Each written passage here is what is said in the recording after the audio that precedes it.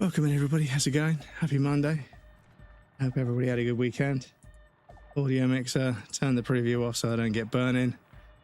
And we're away. Welcome in. Who have we got? We got Stabby in first. GG's, welcome in, Stabbington. And we've got Kjofits in third, strangely enough. And a raffle as well. Enjoy. Welcome in, everybody. How's everybody doing? Dennis is certainly at the top, not giving a shit. Yeah, I mean, Dennis is here, like, rain or shine, every single fucking game, every single fucking stream. Dennis and Matt are here. They're my absolute fucking rocks. Like, they're here every stream. And yeah, I've got so much time for those two. Always here, always being part of the stream, always bringing their energy. Utmost respect for those two. Gosh, the cat's been fucking howling at me for fucking all day. Hours all day. Right, have we? Good morning, Tycoon. Yeah. Physical instrument 2. What? What do you want? I don't know if you guys can hear him in the background. Fucking hell. Wow. Wow. Oh shit, is this my hardcore playthrough? Yes, this is. Okay, shit, I was about to say. So, it was physical instrument, wasn't it? Oh. Physical instrument.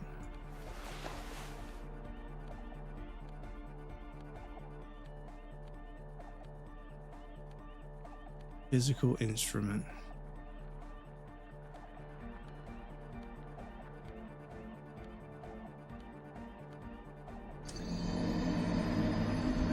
You've been wowed. Yeah. Mwab. Mwab. Bless him. What's the matter, Bubba? Is it too hot?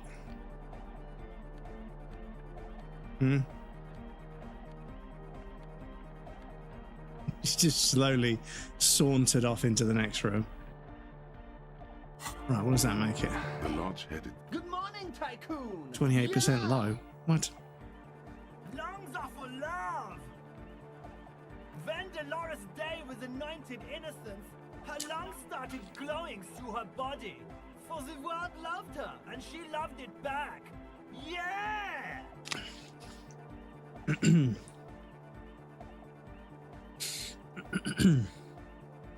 It's only logical, you know. I am the top. Did you make it to the top again? Guess who's back at 1,000,000 points? Really? GG's. Why wouldn't they be?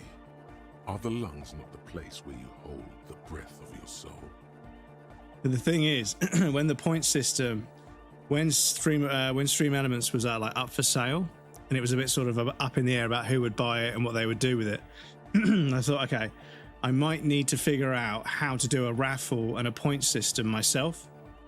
And I thought it would be hilarious if if somebody like Kjofits wins the raffle, but a new lens comes out and therefore he loses 2,000 points or something, you know, or Tiger wins the raffle, but a new Billie Eilish album comes out, so they lose, 2,000 points or something. But yeah, stop shouting, Bubba.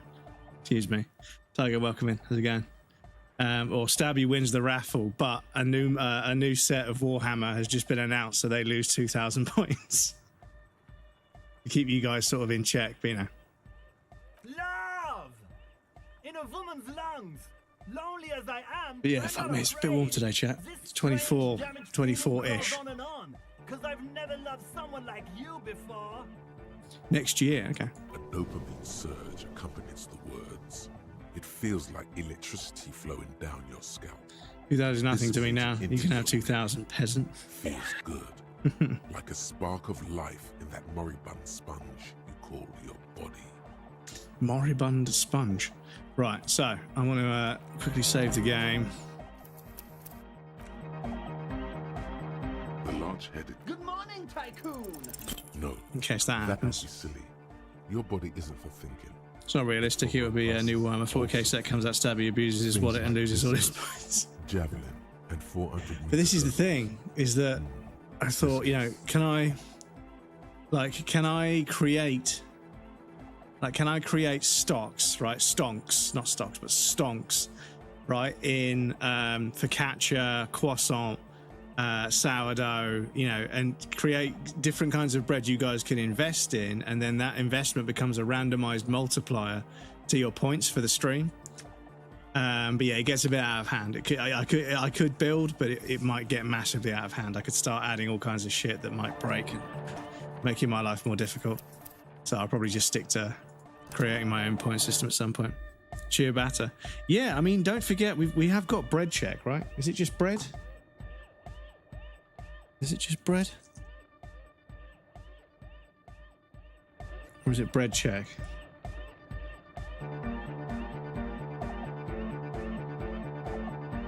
Have I got the bot turned off?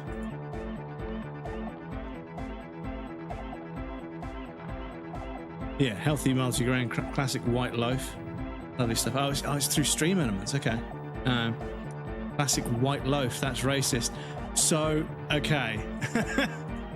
So I just got a list of all the breads I could think of off the top of my head. And obviously brown bread is a type of bread, but I didn't put brown bread, I just put brown. So when a friend of mine who happens to have tan skin did their bread check, it said so-and-so is brown. And I was like, whoa, wait a minute, no, that's not what I mean. Hang on, let me change that to brown bread. I was like, whoa, shit, hang on. I don't mean to be calling out skin color. I mean brown bread, like ciabatta or sourdough. I was like, sourdough, ciabatta, white, brown, you know, but like, but yeah, it just called somebody brown. And I was like, oh shit. Okay, excuse me.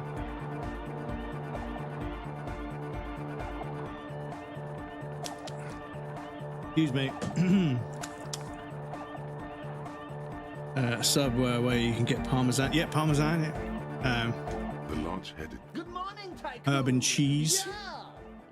What's everyone's Subway order? I used to get an Italian BMT on herb and cheese, lettuce, tomato, red onions, and then usually some kind of like tangy mayo if they've got it. You know it in your lungs where the pressure should vibrate. In your heart, that's a lung. Just white bread with cheese sprinkled on it. Where the head should land. To get the American bread, they do some unholy things to food. Oh yeah, fucking hell! Like the bread at Subway. Well, Subway's American, but yeah, other like sandwich chains in America, the bread has so much sugar it's classed as cake in Europe, I think. Same with McDonald's buns. There's so much sugar in the bread. What? But I think they now use a different bread in the EU sectors.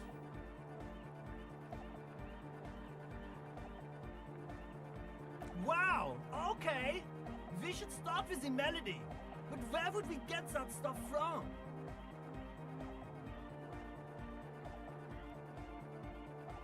I'm sorry, I don't know anything about Nordic music. Let's do proof in gym. I'm just the party boy.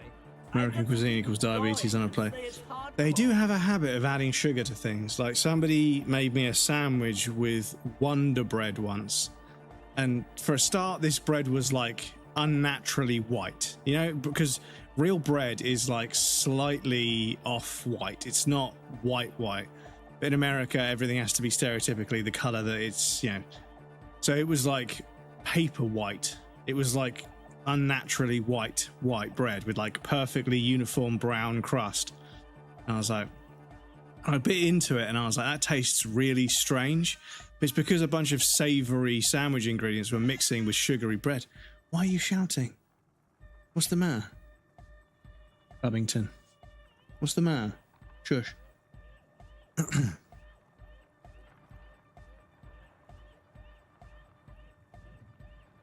The young man falls silent with appreciation. Can you hear him? He even They can tries hear you, to contain Bubba. his smile, as if it could hinder your investigation. McDonald's is actually going to start using Danish beer here in Denmark. They said they'd start in the summer, so I wonder if that's happened now. Yeah, in Barcelona you can get Estrella with your not McDonald's, with Burger King. Sorry, I was like, all I could think of was Big Tasty. They don't even do it anymore. But yeah, Burger King, you can get Estrella in a plastic like pint glass, and I was like sat there in Barcelona in the outdoor seating area in the afternoon. It was like a nice warm afternoon in Spain after riding BMX all day, sitting there with a Burger King and a beer, and I was like, this is literally the best fucking day of my life. Woke up, we had breakfast at like midday. We've been riding BMX in Barcelona, some of the best street spots in the world, all fucking day. It is now a nice warm evening and the sweat is starting to dry on me. I'm sat here with a fucking Burger King and a fucking Estrella that was like €2, and the burger was like €6. It was less than a tenner. I was like, holy shit, man. What a day. I remember it all these years later. Basically, what you need to find here is a tape with some banging music on it, so that Egghead Oh, can use beef. it to Oh, remix shit, sorry. Egg's Jam. Sorry. So,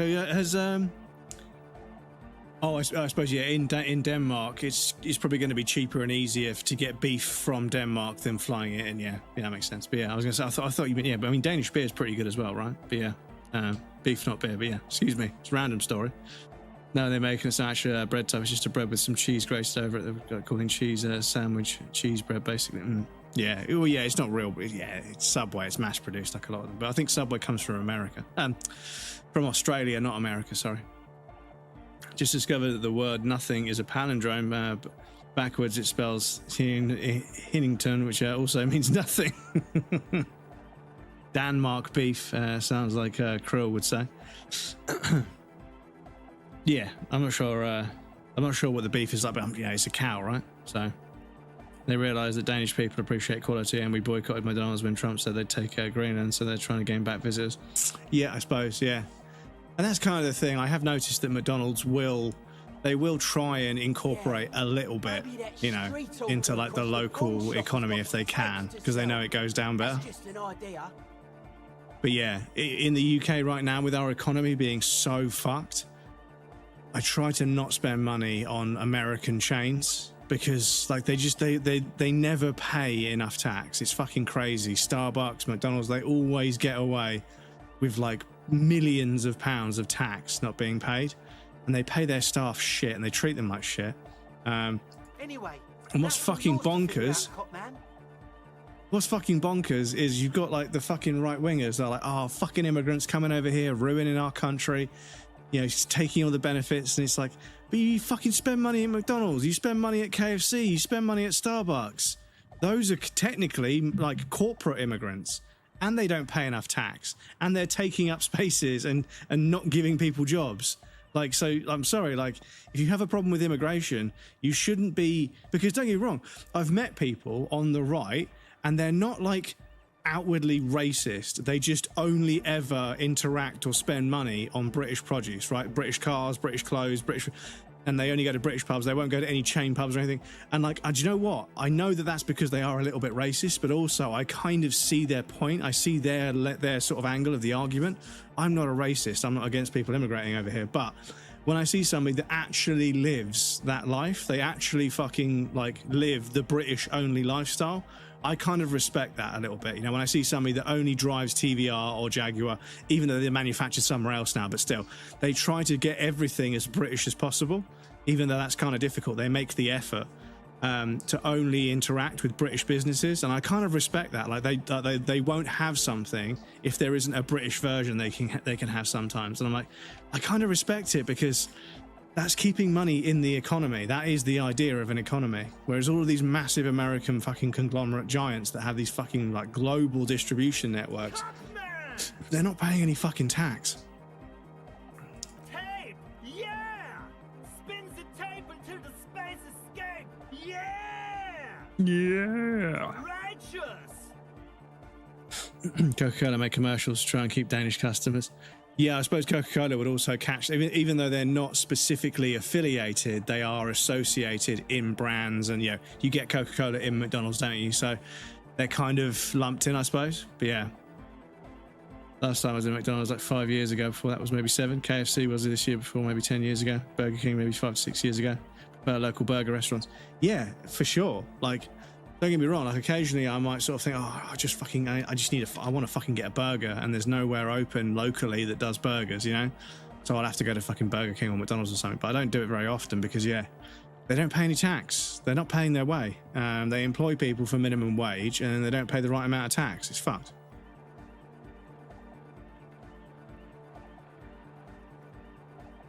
Plus, out of all of the retail, out of all the forms of retail that there are, out of all the different forms of retail that there are, fast food restaurants is probably the most difficult retail out there. It's fucking brutal. Like, those kids are fucking micromanaged like within an inch of their lives. It's fucked. Make your own burgers. Veldar, welcome in. I could make my own burgers, but like I say, sometimes I've been super busy at work. I've got something to do in the evening. I just need to fucking eat something quick and easy. I fancy a burger, so I just order one in. Now, luckily, there are sometimes restaurants open, not every day of the week, unfortunately, that do burgers here in the UK. They make them from beef they get from wherever, you know, and businesses are struggling right now, like local businesses and stuff. They should really be getting local produce, but if it's fucking difficult and their business is on the line, I kind of understand them just getting produce from wherever they can, whichever's cheapest, and that's kind of how that's going to work, because otherwise the businesses go under, and then I have to go to an American conglomerate. But yeah, they're not always open, and sometimes they're not taking orders, so sometimes I just don't have a choice. And yeah, if I'm fucking busy and I want to order something, I want to order something. If I can make it myself, then I will. But yeah, because I recently got I wanted to get fried chicken, and both the places I ordered from weren't picking up the phone, and I was like, oh fuck's sake. So in the car, and I was like, okay, I need to go to the shop anyway. So I was in the car on the way back, and I was like, oh, there's a drive-through KFC. I'll just go and get a drive-through KFC because it'll be cheaper to get drive-through than order. But they do like a lemonade, like a traditional cloudy lemonade in like a nice plastic cup full of ice. And I was like drinking it, and I was like, holy fucking shit, dudes. Like, lemonade is actually really fucking nice. So I got a whole fucking like pile of lemons and squeezed them into a fucking mixing jug, and then made like sugar and water syrup and made a fucking jar of this lemonade concentrate. And I've been watering it down with some ice, and it's just, oh, it's so nice. I'm going to do that again, definitely. Rachel, no! Capital forever!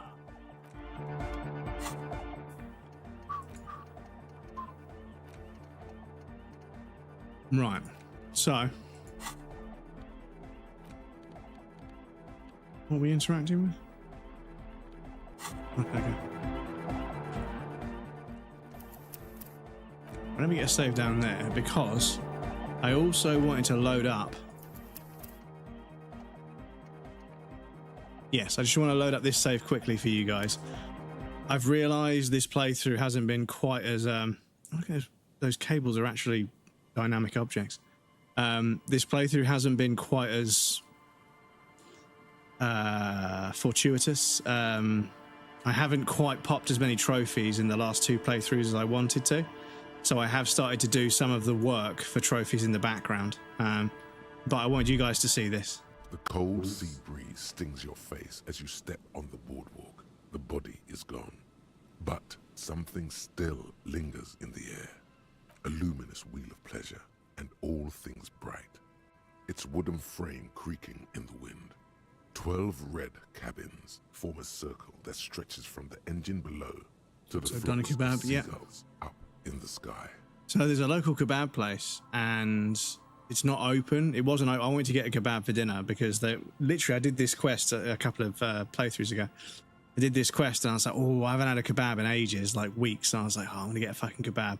And the local place I normally go to was closed. It wasn't taking. It was a Saturday as well. It was after the Saturday stream, and they weren't taking orders. And I was like, oh, that's a bit of a shame. But obviously, it's a Saturday night, so they're going to be open till 3 in the morning. So yeah, 2, 3 in the morning. So I thought, okay, they're not going to stay. They're not going to open like during the daytime and then stay in till 3 in the morning.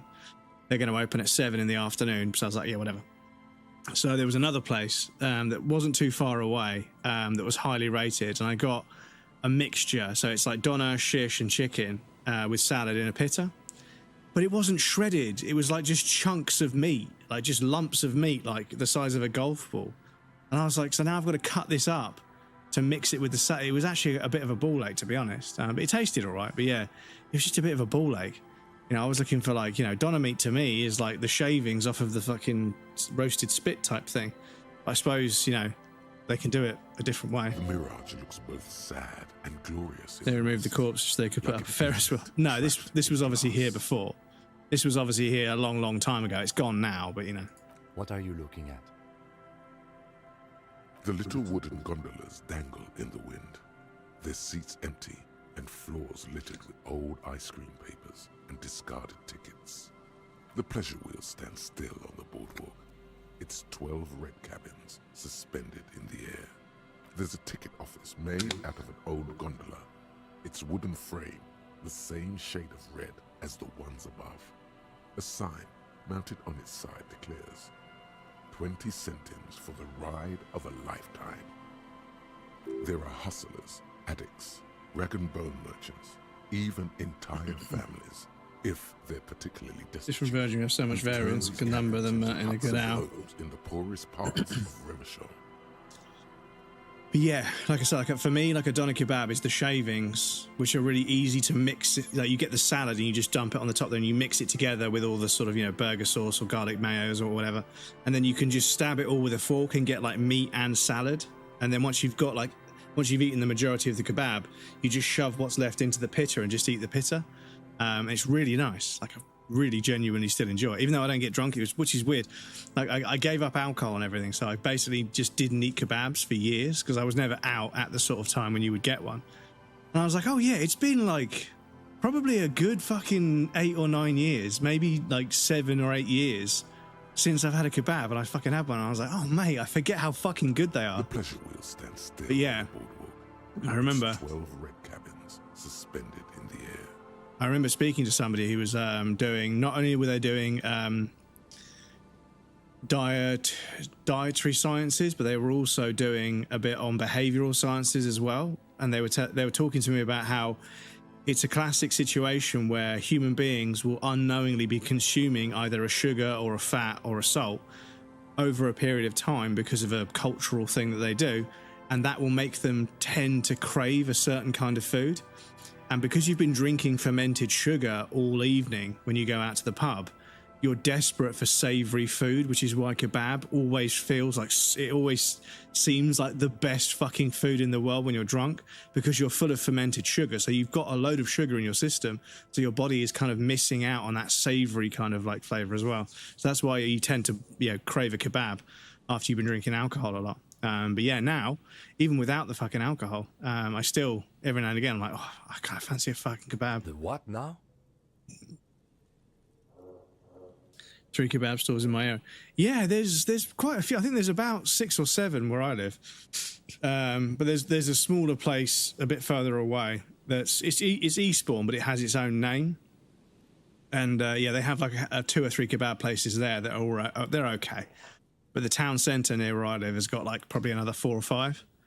So there might even be like 7 of them. But yeah, actually the bacteria eats the sugar and creates alcohol as a byproduct. The sugar left is negligible. Going to be 1 year nicotine free January 1st. Congratulations, dude.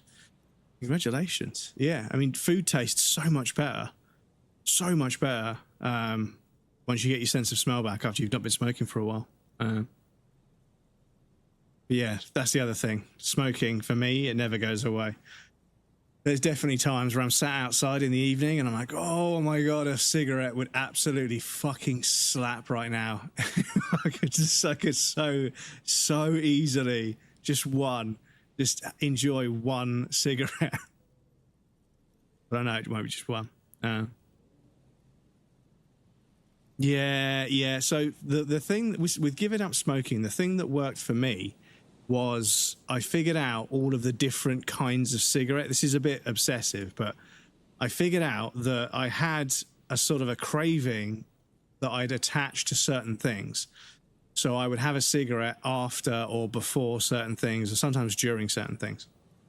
And I decided to give up a type of cigarette at a time. And that's what worked for me, was when I woke up in the morning, that first cigarette of the day, I was like, oh, that's a fucking difficult one. Having a cigarette after you've had sex, that's a fucking difficult one to give up. Having a cigarette after a big meal, that's a difficult one to give up.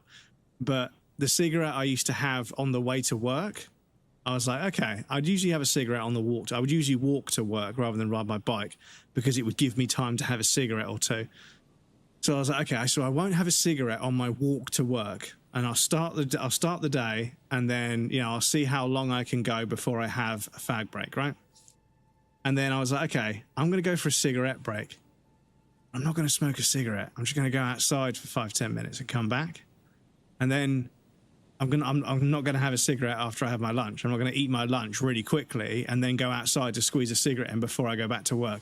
I'm not gonna have that one cigarette. And I slowly but surely gave them up, each different type of cigarette. Now, there were still moments. I would still sometimes go out with friends and we'd sit in a pub indoors where you were allowed to smoke, and I would fucking blast through 20 cigarettes in one afternoon. And I'd be like, fuck, man, that's bad. That's really bad. Because I would wake up the next day and be absolutely itching for a cigarette because I just fucking completely overdid it the night before. Absolutely fucking itching for a cigarette. Because I was, because after like 12 hours, the nicotine was running out, but I had so much in my system that it was quite a lot to lose. But yeah, I remember slowly but surely just removing one at a time. And yeah, that's what did it for me in the end. So that just actually, it's because alcohol triggers an intense hunger, a blood sugar drop, and also triggers a desire for salty, fatty, and savoury foods. Hence why kebabs contain fat, protein, salt, and a fat ton of oils. Well, I feel shit the next day after eating kebabs sometimes.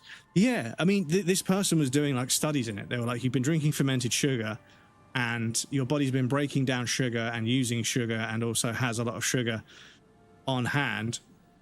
And that promotes your body to crave savory foods, which is why, like, you know, when you go out on fairs and like public sort of gathering things, if they sell alcohol, all of the food trucks that actually have a queue outside will be like the roast beef sandwich place, the burger place, you know, all the savory stuff, all the cotton candy and, you know, popcorn, that'll all be sat there and nobody's buying it because they've already got loads of sugar in this. Their body has had a bunch of sugar in one way, shape or form.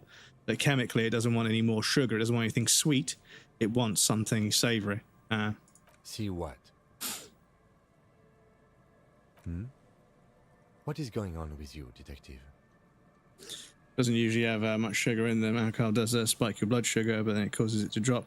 That's tricking your brain to sending hunger signals. Yeah, I mean, I'm not too sure, but obviously, the fact that the alcohol comes from fermented sugar, I'm not 100% sure on the chemical reaction exactly, but yeah, it's to do with your body and how it interacts. Like we were saying earlier about how Americans put a bunch of sugar in foods. Nothing's going You don't on. realize how much sugar you're consuming. Everything is perfectly fine. It's diuretic, yeah, dehydrates. We're just here to look at the pleasure wheel. Some sadness comes crashing over you, like a bad dream.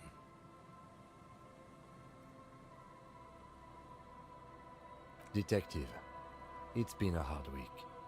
I don't think standing here for much longer is going to do either of us any good. We should get moving.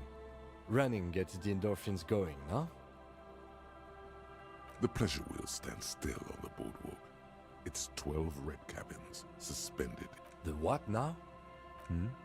Nothing's going. Some sadness comes crashing over you, like a bad dream. I'm not sure what got you on this pleasure wheel kick, but I'm not going to ask any more about it. We should get going. It's getting cold just standing here. The pleasure wheel stands still. Some waves come. Yes, I want you guys to see that because, yeah, that one was quite interesting.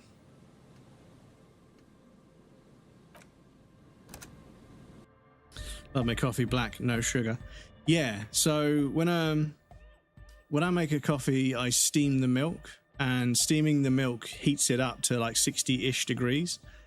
And when you heat the milk up and steam it to 60-ish degrees, the temperature breaks down some of the fats, and the fats then bind to the bubbles, right? And that's what makes the bubbles stay, which is how you get that rich, creamy foam that doesn't completely break up. But it also, when you heat milk, it takes on a bit of a sweet taste, and that offsets the bitterness of the coffee. So I don't have any sugar in my coffee when I make it that way. But if you just gave me like black coffee, I'd probably want like maybe one sugar in it just to give it sort of, because black coffee, I don't know. I can't seem to make a good black coffee. I make a black coffee. I get a shot of espresso, and then I put boiling water that's been distilled, like filtered distilled water that I put in a kettle. I boil it and put it in there, but it just doesn't. It has that nice sort of like, you know, orangey sort of crema on the top a little bit, but not too much because it's like the water. I don't know. Whenever I drink it, I'm like, I can't make a good cup. I don't drink black coffee, so I don't really know what to look for. Made by yeast eating the sugars and turning them into alcohol. Basically, alcohol is yeast excrements. It's one way to look at it. Yeah, it's fermented sugar is what alcohol is. It's the fermentation caused by the process, right? Milk, tigers, lactose intolerant just from... Oh, yeah. If you can't have milk, then of course, yeah.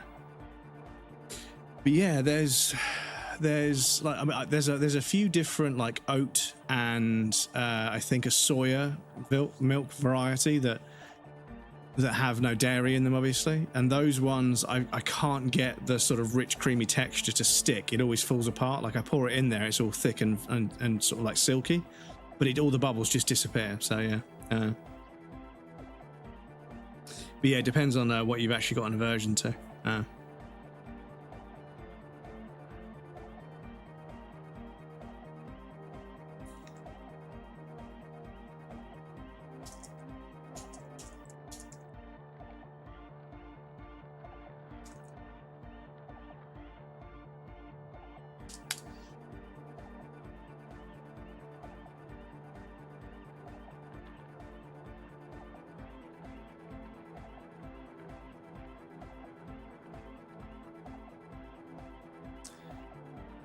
I can't remember the name of the chemical chain. But whatever. I can't remember it. I'm sorry, I can't remember anything at the moment. But yeah, if I could find the name of the study. But yeah, basically drinking a bunch of fermented sugar. There's something about because obviously the come on, brain, wake up, brain. The way that the alcohol is formed.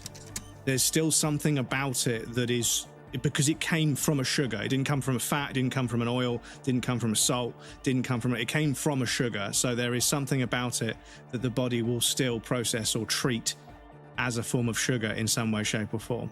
I'm almost certain of it, but I can't remember the chemical explanation for it off the top of my head. Like I say, I spoke to the person about it. I might be able to find the email they sent me with the paper. But yeah, if you've been drinking fermented sugar over a long period of time, because I mean cider has a fucking shit ton of sugar in it, and other alcohols, they put other adulterants in it and stuff like that, sugars and stabilizers that also, they compound it as well. But yeah, something like mead though, then fermented sugar, they don't use yeast, I think. Yeah, and even if they use yeast, because the excrement of the yeast came from sugar, it is still part of the same, I think it's still in some way, shape or form part of the same chemical makeup in some way, but I can't remember exactly. But yeah, it's a waste product. It's not present in stuff like spirits, is what I mean. Yeah, but I mean, if you're drinking vodka and stuff, that's fucking fermented potatoes and stuff. So it's a bit different, right? And you've got moonshines and whiskies and stuff. But I mean, depending on, like, if you've got like a barley liquor, I think barley has some sugars in it as well as a few other bits and pieces. But yeah, you've got fucking hell. You've got barley and malt. I think malt is definitely has a sugar in it as well. It's not characterized as sugar, but if you break it down chemically, there's stuff that would be considered sugars in there, I think.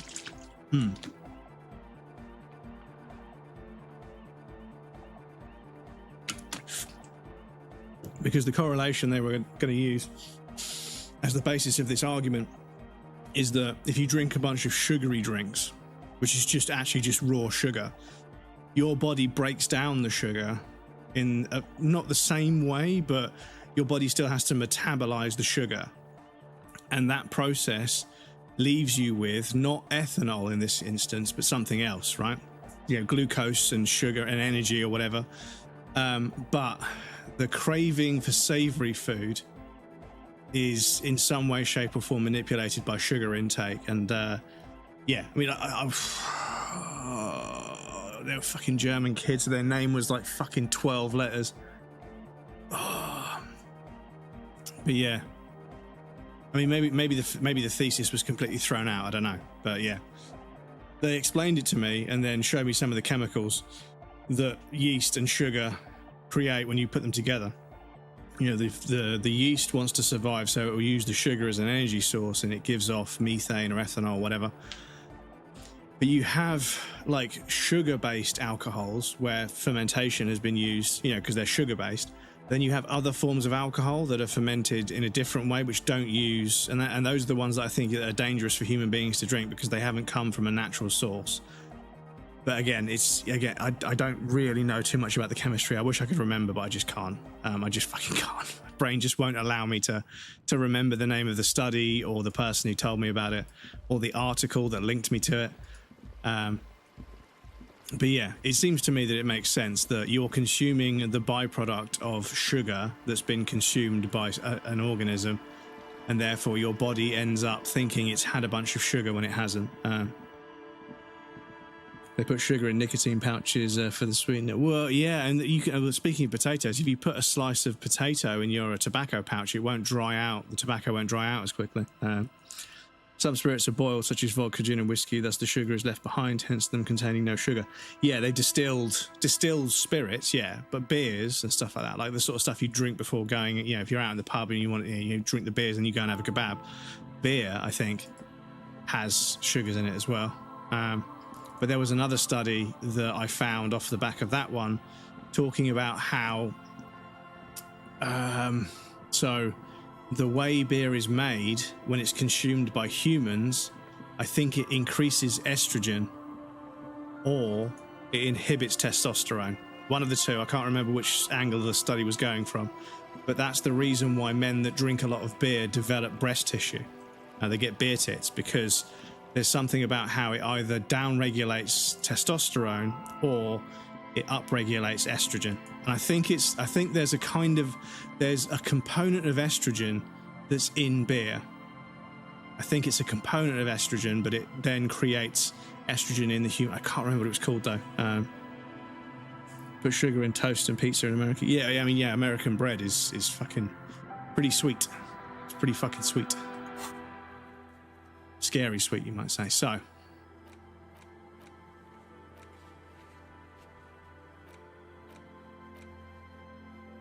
let's go speak to Kuno and see if I can buy those pants off him. That's a task. Kebab thing, though, was on about, it was all done by alcohol. It's due to the alcohol causing blood sugar levels to spike, then drop, so it tricks your brain into craving food. Yeah, so, I mean, like I say, if you've been consuming fermented sugar or the excrement of something that's been consuming sugar as a result of fermentation, it does something to you that makes you crave savory food because your blood sugar spikes, right? So if your blood sugar spikes, where is that sugar? Is it promoting the release of sugar that you already had in your body that it would normally regulate a lot more slowly? Or is it getting the sugar in some way, shape or form from the alcohol? That's the interesting I want to find out now.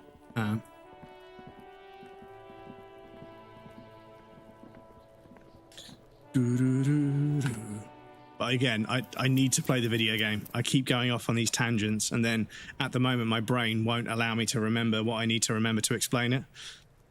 And then I just get into a fucking stressful state, and I just haven't got it in me today. Well, just in general, I just haven't got it in me. For the alcohol causes a spike in testosterone at first, or heavy regular drinking decreases testosterone. Well, yeah, so I can't quite, yeah, again, like the research, it's been such a long time. My memory is so shot at the moment. Like my fucking bedroom fan just decided to stop and start beeping for no fucking reason. But something woke me up at 4 a.m. and I was like, I'm not going to get to bed now, am I? And then I realized, like, why isn't my fan on? I looked over and it was beeping, but I tuned it out because I'd been asleep up to that point. And all the lights were flashing, it was beeping, and I was like, oh, please don't tell me that fan's broken. They're like 90 quid. They're not cheap, but they are fucking good. Like, they throw a nice column of air like across 2 or 3 meter rooms. You can feel, I mean, they're probably about 2.5 meters away, and it's on 2 out of 3 power, and I can feel it from here. So it's a pretty good fan, but the one in the bedroom it's a smaller room anyway. Fuck no! Ah, shit! That's right, pig. Shit. Yeah, the kingdom of Kuno. Yeah, whatever. Kuno doesn't give a shit. You found Kuno's secret door to Kuno's secret shack. It was closed for 5 The lobby full of Kim Kardashians, and they're all met. God, this is the thing, right? What's crazy, yeah, is like I'm friends with loads and loads of femme presenting streamers, right? And they all just choose a character in the game and it's whatever. But like, I know online for years, people playing as like, because I have no doubt, right? I have no doubt that there's an overlap. I don't know if I could do the Venn diagram. I have no doubt there's an overlap, right, of young men who choose female characters in video games who are also fervently against trans people. I bet you there's a subsect of all the fucking worst people that's that particular person that wants to play as an objectively attractive female character in a video game, but can't see how a human being would want to identify as a human being as a female person in real life. I bet you there's that hypocrisy out there, because there's always a small portion of overlap of people that are like massively against something, but then have like an enormous indicator that they would be into it. And there's that massive crossover where it's like a bit of a hypocritical, but yeah.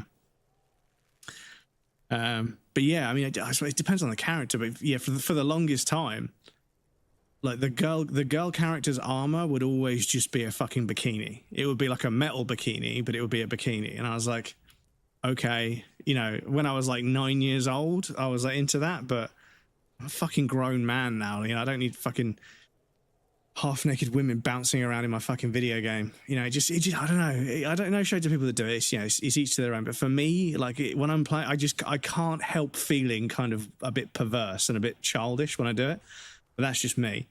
But yeah, it's nice to see that female characters are getting proper armor that covers their body these days, so they can be a character and not an object. I like that we've transitioned away from like the really revealing clothing only being, because the thing is, like, I'm a straight guy, but I was like, if there's really revealing armor for women in video games, where's the really revealing armor for men? And they were like, oh, he's a gay boy. I was like, no, but I'm sorry, but like, you know, you've got to be fucking even with this stuff. You've got to keep it on an even keel, right? I remember Resident Evil had like revealing outfits for Chris, and I was like, that's cool, not because I'm attracted to it, but it's representation, right? Chris is a male character and Jill's a female character. Jill's outfits weren't really that revealing, right? But Chris has got a bunch of really sort of, you know, definitely implying things kinds of outfits. And I was like, it's representation. Good for them, you know? Because, I mean, look at Chris. Look at him. He's a fucking unit. Of course people are going to want to see him without any fucking clothes on. The guy looks like he works out like fucking 8 days a week. But yeah, I was like, yeah, Resident Evil keeps it fucking real. You know, they make the male characters have revealing clothing as well, you know?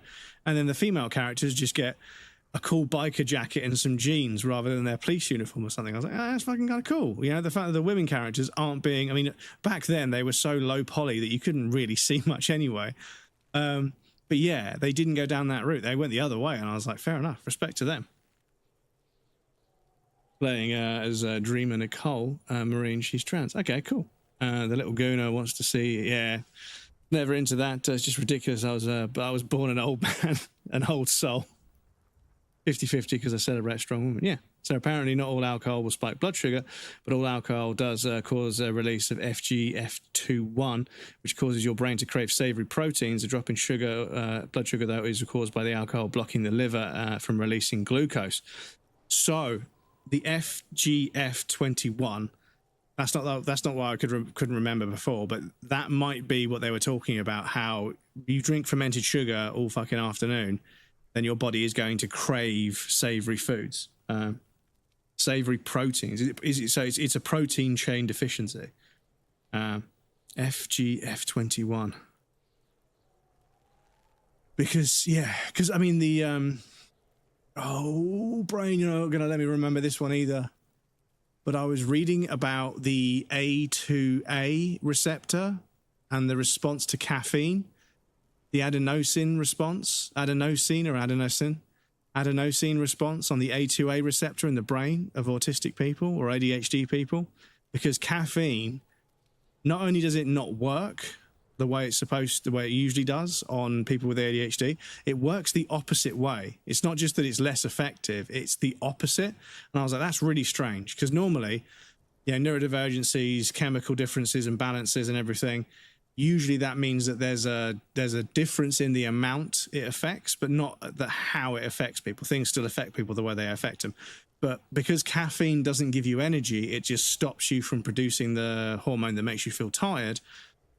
Actually, when it comes to people that have ADHD, when they consume caffeine, there's something about the A2A receptor and the adenosine response and how that's all involved that means that caffeine makes people with ADHD feel sleepy. And I was like, that's fucking crazy to me, dudes. That's fucking crazy. It's like the opposite effect. That's how different the ADHD brain is, you know? And I'm not saying better or worse. I'm saying different.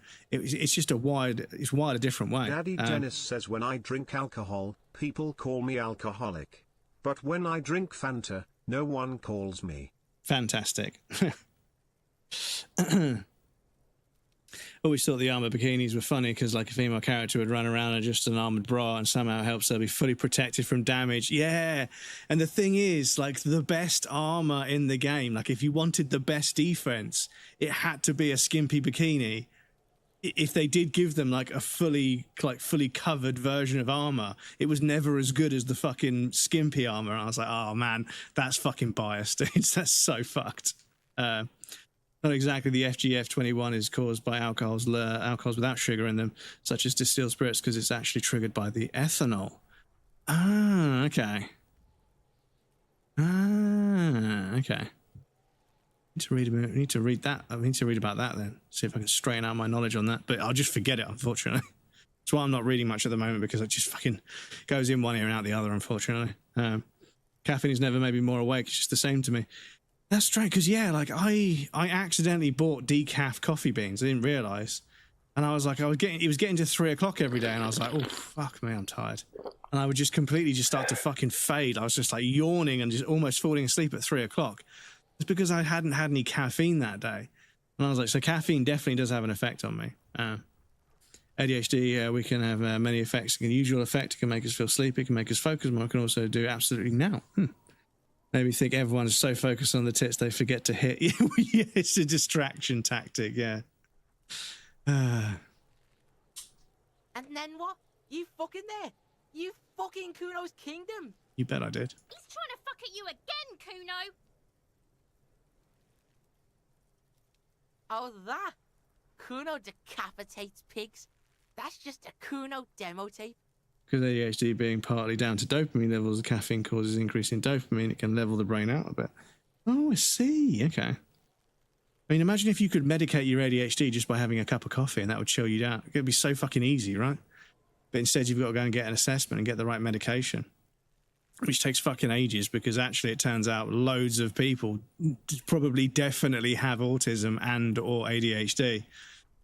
Because of something about life that's made us procreate in a certain way that's caused us to develop this difference in our brain chemistry and makeup, or whatever you want to call it. Yeah, to the both of you, watch your ass in Kuno's town, or Kuno's gonna fuck your head off. That's where Kuno gets his daily hit of electric. Kuno Shazam. Kuno rides the fucking lightning in there, pig. Bet you'd like to ride the lightning too, wouldn't you? You feel tired and old, but you could have that sparkle in your eyes. It's a vitamin, pig. Don't you know anything? You could use some. Yeah, it's the mag. You fucking need that shit to stay on top of your game. Kuno goes through like a tube a day, rips mag like a motherfucker, and you could use a bottle. Oh, don't teach him, Kuno! He's gonna use it against you, Kuno! You're not getting this, pig. It completely takes away the hangover. It's like you didn't do anything. Like you stayed home playing with your choo-choo. Fuck you, pig! Don't do mag! You're gonna OD and you're gonna fucking die! Good call, Pigmeister. Don't come and talk to Kuno about his kingdom.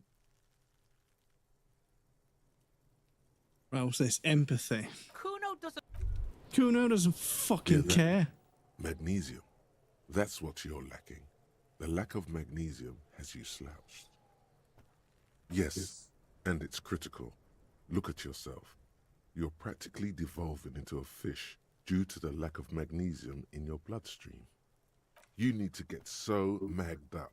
You've probably had 2 It's heart fucking attacks Kuno. and minor Dear stroke Smash Bear, already. welcome in. How's it The going? only prescription is Happy Monday, insane if there is amounts such a of thing. magnesium. Oh, remember, chat, you don't hate Mondays. You hate your job. I don't. I actually kind of like my job, to be honest. I'm very lucky. Fucking complicated and fucking stressful, but Yes. If you I do want have to earn a living, and it does you help with need that. to So, yeah. evolve.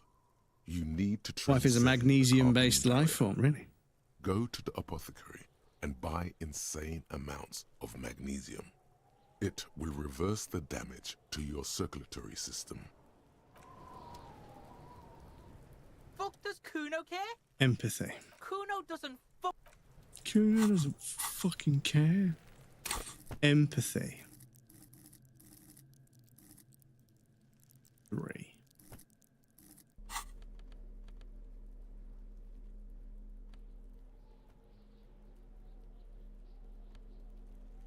Literally rub mag on her for aching muscles. She needs a lot. Yeah, so I have magnesium oil. So I have oil that's got magnesium in a liquid form somehow. And yeah, it burns a little bit when you put it on, but magnesium helps like loosen up tight muscles.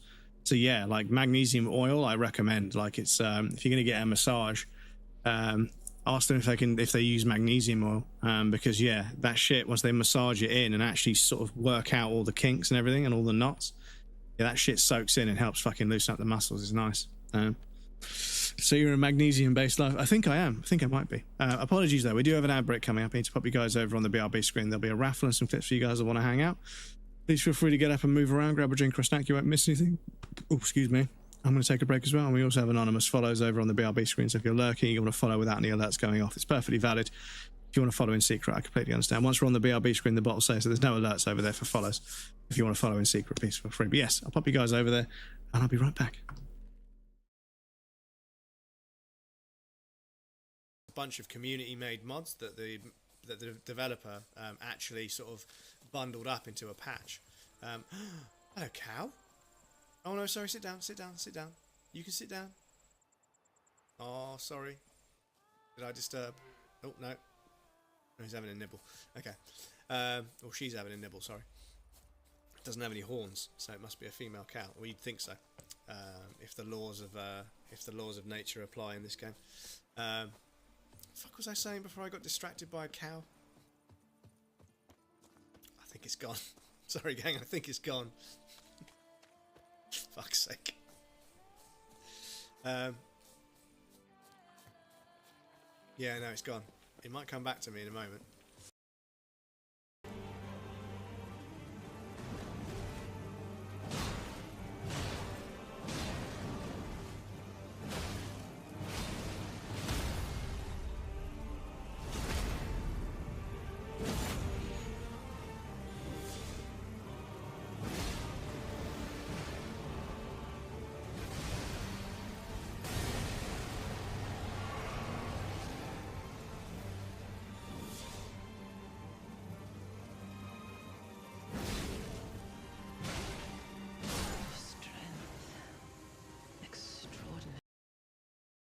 Tell me something, right? The shower cubicle, right? Where you have a shower in your flat. Right? Now, you literally drench this thing in soap and water every single day, right? Your shower, you literally drench it in soap and water every day. So why the fuck does it need cleaning? Why the fuck do I have to get a different kind of soap and scrub the fucking shower down when I literally cover it in soap and water every day? But it's not the right kind of soap. I have to get a special little spray-on thing and a fucking little brush to fucking clean between the tiles and behind the taps and everything. And like, because I live in the south, the fucking water's really scaly, so I have to get descaler as well. It's such a scam. It's such a scam, dudes. Oh, I still got to get the visceral. Come on. Oh. Woo.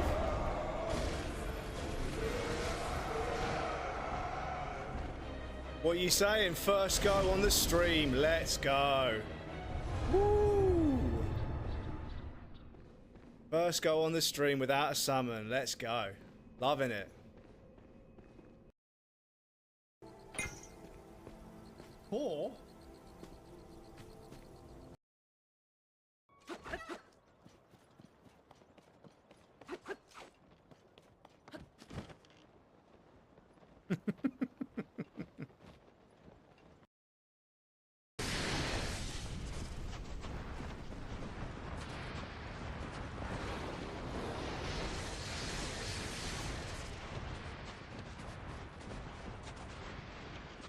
what's gonna fuck me? What's gonna fuck me? Is it gonna be me?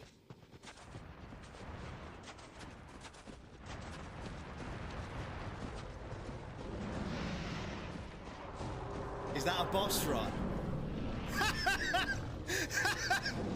That's a boss run. Oh my god.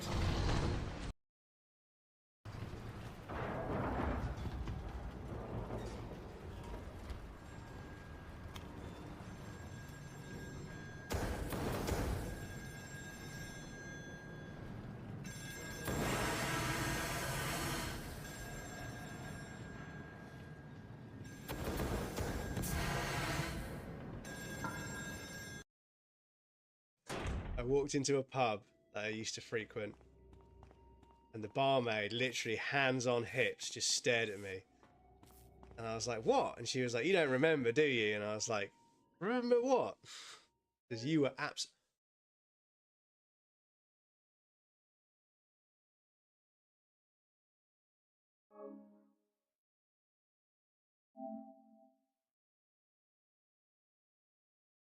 Oh, okay.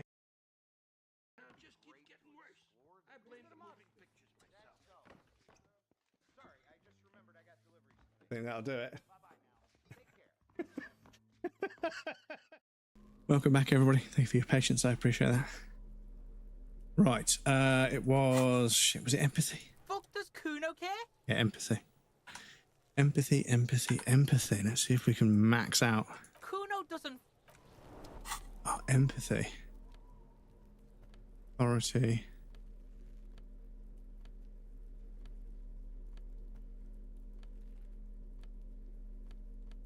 Empathy.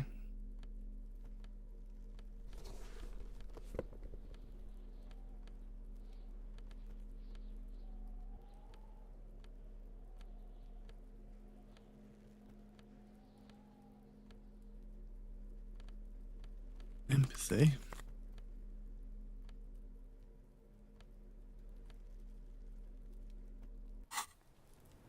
Fuck does Kuno care? No, it made no fucking difference whatsoever. Kuno doesn't... Okay, this ain't gonna fucking... Probably not gonna let me have this, but okay.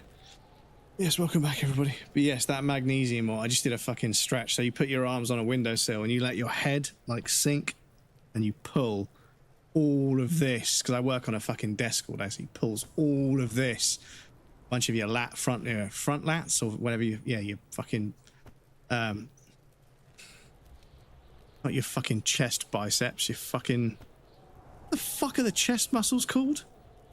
I've fucking forgotten. We joke, your chest glutes.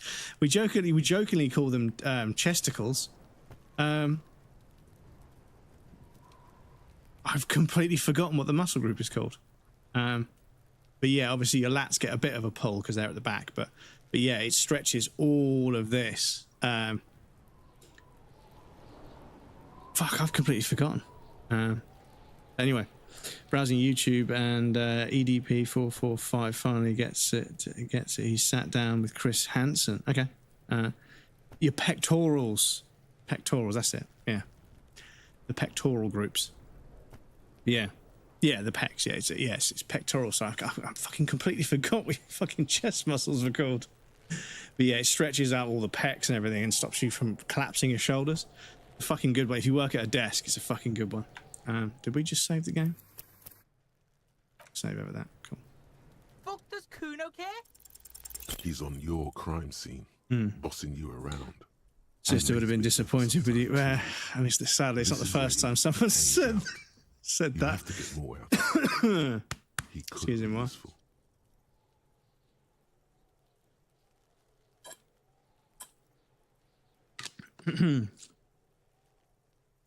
You make your chest bounce like bodybuilders. Wow. I know the names of the muscles because she keeps correcting me. She's a radiographer. Radiographers do x-rays, right? So they don't see any muscle. They see the skeletal system. But I suppose they had medical training. But yeah, I can't really... Not, like, on command, like, perfectly, but I'm just fucking... I can tense them, but I haven't been to the gym for fucking, like, a year now because of illness, so I haven't been on the fucking cable fly or the fucking chest fly machine or whatever for a while. So, yeah. MRI, CT scans, and x-rays. Oh, it's the whole lot? Okay. They need to know everything so they can tell the doctors what. Ah, okay. So yeah, so radiographer is also MRI and CT. Okay. Okay. Because there is an Instagram. just as a quick aside.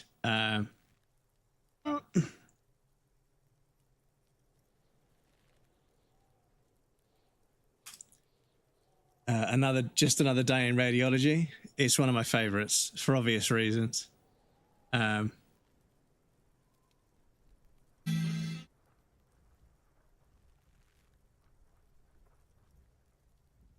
Oh, fuck.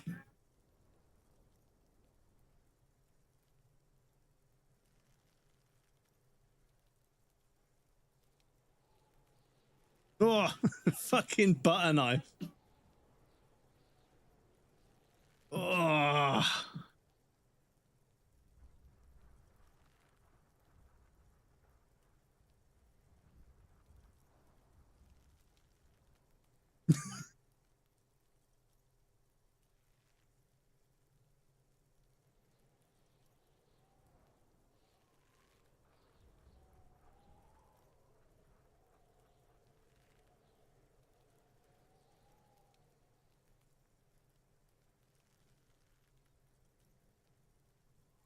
How are you standing next to a fucking machine with piercings?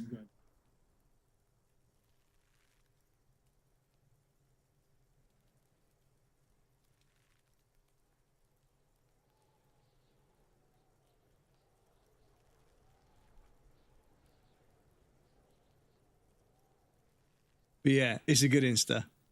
It's a good Insta. They don't post every day, or at least I don't see one every day. But yeah, every now and again you'll see a fucking X-ray and be like, whoa, what the fuck happened there? That is wild. Yeah. How's Bubba? He's been very noisy today, but I think he's finally decided to go to sleep, which is handy. Funny as shit because my sister needed her wisdom teeth removed and you need an X-rays for that. So the dentist wanted to do an X-ray and she was like, don't need him. Handed him X-rays. She took herself for herself. She's the X-ray girl. The X-ray girl. Yeah, well, that's the thing. Like, obviously, you'd want to make sure, because if you do the X-ray, you're 100% sure that's their teeth. But if they just give you an X-ray, I mean, obviously, you would think that it would be their teeth. But yeah, the X-ray girl. I'm sure there's another joke in there somewhere, but I don't want to joke too much because I don't know these people. But yeah. Could you imagine? Could you imagine if they said, we're going to send you a letter, but we're going to encase it in like resin, so you have to use an X-ray machine to see it? What's fucking crazy is there's certain degrees of X-ray where they can read text on a page. It's that like accurate when they're scanning through it. It's fucking crazy, but they can X-ray like a briefcase and they can almost read the documents that are in there. Almost, it's a little bit cagey with some letters like E's and G's and stuff because there's loads of lines close together. But yeah, they can almost read it. Be a CT scan. Yeah, okay. So yeah, CT. I can't go in there, but okay, give you some weed. But you gave up smoking. Guy screaming made me remember the Russian guy in a show. He had so calmly talking, only to reveal he'd been stabbed in the back. Yeah, like, and it. I saw another. Speaking of Russian, I saw another video where it was like a practicing nurse or whatever, and it was like stool samples. It was that song like yep, nope, and she's like. Yep, and she holds up like the little piss cup with like a tiny little piece of of poo in it.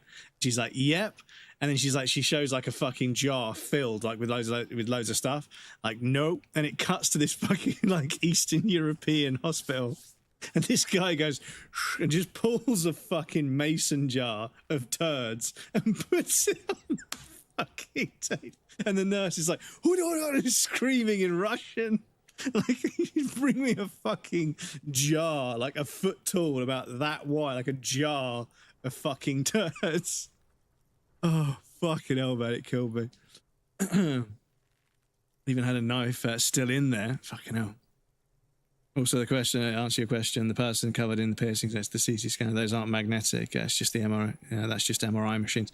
Oh, that's a CT scanner. Ah, okay. Because, yeah, because I think they're a little bit fun, even about stuff that I've said is non-ferrous and therefore non-magnetic. They're like, nope, take it off. I'm like, okay.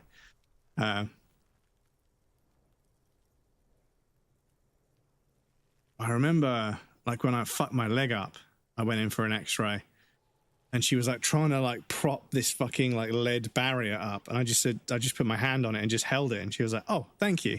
It's like, it's fine. And then and they took the pictures and everything. Like, yeah, you're all good, you can go now. And I was like, oh, bye. And I remember the first time I fucked my knee up, I was in there and she was really cute. She was a really attractive radiologist. And yeah, I sort of like sat on the table and she sort of like set up the things like, do you want me to roll my trouser leg up? And she was like, it's an x-ray. And I was like, okay, I'll just be quiet now. Do you want me to roll my trouser leg? Fucking idiot, mate. Trying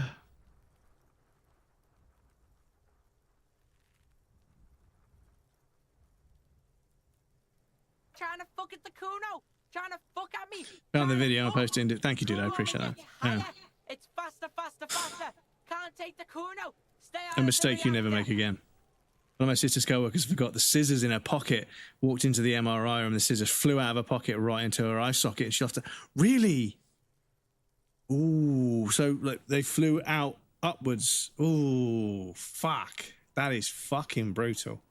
They didn't sort of like fly out of the pocket, because I've seen people like walking into the room and their lanyard like just gets pulled, like the snappy like plastic clip thing, because you can just pull them and they snap open these days. They're not like latched and you have to push a button. They just sort of snap, but they'll come apart. But yeah, a guy walks in, it's like, hey guys, have you seen it? And the lanyard just gets lifted up and pulled off his neck. And he's like, whoa, shit. Okay, yeah, forgot there's a giant magnet over there. Leaning forward. Oh, so and it came, oh, because I suppose it sort of wanted to do that. And it came upwards and fucking hit her in the chin and then fucking into the, oh yeah, nearly slapped myself in the fucking eye. Poor thing. She was lucky it could have hit her throat. Yeah, exactly. Yeah, it could have gone, yeah, fucking hell, dudes. Kuno gonna fuck you up. I suppose all the instruments are fucking stainless steel for obvious reasons, right? Normal is not what we got here. You've got to work with what you have for now. Yeah, okay. Kuno doesn't fucking care.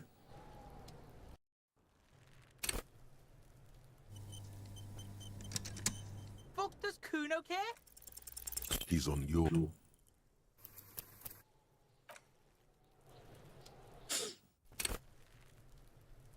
Fuck, does Kuno care? He's on your... Okay, I'll give this one another couple of tries and I'll just fucking leave it. In there, no matter what kind, because yeah, like I say, I'm pretty sure this is not. I mean, actually, no, this is surgical steel. I think they told me it was surgical steel. I doubt it was. It was like, I think it was like £8.50 or £9.95 or something. It was less than a tenner for a lip ring. I was like, it's probably not surgical steel, but you know, it does. It looks like it, but you know, you can never tell. I probably got scammed, but you know. He's on your crime scene. But the old one was so worn out, it just used to fall out all the time. And I was like, one of these days I'm going to fucking lose this thing. Fuck, does Kuno care? He's on your...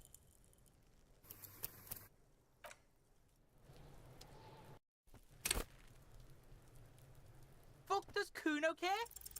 He's on your crime scene. Fuck it. Fuck Kuno. Bang. Fuck, does Kuno care? The fuck about it? You're testing. Get lost. Yeah? The kingdom of Kuno? Yeah, whatever. Kuno doesn't give. The fuck do you want? Good call, Pigman. Kuno doesn't. Okay, so I can't. I could buy the. He hasn't given me the option to buy it, but I think I've got to work out what's going on with him. But how did I get the skill check?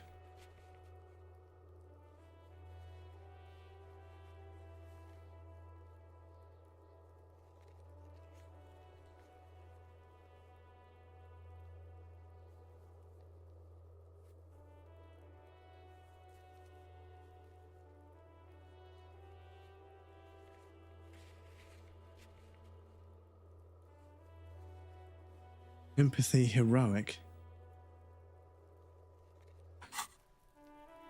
That's what it was, wasn't it?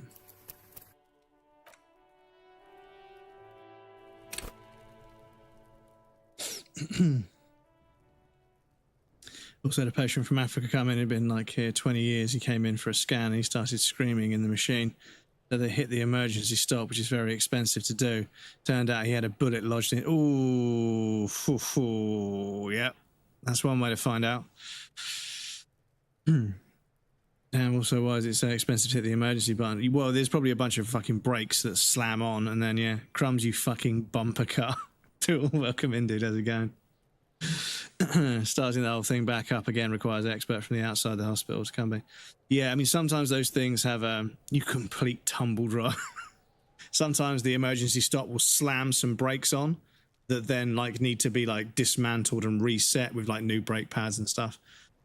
Because yeah, it's crazy. Like I've seen video of, I think it's an MRI, with the sort of like big donut cover off, and it shows the fucking machine spinning around, and it gets pretty fucking quick. It's obviously perfectly balanced so it doesn't tear itself to pieces. But yeah, there's an awful lot of machinery spinning around really fucking quickly. It's pretty insane. Stopping is just a button, but it's the starting. Yeah, exactly. Yeah, there's probably a series of brakes that snap on and like stop it completely dead, but or slow it down so quickly, but not so quickly as to damage anything. But then they have to be like literally taken off and like dismantled to get like whatever's been forced in there to slow it down out, and then they got to clean it and then put new brakes on there. So yeah, you don't want to do that. It's like a fire extinguisher in its same principle. Yeah, it's expensive to get it refilled. Because I remember the fucking some kid dropped a cigarette in the crack of the sofa, and yeah, obviously it caught fire and there was smoke coming out the back of the sofa, and then yeah, this new kid just grabbed a fire extinguisher and just fucking dumped the whole thing, and I was like, I know that you're supposed to use a fire extinguisher, I know, and I don't tell anyone that I told you this, but they're really fucking expensive to get refilled. If you can just chuck a pitcher, like a big sort of like 5-6 pint pitcher of water on the fire and put it out, that's usually a little bit better. But don't tell anyone I told you that. But yeah, the manager is not going to be happy that you used a full extinguisher. But even then, like years later, they changed. Even if you partially use a fire extinguisher, like the gauges aren't on them anymore. Even if you partially use one, they have to be completely refilled. And it's, I don't know how many £100 it is today, but yeah. Every time the emergency stop MRI machine, it costs the hospital around €10,000. Oof. Sometimes those experts are not even in the country. It could be in whatever country the expert is from. So yeah, they need to be flown in. Yeah. Just do well. Yeah, I just told everyone, but yeah, I don't work there anymore. But yeah, I was like, don't use an entire fucking fire extinguisher over like a tiny little cigarette fire. If you can chuck a bunch of water on it and stop it, you know. He's on your crime scene. But, you know, the manager, I said to the manager, I said, yeah, yeah, Mark, yeah, he used an entire fire extinguisher. Like, on what? Was the pub on, like, on fire? I was like, it doesn't look like it's been on fire. I was like, nah, someone dropped a cigarette down the sofa, and there was a bit of smoke coming out. And it's like, why don't you just dump a bunch of water? And I was like, oh, that's what I told him. I said, next time, just fucking get a jug full of tap, use the tap to fill up one of those 8-pint jugs and just pour it on top where the smoke's coming out. And it'll probably stop it, and then we can tip over the sofa and look at the bottom and see what caught fire. Obviously, we'd take the sofa outside. You know, we're not going to just leave it there. But yeah. He's on your crime scene. Oh, come on, game.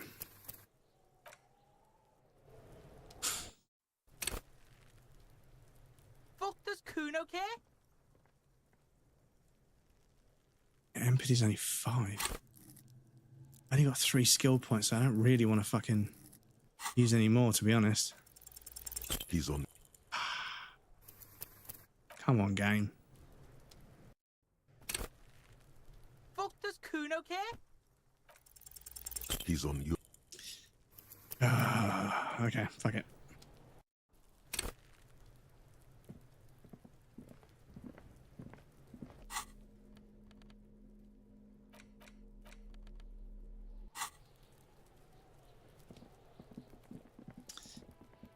So, I think there was. I think the dice maker had one also.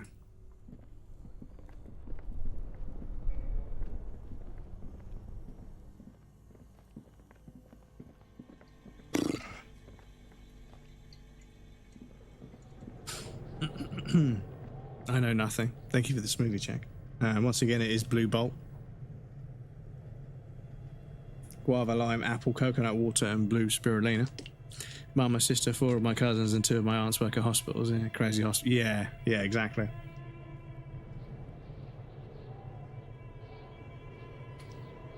At the dinner table, just telling some of the most horrific stories you could imagine, because everybody works in the medical profession, right? They're sort of desensitized to it. Oh, I can't click anywhere because it's dark. I know.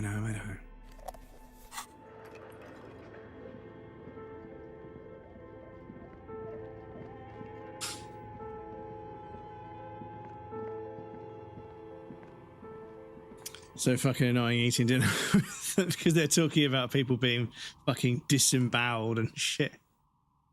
And the thing is, you're sort of like cutting and you put a fork. Yeah, and the guy got the fork stuck in his throat. Guess I'm just going to eat with a spoon. Oh, you don't want to eat with a spoon. Christ, some guy got a spoon stuck in his eye socket. Yeah, we had to take his eye out. Oh, it's you again. Are you looking for a die?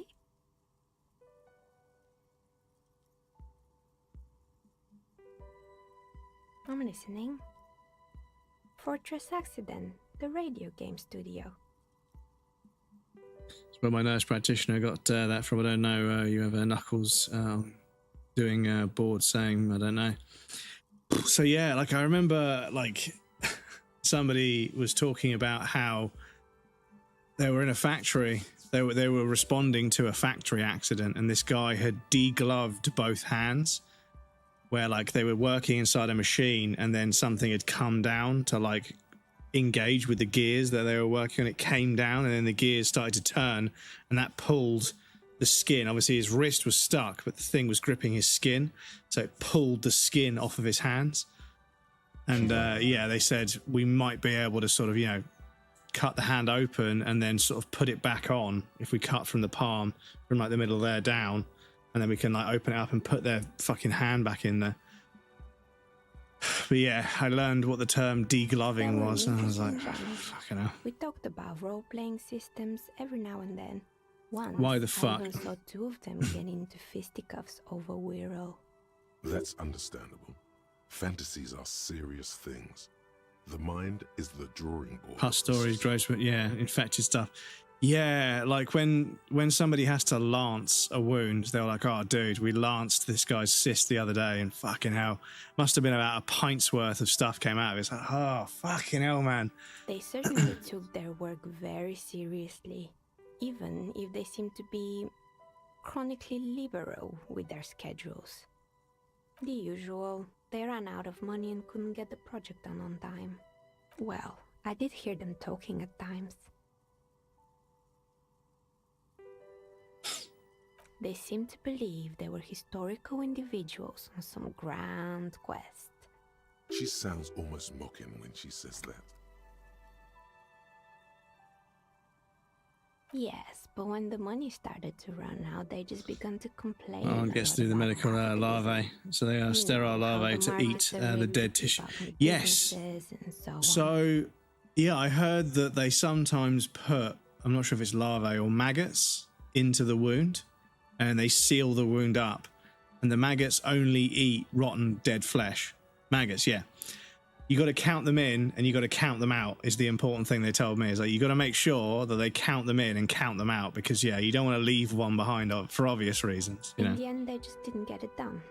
They didn't have enough willpower to. That's the word. Yeah, yeah. I mean, I suppose you could call them larvae. I mean, I think the scientific name is larva because they become something else. They're just a larva at that point. But yeah, I think they're called maggots as well. But not the wisest decision. You would have lost all your savings.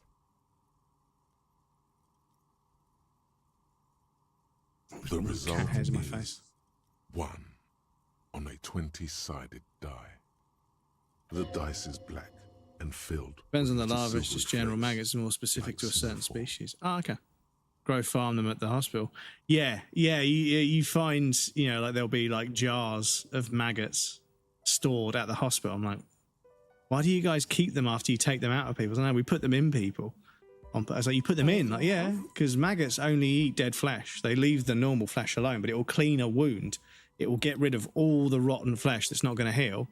And then we just sanitize the wound afterwards and just wrap it up. And then we just let nature take its course, right? Good. I hope it clarified things a bit. What else? Right, this is Shivers. Which I need to do a high Shivers playthrough in the background at some point. Probably won't be doing it live, but yeah.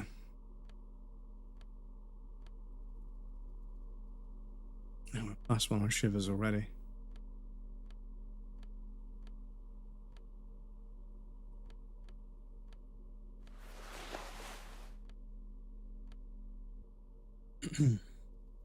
Like our baby apples to every animal baby, but then a cub, kid, kit, kitten are all specific.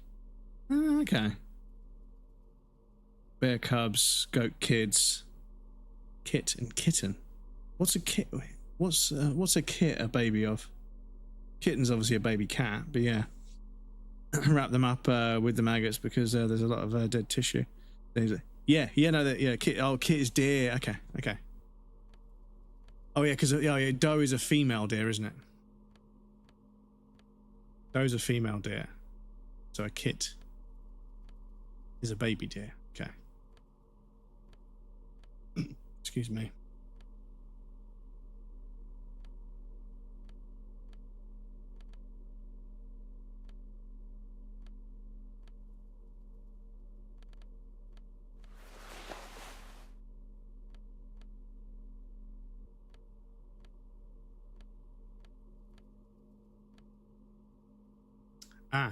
It's fucking -2 Shivers.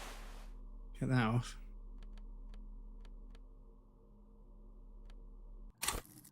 So now, Shivers, we are 4. Okay, how does that change it? Oh, it's you again. Okay, well, it's still a low. Fucking hell, that's still pretty fucking brutal, isn't it? Still pretty fucking brutal. Shivers +2. Oh no, sorry, that's +1. -2 physical instrument, excuse me.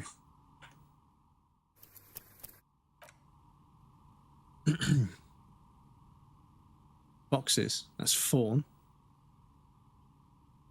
Actually, no, sorry, deers are fawns. Yeah, I just remembered. Deers, yeah. That's a kid. Kit is for foxes. Ah. Like, am I supposed to keep track of all these English words when you insist on saying it the same way? Demand a restructure of pronunciations of English words. Well, I'm sure with through thorough thought, that's the one sentence that I always use to describe how fucking stupid English can be. Through thorough thought, we could come up with some better ways to say these words, but yeah. Oh, it's you again. Are you looking? You feel nothing. If anything, it's uncomfortably warm in here. She has begun to idly clean one of...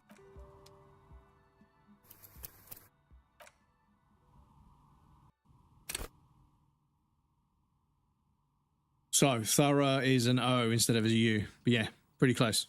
Through thorough thought, yeah. Even though it's thorough, it does sound like a U sound. It's not. It's still an O, which is, again, English being stupid, you know. But yeah. I hate you. Yeah, that's much quicker now. Cool. Oh, it's you again. Are you looking for a die? You feel nothing. I think we've tried this a few times before. I think there's a few checks that just won't happen, but if we come back a couple of days later, they'll just let them have it. Let us have it. Are you looking for? You feel... Yeah, fuck it. This one, don't want to go. So what time it is? Almost 3 o'clock on day 4, which is not bad. I think, let's see if it's time to get the key. Oh, shit, excuse me. Keep accidentally fucking clicking on a OBS. Let's see if it's time to get the key from the whirling.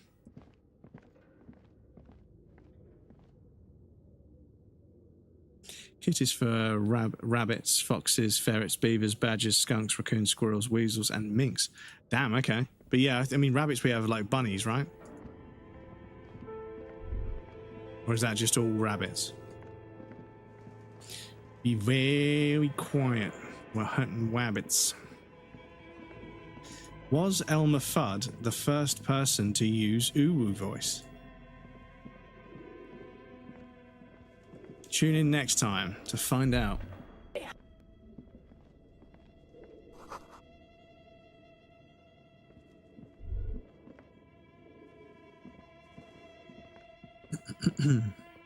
Not anymore, I'm an adult.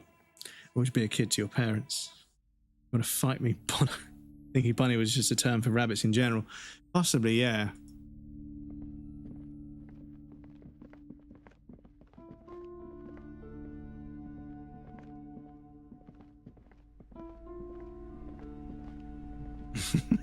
I love that I can shove a fucking flashlight right in her Hello face. again, esteemed officer, and welcome to crime, romance, and biographies of famous people. Oh, I'm very sorry, sir. Some of these old paperbacks just don't have the durability. I would be happy to sell you another one, but unfortunately, it's the last copy we had in stock.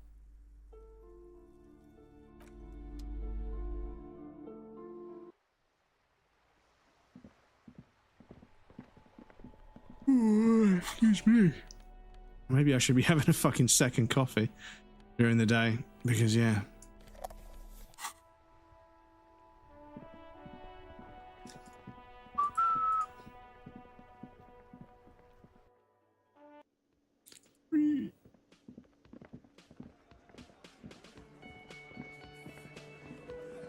Behind the dockworkers, a ceiling-height window. The hawthorn branches scrape the glass, like there's a little slide panel up there to let some air in.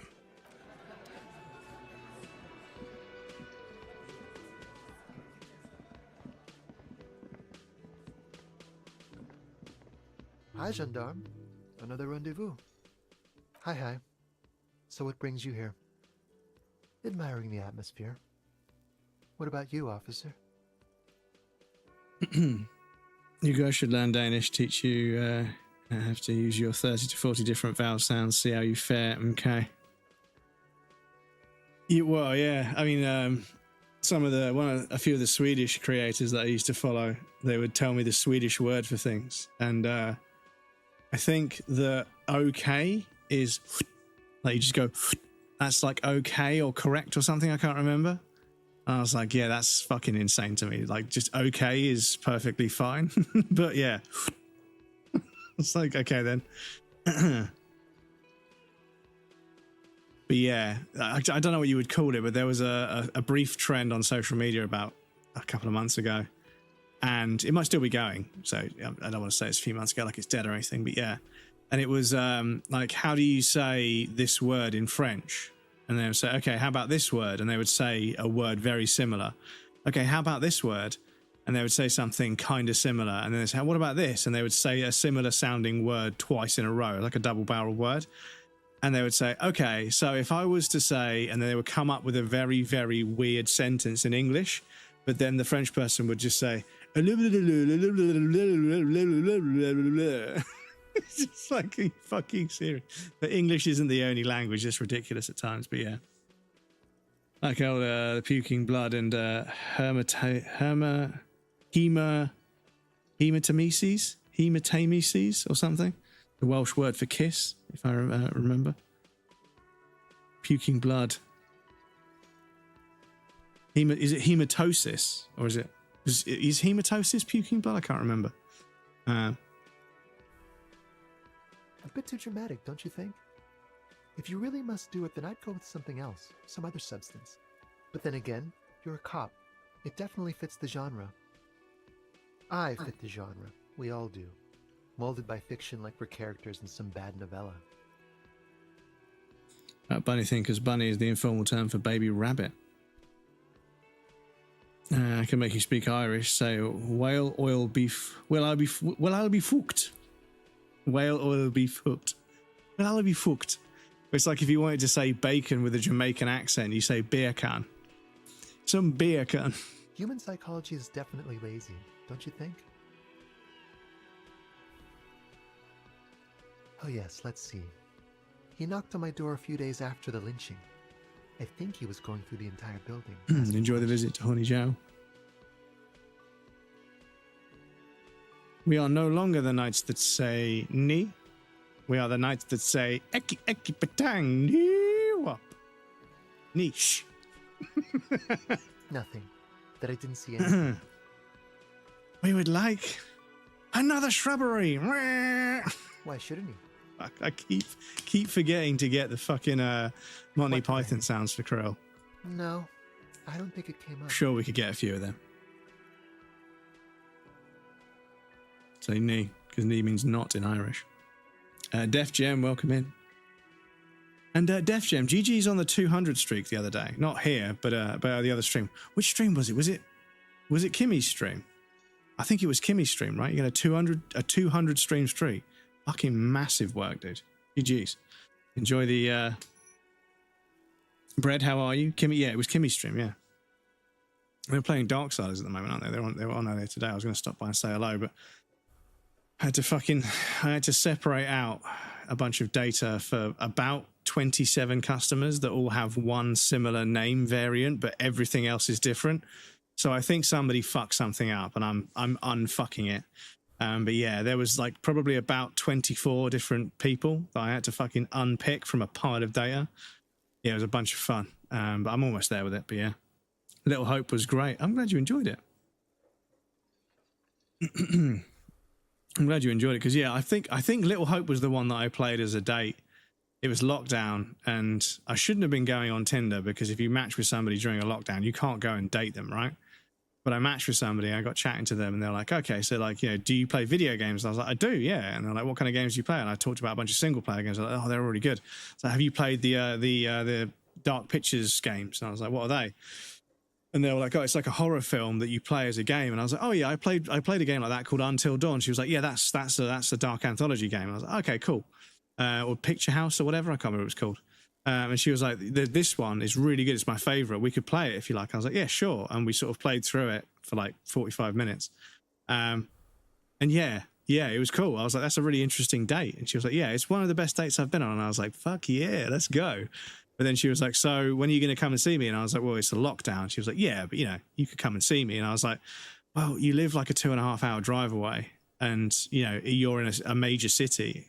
So I'm going to get stopped by the police at some point, definitely.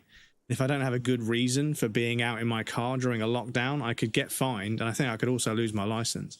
So I can't at the moment. And she was like, well, you know, but, you know, she was like, when are you going to come and see me? And I was like, well, you know, when the lockdown ends, you know, I'm sure we can arrange a date in person once the lockdowns are over or they ease up everything. But then, yeah, a few weeks went by and she just stopped texting me. And I was like, okay, never mind. They're lost, really. But yeah, they wanted me to breach protocol for a bit of, you know, for a bit of that wet, like the game would put it. And I was like, yeah, I'm not going to risk getting caught driving around. Because if I say to them, well, I'm going to go meet somebody I met on Tinder, you know, well, lie to them. I'm going to fucking lie to the police. They're going to find out I'm lying. That's what the police do. But yeah. Want to rewatch Carry On, but I don't find it on any platform. Yeah, the Carry On films, yeah, there's a few of them that are pretty good, but it's been a while since I watched them. I should help in you learning Danish or Nordic language in general. Yeah, I mean, excuse me, chat. I mean, I'm not too sure if Gaelic is spelt in Ireland, right? Spelt is spoken in Ireland. I think Gaelic is spelt in Ireland. It's spoken. Come on, brain, wake up. I think Gaelic is spoken in Ireland. And Gaelic to me seems like it came from Nordic. Oh, Gaelic is Scottish. Okay, excuse me. And yeah, the Irish aren't big fans of the Scottish from what I remember, but yeah. That's insane that you couldn't leave your house during a lockdown. Yeah, well, I mean, the thing is, I could leave the house for a doctor's appointment, or, you know, if I left the house and said I was going to like a supermarket, they would ask where I live. And if I was fucking 2 hours away, they would have been like, well, that's bullshit, you know? So I couldn't really risk it, you know? And I said to her, like, listen, if you really want to, you know, you can come and see me. And she was like, no, I'm not doing that. Like, you're going to come and see me. And I was like, okay. when the lockdowns are over. And then, yeah, she slowly started airing me more and more until she stopped replying. And I was like, fair enough, you know. And yeah, there was another girl that worked in game dev. So I had some really, really, really long, really interesting Discord calls with her during lockdown. But then she just stopped texting me. And then her Instagram, she was on holiday with some guy. And I was like, okay, so she found a guy that's got a load of money. Cool. Nice. See you later. Muscular, handsome, strong, like one of those military types. Irish Gaelic is what the English call the Irish language, and Irish is Gaelic. Gwalge. Okay. Studio Canal, Germany. Fuck yeah. So yeah, whenever I'm in certain EU countries, the broadcast TV is Canal Plus. It's Canal Plus. They say it in the language. So it was like blah, blah, blah, blah, blah, Canal Plus, blah, blah, blah, blah, Canal Plus Extra. It's just sort of like the fucking channel names are like worded in English for some reason. But yeah, Canal Plus. Yes, but he was speaking. Always sticks in my head when I'm on holiday. Glad I live in the States. I've probably been incarcerated during that time. Quail, like quail, but with it. So Gwaelga. Okay. Jumanji. Yes, you know those tiny speaker microphones that fancy Gwalge. security guards Okay. sometimes wear. Just reporting back whatever I was telling him. Ooh, what was the film called? The Guard. Go straight back to saying it wrong. Gwaelga. Sorry, my brain isn't fucking... My brain can't access memories or words at the moment. It's so bad. I don't know when it's going to go away.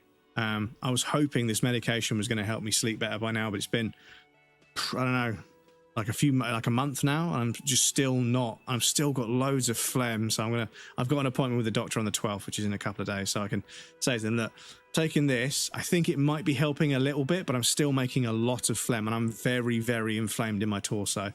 So I'd quite like to get an X-ray done to see, you know, have I just put on a bunch of weight and that's compressing my stomach, or have I actually got some inflammation going on? Because if some anti-inflammatories would make my inflammation in my torso go down, and that would stop squeezing my stomach up and pushing stomach acid into my esophagus, that might stop the fucking congestion caused by all the phlegm that's being made to counteract the acid heartburn or acid reflux from the stomach acid being pushed into my esophagus, I think. But Oh, let me think. He had an accent. literally He facepalm. sounded like one of those mercenaries. Gwaelge. Because yeah, Gwaelge sounds Irish to me. He sounded vaguely Oranese. No, not vaguely, scratch that. He sounded definitely Oranese. Like that kind of slight overlap with some of the pronunciation between Welsh and Irish. There's some sounds that maybe they mean different things, but like the pronunciation, the vowel sound is kind of similar. Sure. Like they would say wheels. Anything else on your mind? Bloody hope it sounds Irish, because it is Irish. Yeah, well, yeah. I know. You did? And how did you like him? Ah, shoot. Why not? Friends, I told you. Sunday friends. Friends who like to get together from time to time. Bet he won't be there when times get tough, I guess. It is. On Sundays. A visitor from the first world. He's not like you and me, gendarme. He can always return. To his opportunities in Occident, Sur la Clé. Still, his coming and going brings some life to the village. Or is it just money? I don't know. He has keys, and he likes the view. To the sea, I mean. What about me, gendarme? Composure. So different. Composure 4. Bye-bye, gendarme.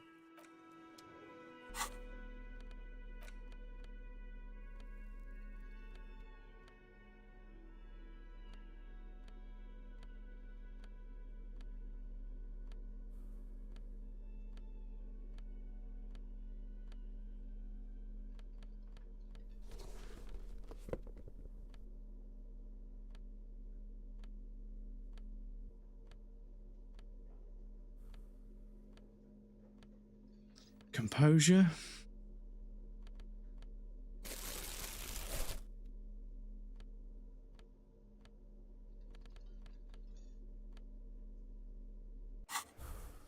Hi again, gendarme. Bye-bye, Okay, that should gendarme. go. That should go. Hi again, gendarme. It's the sports. Come on, game. No more silliness. Hi again, gendarme. Could he be Thank you. a member of the homosexual underground? Actually, Irish is a Q Celtic branch language, same as Manx and Scottish.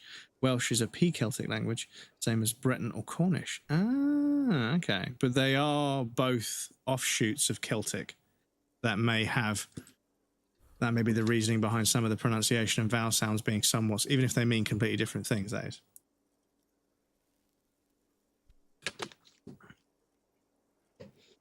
But yeah, it's how I always sort of ascertain what the accent. I just remember somebody saying whip because it's like cool whip. Why are you putting a H in it? What do you mean? It's cool whip. Say it again. Cool whip. Whip. And Wales. Just They're from pointing it out. Wales. We're not talking about some kind of cult with members here. You made it up. But it reminds me of a joke. So, an American person walks into a bar and sees three ladies speaking. It's three Scottish ladies speaking. And they're having a chat and sort of laughing about something. And after a drink or two, he walks over and says, "Excuse me, are you ladies from Scotland?" And one of the ladies says, "Wales." And he goes, "Oh, please excuse me, are you Wales from Scotland?" No. The homosexual underground? A honeyed smile lingers on his lips. Why, yes, I am, officer. Why? Do you want to investigate? Oh, it's a pleasure group. A Sub Rosa pleasure group congregating in cellars under the cover of night. Saturday night. Sometimes even Friday night. Or Thursday night. Sometimes the congregating doesn't even end. It carries on into our daily life. Oh, we're ambitious. We want to destroy the last vestiges of meaning, the last things people in Rebishol have to hold on to, the true symbols of security. The meaning of man and woman, mother and father, their marriage. Everything will be constantly shifting and moving under our rule. The future will belong to a circus of identities just spinning around, surreal and unreal. You won't even know who you are anymore. Yes, we listen to a lot of disco. Some say we engineered disco to spread our vision of a vertiginous, ever-changing society, where all there is a razzle-dazzle of gold. We are going to change the family unit with all this razzmatazz and finger dancing. And with mysteries. Of course, the mysteries are also of sexual nature, very esoteric. You can't just get into it. You have to be born into it. One is either already in the homosexual movement or forever excluded from it. People can come out they want, right? That's how it works. But I suppose they would still be born with it. They just haven't told. Oh, yeah, I suppose technically coming out would just be telling people that you're gay rather than, yeah, you're born with it, right? Because that's one of my favorite arguments when people are like, oh, they're anti-gay. It's like, well, if you don't like gay people, stop having gay babies. It's not, stop having gay babies. And then that forces them to make the argument that, no, it's conditioning. Yeah, they're conditioned into being gay. And it's like, no, they're not conditioned into it. They're just gay. They're just gay, And they're like, well, after all this time, suddenly people want to have sex with the same gender as them or sex with the same sex as them. It's like, well, no, if you look at like the Roman times, there were loads of gay people, like the orgies where they were fucking each other, like just out in public, But obviously that sort of stuff gets suppressed in history because of the agenda of the people in power, just like there was a bunch of research about trans people before the book school got burned, Beautiful. There was a bunch of research. That's exactly that would what have we're explained a looking lot for. of stuff, but Who knows? Maybe you were homosexual in the past. silly human Maybe all of beings that keep has been thinking they can repressed. just erase all the history and that just stops that kind of person existing. No, it's every single time someone's tried to do that. I have to say that you do look like someone who might be part of the underground. You have that very distinctive, I can't understand what's going on here look. Absolutely wonderful. A man like you can figure out his sexuality in a working day. It won't be 20 hours, unless you want to enter the heightened realms of the phantasme erotique afterwards. It may be 20 hours or more, but that would be on your own time. Bye-bye, gendarme.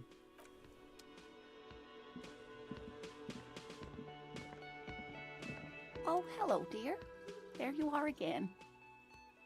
Goodness, how is he? Did he say why he hasn't returned yet? He's fine, ma'am. As we had suspected, he couldn't get back earlier because Q the Celtic water being line known was broken. as Now Goidelic. he's finishing up somewhere. Gaelic, Gaelids, and Gaelic. Wellig. P Celtic being Brythonic. It's to do with how they pronounce K. I don't know if it's written in form of Proto-Celtic sound. P Celtic turned K into a P sound, and Q Celtic turned it into a different sound. Okay. Oh, yes. That's my Morel. He's bound to catch a cold staying out But yeah, there I'm for pretty so sure the long. film was called The Guard.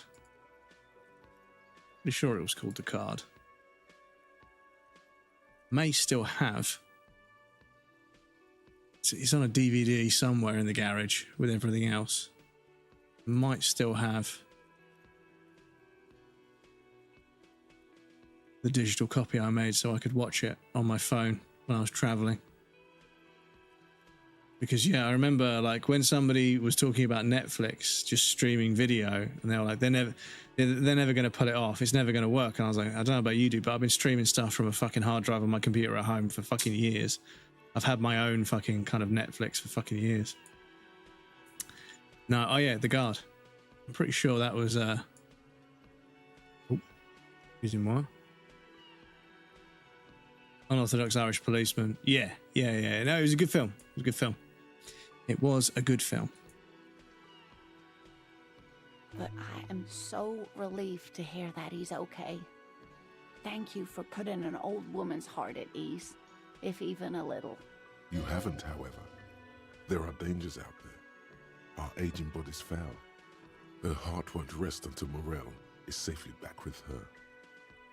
Oh, you don't want to hear about some old woman's ramblings. Reflexively, the lieutenant read his familiar notebook. Well, it was summer. I was building a racing track out of sand on the beach near a tall stand of reeds. Quite a tall one. Many times my height, I remember. When, all of a sudden... I'm getting ahead of myself. I was 5.5 in Betancourt in the suburbs. My grandmother had a summer home there. Betancourt got bombed in the war. It used to be quite near, circa 20 kilometers from here. The strangest moment of my life. I looked up and one of the reeds moved. Not like a plant, but like a living thing. It stood up and looked at me. Its body unfolded like some antique toy. I've never seen anything like it. I didn't know this can happen, so I reached my arm and touched the thing. It felt just like a stalk of reed, but it moved, swaying, towering above me. After a while, 20 seconds, a minute maybe, it left, went into the reeds. I tried, but I was only a child. There was mud and high water. I couldn't see it anymore. I was just standing there knee-deep in mud, looking around me. Where did you go? I ran back home to my grandmother and asked her if They're called reeds Children of the walk, Corn. and told her they were There's like a looking at haunted me. cornfield. Of course, It was a really she just genuinely laughed at interesting me, but setting. I knew what I'd seen. There's like an American farmhouse set within like an enormous, great big cornfield. I think, but it was a really long film. I think it was called Children of the For Corn. years, it was a story I told at parties when I wanted to impress boys, that sort of thing. Of course, most people just took it as a strange, amusing anecdote. So did I, honestly. But then I met Morel. Brushes her hair back. We were on our first date when I told him Tell you my what, story. dudes. You should have seen his face. I didn't know This that is like my doing that and description putting your match hair the behind your fashion ear is like a down to flirt. T. I didn't realize that was a The thing. way it moved, Because somebody said to me, I was like, yeah, she tucked her hair behind her ear, man. That's usually a good sign. And I was like, is it? I don't know if it's just fucking internet nonsense or not.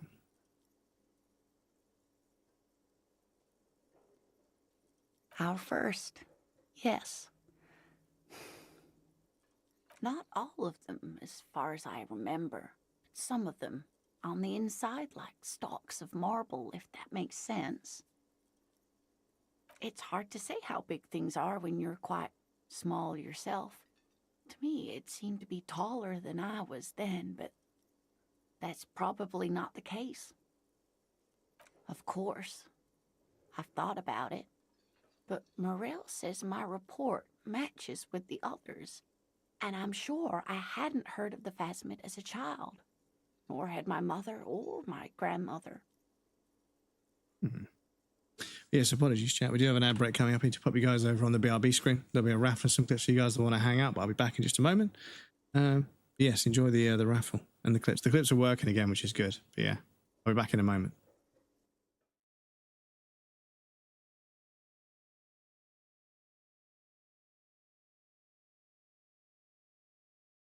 Say, Hammond, I cracked the secure files. DC was here for more than just a mining term, huh? What do you mean? This outbreak started on the colony after the miners dug up some artifacts. Something alien. From the dungeon. And they're human.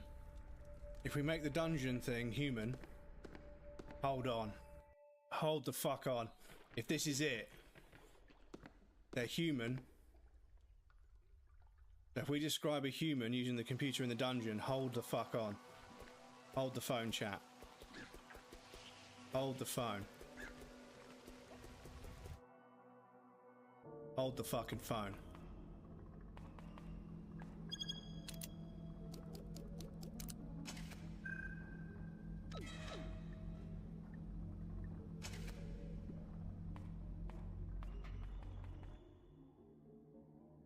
Hold the damn phone. Hold on, chat.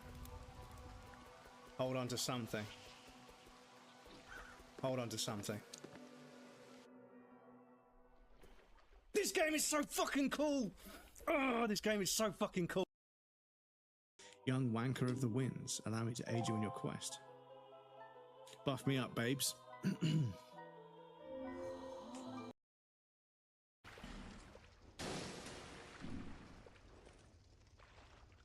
Dark Souls 2 healing, everybody. Wait for it. Wait for it. Wait for it. Not yet. Not yet. Hold tight. Hold tight.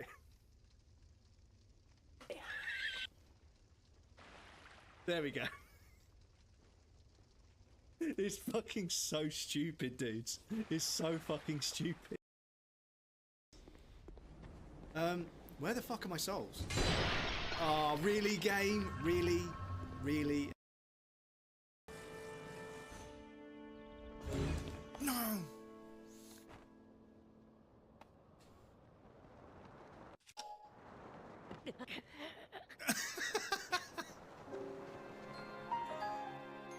Oh, it's gonna fade out. So you can fall hard enough to hit it and die. Okay. Need more get replay, but yeah, exactly. Okay. So yeah, it's not that bad. But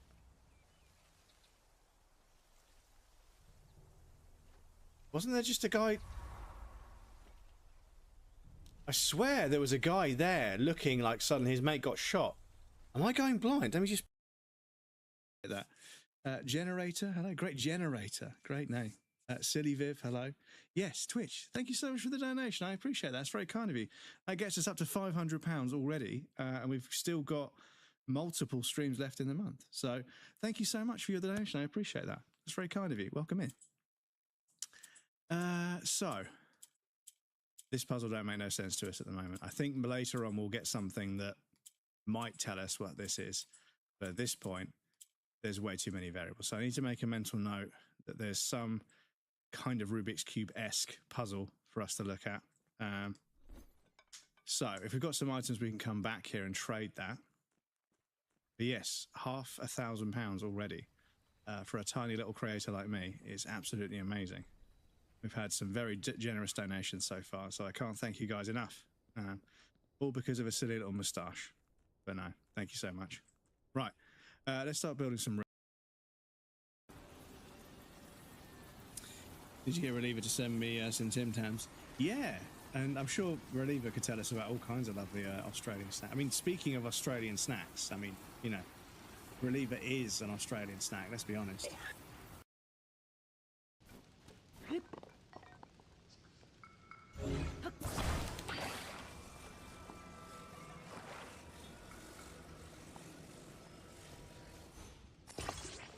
Right, okay, once again, hold on to your butts.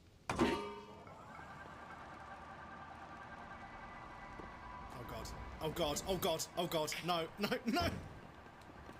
Oh my god, no! Oh my god, no! Okay. Shit. Okay.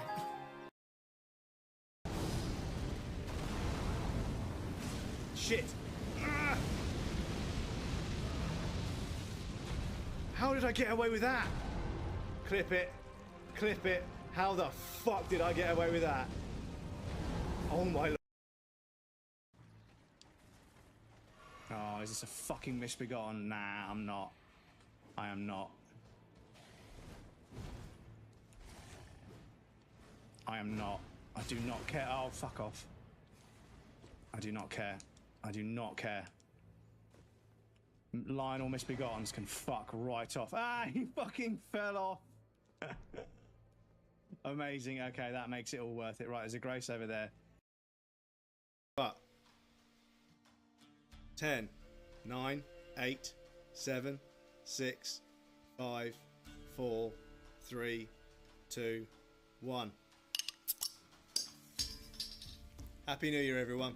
Thank you for everything this year. Thank you. Honestly. Odds, just fucking pure fucking core strength, right? I bet she can. Cow? Cow?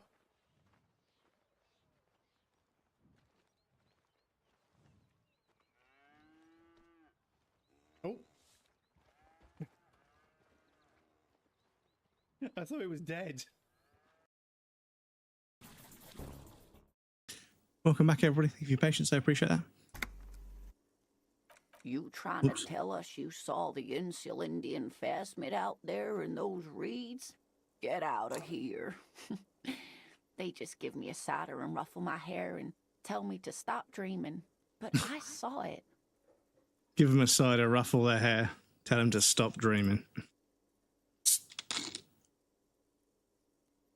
I thought it was a wonderful story, ma'am. You're welcome, sweetie. I do appreciate the chance to relive it whenever I get one. It was just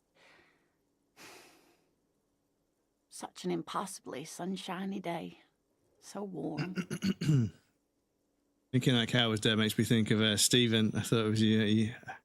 I thought he was dead. And she could get up and walk right into the reeds on her own, into the mud, anywhere. Oh, Stephen, you gave me a heart attack. Because, yeah, that fucking... Is it a dog or a cat? It's like shaking it. And this fucking... I think it's a cat. It's just completely and utterly fucking comatose. Just won't wake up. Closed. Still, the lieutenant gives... He doesn't like with this. God damn, bro.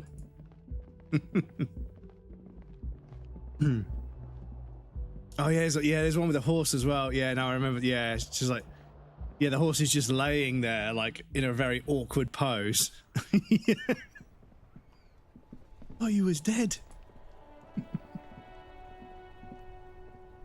But yeah, the guy's like, you think your dog's a heavy sleeper? You think your cat's a heavy sleeper?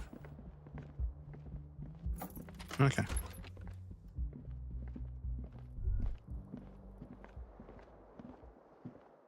We're done the Belgian. Stands broken. The morning light hurts. Yeah.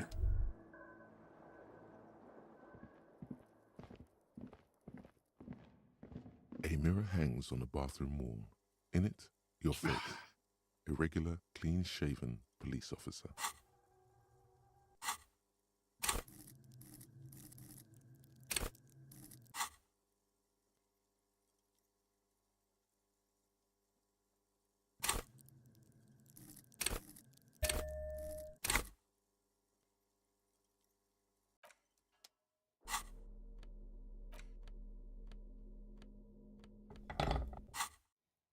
A mirror hangs on the bathroom wall.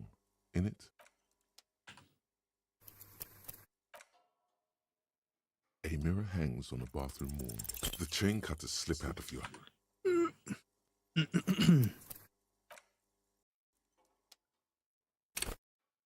A mirror hangs on the bathroom wall. The faucet is quite terribly mangled, but you just might be able to twist its parts into place. You handle the chain cutters deftly, applying just enough pressure. The faucet regains a recognizable shape. The steam stops. Told you that you needed those chain cutters. Everything is connected. Right before we had to say goodbye to her, Tizzy was in poor health, and one point was lying down. Usually she reacted when people walked past, but not this time. I went, Tizzy, pss, pss, nothing. Sat down to check she was alive, and she reacted. Little shit made me think she was dead. Well, this is the thing. Like old cats, they stop reacting to everything. So yeah, they just fall asleep. The mirror Bless them. clear slowly without you having to wipe it. But yeah, this guy, like literally, I think there's one with the dog and also with the cat, but he picks up the cat head by the ear and lets go. It just fucking flops. And genuinely, as the person watching the video, Hangs on the bathroom. I was genuinely like, oh shit, are we going to hear this person start to break down? The fan is spinning. The lights are on. The blades come squeaking to a halt. The switch must be broken because nothing happens. The air in the room is starting to feel like vaporized urine. The switch must be broken. The lights are off again. The bed is still cold from the broken window and not too inviting, but it's yours. You've earned it.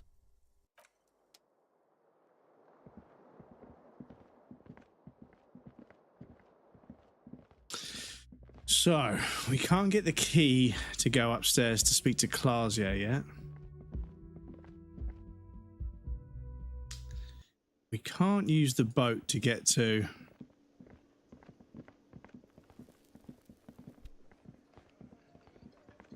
I've got nothing to say to you. Why are you wasting... Obviously, I'm a lawyer.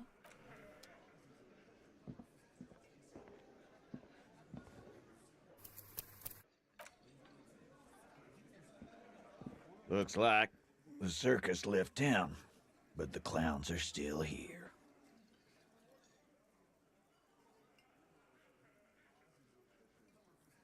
Incriminating. Now that's a big boy word. Evrard? And what did he tell you? That we killed him? That we took a cargo belt from the harbor? Went out back. First one that I gave her a pet, and she usually wakes up when you do that. She didn't say pet her again, still nothing. But as soon as I moved her head, she looked at me and was like, "Asshole, that's my lifting story." My friend's mum has a cat that's quite old, and yeah, it was asleep on like a cat bed that was like in the corner of the room on like a shelf that should have had like ornaments and stuff on it, but they put a cat bed there because cats like to be elevated up so they can see the room. And yeah, we came in and sat down. He turned the TV on, and this cat just sort of like all curled up, just went. And just this fucking, the look on its face was like, dude, I'm sleeping. Yeah. Really grumpy look on its face. All of us together. I hope he told the story straight. I hope he told it well. There's a catch hidden somewhere. He didn't confess so that you could take them all away. It's too simple.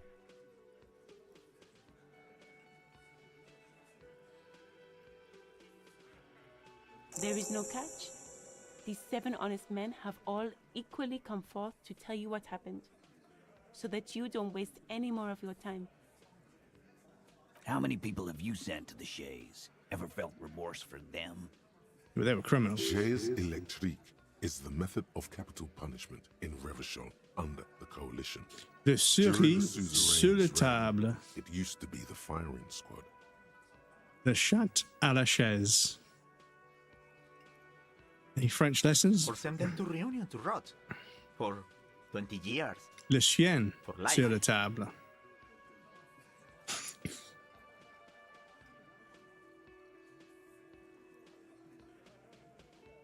Rest assured, lawman. None worse than our guy. He got what was coming to him. Are you deaf? There will be no singling anyone out. You can't arrest a hardy boy without arresting all hardy boys. Technically, Harry didn't send him there. The judge did. Harry just sent him to the judge. This is the thing, because Americans, like when like a black man is like gunned down by the police, and the Americans justify it. They say they try to justify it. And I don't want to say that they justify it like they actually get away with it, like they actually explain it. But no, they try to justify the actions of the police, saying, yeah, but he was a criminal. It's like, was he committing a crime at the time? It doesn't matter. He's a criminal. It's like, yeah, but you need to understand the police aren't supposed to shoot the criminals that are, you know, even if they're guilty, they have to go to church. They have to go to church. They have to go to trial. They have to go to fucking court to stand trial, to be convicted of a crime. You know, the police aren't supposed to execute people. You know, they're supposed to fucking arrest people. You know, if somebody dies in their custody, they failed. You know, regardless of who they are. Do you think you could arrest them all? Who do you fucking think does? The sweaty man turns red and looks first down, then around him. Have to go to church and perform confessional, upon which they realise the priest is an undercover cop. Well, yeah. It's not the fat ass. Because then you've got like the Italian crime families that were like fervently or like staunchly religious, but involved in all kinds of illicit and illegal activity. And it's like they must have gone to confess to an Italian priest. Forgive me, Father, for I have sinned. I've executed like 6 people because they owe me money and stuff. It's fucking crazy. I think you got your answer, Mr. Law. Yes, there are some administrative differences. But on that night, they all acted as one man. Why? 'Cause he was worthless mercenary scum. And he Fair enough for you forgiving my child. 5 Hail Marys, yeah, and a $50,000 donation. That was it, you know, they were bankrolling the fucking church, right? He stepped out of line. What kind of mercenary? The kind that shows up when you start a strike. The experienced kind, too. Had Cohoy and Semenine written all over him. Ex-Oranese Special Forces. A live grenade. Right here in our bar. This one has a special gripe with him coming here. I can't prove it, but I know he was sent by the Wild Pines. They hire merc shit like that. Story of every strike from here to Samara. 'Cause one night, he walked straight up to the mic and said, I'm Oranese goddamn special forces, and I'm gonna fuck you all. Really? Yeah, really. Had a gin and tonic up there, sang some Oranese paratrooper Back song, after making and myself said a he's gonna Sammy. fuck everyone. What goes into the sandwich? Because there is a new bakery. There used to be a wine. It's annoying because there was a wine shop up in the little string of shops behind. Because the town centre's over there, but up there there's a smaller, like, you know, little village string of shops, and there was a shop that sold wine. And every single time I went in there and told this guy what kind of wines my friends like to drink, he would suggest something, and 15, 16 times, just separate occasions, every single time I gave somebody a bottle of wine, they would say to me, you know what, real name, for someone that doesn't drink, you know your wine. Like, that's a really, really nice glass of wine, a really nice bottle of wine. Thank you. And I'm like, yeah, of course. And he never steered me wrong. The guy in that shop he never fucking ripped me off. but he never steered me wrong. He always got me a bottle of wine for like, 15, 16-ish quid that was really good. And normally you're looking at like 30, 40 quid for some really, really, really good bottles of wine. But yeah, he always managed to find me something that was a good price and a fucking good drink. He never let me down, but he closed down, unfortunately, because nobody fucking treats that sort of thing with the respect it deserves, which is really annoying. But yeah, it shut down. But a bakery has opened up in its place, and they do sourdough, focaccia, all sorts of stuff. And I want to go in there and get a sandwich, because I reckon the bread they make the sandwich with will be so fresh. It will be like, yeah, a good sandwich. But and now I'll eat a bit of mochi for dessert.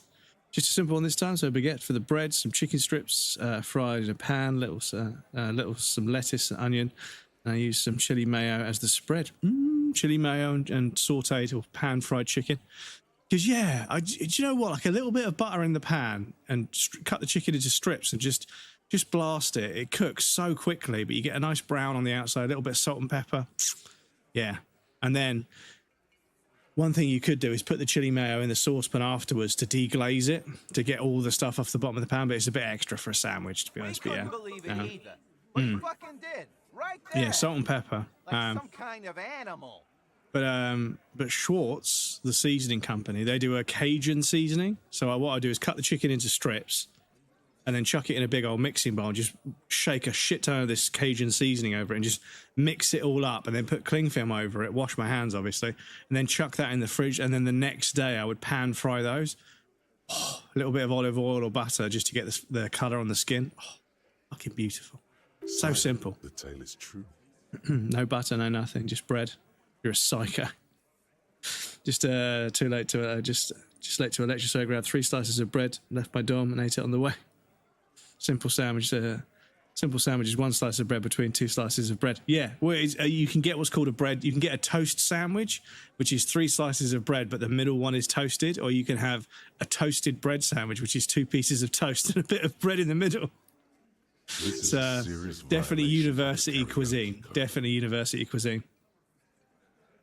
Most ADHD thing you've told me so far, Stabby. Wrong.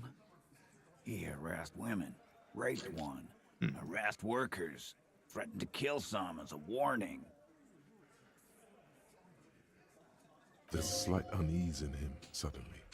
He regrets mentioning the rape. To kill us all, if we don't open the gates, if we don't let the scabs in. You find about the time I was sat down for 15 minutes and it really was an hour. That was before he started coming here. But yeah, like I say, I think there might be a little bit of ADHD in there somewhere, maybe some autism in there somewhere. But a friend of mine, grab one of ours mid-karaoke, right there on the stage. A friend of mine was working in a charity shop that had a cellar. And this cellar, like underground, I suppose you could call it a basement, but I think in England you call it a cellar. But it was a room underneath the shop. And it was just full of charity shop junk. And she was like, yeah, we need to sort this out. So if you want me to put down on your resume that you've been volunteering at charity shops to make it look better so you can get a job, then yeah, go for it. And I spent the entire day down there sorting out books, housewares, electronics, clothing, just sorting it all out into sort of various different, kinds of thing. And then going into each section that I'd sectioned off in the room, and then organizing that section for like, that's all crockery and china, and that's what it's made of. That's all like fabrics. That's because within the housewares section that I'd made, obviously there's housewares that are fabric and housewares that are ceramics and glass. And then obviously I separated the ceramics and the glass. And then I had like a whole space for like electronics that are battery powered, electronics that you plug into the wall. And I was basically just finding ways to divide between groups of stuff. And I was down there the whole fucking day. And she was like, holy fuck, like everything's like organized. And I was like, yeah, that was really fun. And I think that may have been one of the things that the autism in my brain actually likes doing, which is why my job is perfect, is fucking going around tidying up and fixing and aligning data, bits of data so that it all makes sense and works the way it's supposed to work. Like, I actually really enjoy that. I like organizing things and tidying things, even though my flat is a bit of a mess at the moment. I'm not going to lie. Gets into the second verse of Lover Lake, the fucker grabs her legs, starts screaming. All the butterfly incidents. The movie is called The Butterfly Effect. So me and a friend were walking to town, mid-convo, said something, and I was responding. A butterfly flew right in front of me mid-sentence, and I went, "Oh, hey, a butterfly." And I forgot what I was saying, and I just said what my friend said. So you just repeated it back. Just repeated it back to them. Show me your cunt. Why don't you show But me yeah. your cunt? Then he gets knocked on the head with a wine bottle. Doesn't even fall down. There was somebody, I think it was a copy pasta, like a green text. But my reaction when, as an autistic, my reaction when Solid Snake taught me how to socialize, and so everyone was like, "What the fuck do you mean?" It's like, well, whenever I'm socializing, I just repeat what they said back to me, but as a question, and that basically makes every conversation just work. People say that I'm a really good listener, and they want to talk to me, which means that me, as a like really strongly autistic person who struggles with social interaction, that's just how I talk to people. And I was like, dudes, Solid Snake is autistic, all right? I will die on this hill. Solid Snake has, on many occasions, demonstrated an ability to remember and work with information that I think means Solid Snake is autistic. And I think there should be a video explaining this. And I don't think I'm qualified to make that video because I'm not that autistic, and I also don't know enough about it to really dive into it. But yeah, I think Solid Snake is autistic. Yeah. Shadow Blood King, welcome in, dude. Good to see you. Enjoy second. Wait, what were we saying? Because I completely forgotten the whole convo. Secret, that's what Kojima was trying to do. Metal Solid was a psyop, and his entire purpose to teach autistic people how to socialize. Maybe, but yeah, this guy was saying that, yeah, like as an autistic person, I really struggle with social interaction, like a lot of people do. A lot of autistic people do. Aren't you fucking listening? I just repeat what they said back to them as a question, and they elaborate, and then a conversation starts, and then they feel like they've had a conversation with me, and I feel like I've socialized. And I was like, oh, that's really nice. Yeah, me and Eugene got around. Aren't you fucking listening? Saw the Spider-Man Brand New Day. Yes, no spoilers, but I hope you enjoyed it. Hope you enjoyed it. There's something odd here. No, you're not getting the name. That's a Martinez matter, and I'm not discussing it with you clowns. We hanged him up by his neck until he got real still. Wasn't that obvious, cop? Didn't they teach you anything at the cop school, idiot? This is where an autopsy would come in handy. You have to work with what you know. Titus, you don't have to clarify anything. We overpowered him, dragged his unconscious body to the tree. How people are really loving it. It's making me want to spend money on movie tickets. Yeah, I mean, I feel as if there might be a bit of a shift happening, because it's a number of films have come out recently and they've been received reasonably well.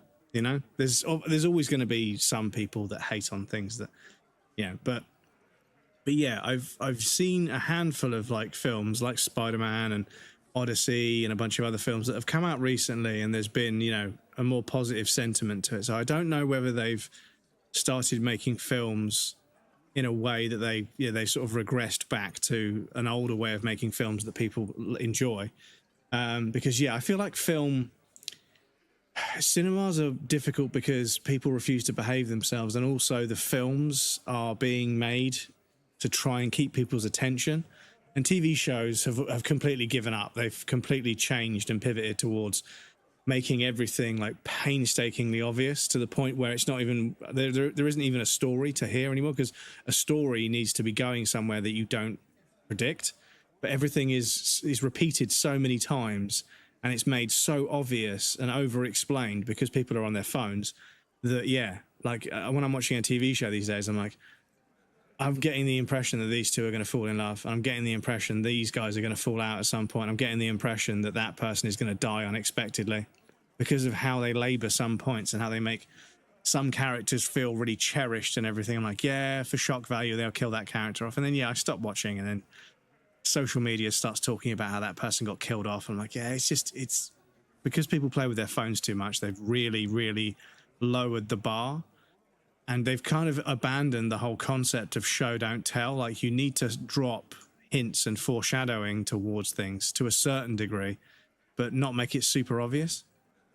But yeah, I feel as if recently a lot of films have come out and people have been like really positive about them. So I might venture into a cinema again. But yeah, I got burned a few times. I think about 6 or 7 times I went to see a film, and A, nobody would shut the fuck up in the theatre, and B, the film was just kind of mid. Like, millions and millions and millions of dollars got spent on it, but it felt pretty fucking mid. Like, it didn't really do anything that exciting, and it didn't really subvert my expectations, lead me down the garden path, tell me a story that I was, thought I'd grasp, but then something happened that made me question everything. It didn't make me sort of introspect or think about things and or look at the world differently or ask questions or anything. It wasn't thought-provoking. It was just kind of, a bunch of people acting out a story, and that was it. There was nothing to it, and I was like, okay, maybe I'm getting old and I don't like films anymore. But then I'll watch a small independent filmmaker's work and I'm like, damn, this is fucking really interesting. Like, these characters are really unapologetically raw. And that's one of the things I love about this game, is how fucking real and raw and unafraid the game is to be what it is. It's not pulling any punches. It's not dancing or skirting around things. It's just, they said the R word earlier in this text, which is obviously a bit grim, but yeah. Best part is when Batman comes out and says, "You shall not pass," and fights the Xenomorph on the Chamber of Secrets. Yeah. It was like that meme. But the trouble with quotes on the internet is it's difficult to verify their validity or their truth. Abraham Lincoln.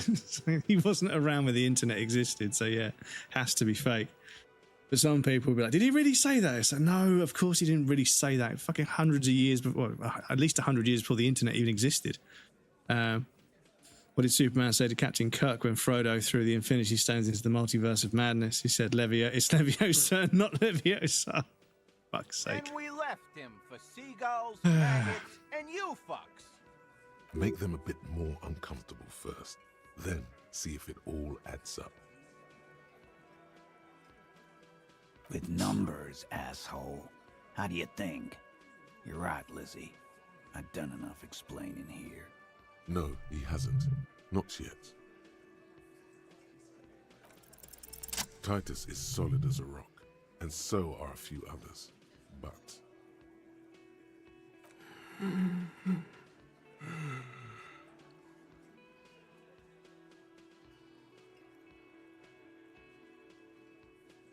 No.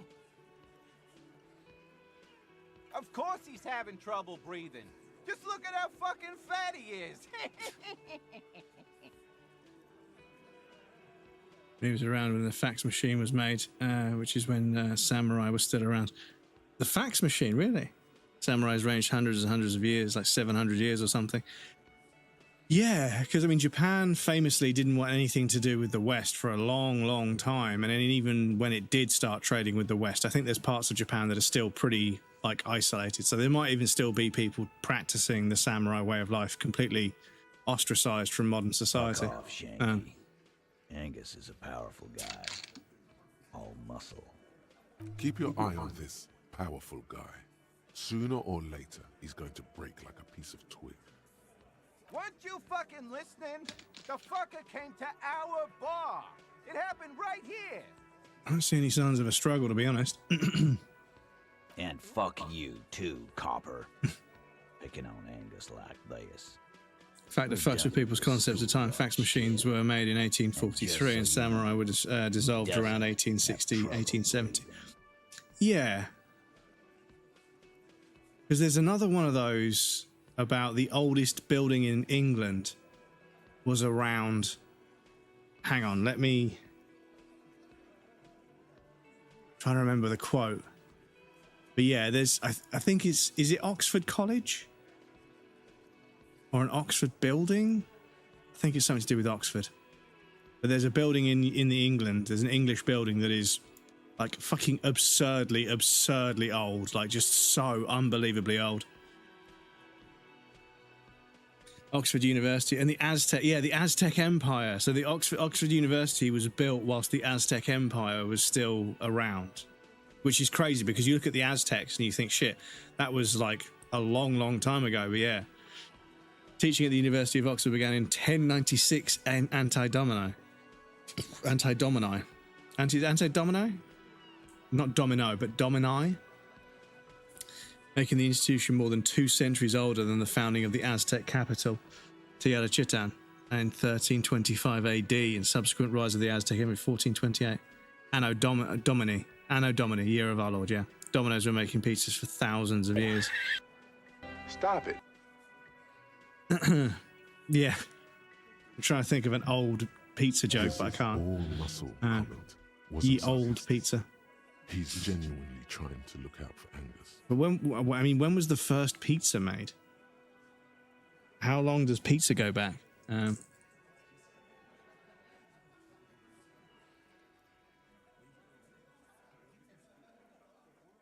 997 AD.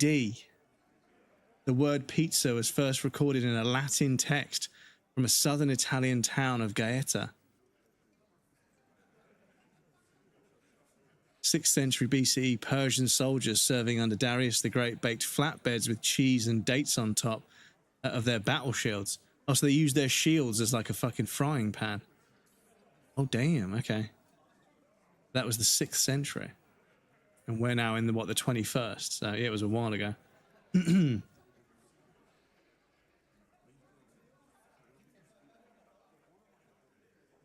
Pizziolo. Antica Pizzeria. Pizza in the United States. 19th century. 1894, Filippo Milioni. Established ads in New York City in 1903. Description of Pomodoro Pizza. 1904 article of Boston Journal. So yeah, fuck, pizza's fucking old as well. 997. So like before the 1st century. It wasn't like 5th or 6th or 7th century. It was 997, which was before the 1st century. This one is a stone wall. You won't get more out of them about the night of the murder. Not yet. But they told Americans they didn't make real pizza while cooking pizzas on their show. Well, yeah, because you get like a Chicago town pizza pie, which is like a pie, and it's got cheese at the bottom and then tomato sauce on the top, but there's cheese underneath, and you sort of cut into it, and it's like a pie. Whereas like pizza with like just cheese and tomato sauce like on top is like an Italian pizza. But they obviously make both, right? You don't have to keep answering his questions. Word was around. It was actually the 10th century. Late 18th century. Thinking of the first millennium, but even then it's actually in the first millennium. The first millennium, okay. First millennium, sorry, yeah, because it was less than 1,000 years, right? Since they started counting, that is obviously the world existed before we started counting, but still. Sunday night seemed like a good way to end the week. Known him? We don't associate with scum like that, asshole. We're in the 3rd millennium. Yeah, I suppose, yeah. Because obviously up until 1000 is the 1st, 2nd, and then we're obviously, now after 2000 forwards is the 3rd, yeah. Yeah! Who do you think we are? Quiet. He came around about 3 weeks ago when that Pines cow first sailed into town. Happy? By the Pines cow, you mean Joyce Messier, the representative for White Pines? The same company you are striking against? No. I mean the Pines cow. The stupid-ass cow they sent in to fuck us over. But you know what? So old, I was born in the 2nd millennium. X+1 is what you call it, so 2020 is the 21st century and the 3rd millennium. Why don't you ask her about the pretty boy? I'm sure she... Oh yeah, century is 100 years, not a millennium is 1,000, sorry, yeah. I've just suddenly remembered.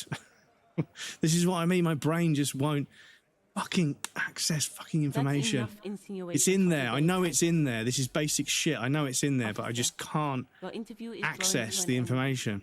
Don't waste your Blocked. last questions. Yeah, it's fucked. Blocked. I need to sleep better. But yeah. Yeah, lawman. Why don't you? It's almost an anthropological sight, watching him try to assert dominance over you. Not in the arresting mood? Worked at Oxford University when I was teaching the Aztec how to cook pizza. How to how to amuse a historian. By your side, the lieutenant keeps his hand away from his holster. You hear the nylon of his coat hiss as he steps closer. But yeah, Philomena Kunk interviewing like historians. Oh, fuck me, is it gold? Like, she finds the best ways to confuse one word, but then ask a question that makes it so obvious she's misunderstood a word. And then, yeah, and she'll ask a question that, like, sometimes the historian gets a bit flustered. They're like, no, that's not what that word means. What it means is, and she's like, no, I saw it. I read it on the internet. It's such peak rage bait comedy. Like, she's so fucking good at doing that format. It's so good. Reaches into his sleeve.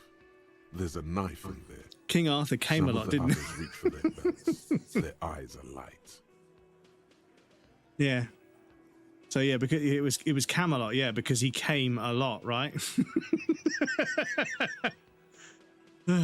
Look, coppers, I know you think you're doing your job here, but there are 7 of us and 2 of you. That's an Easter 50, a Ziemsk-made monstrosity.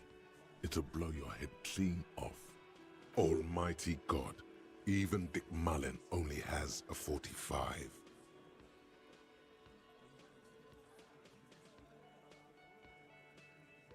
The last thing you hear is a little murmur. Not a blast, not an echo. No one screams. It's more dead cops. Sad news from the district of Martinez as the bodies of 2 policemen.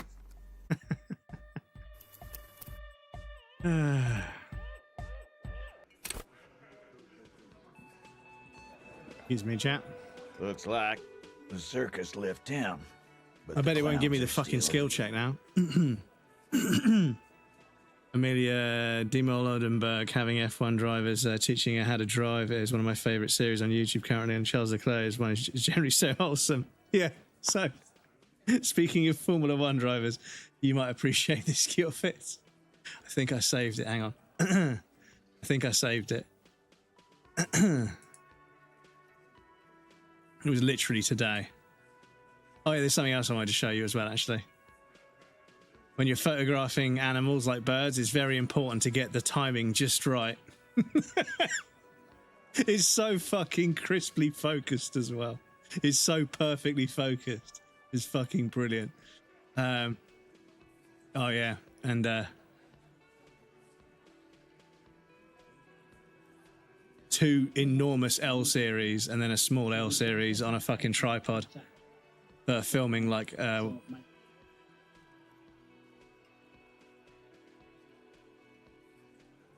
bonkers. Oh fuck, where did I fucking save it? Did I save it on this Instagram?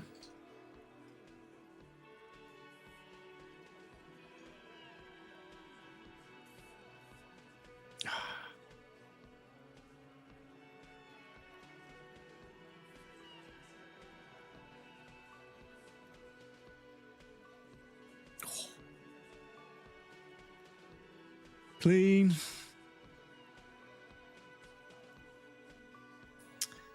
Oh, I don't think I saved it on this fucking Instagram. For fuck's sake. Excuse me, what?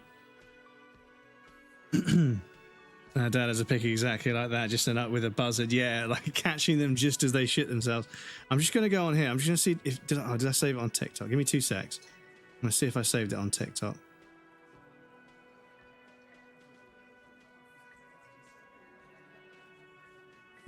Yeah, it was TikTok. Hang on, it was TikTok. But yeah, if you're a Formula 1 fan, you'll appreciate this.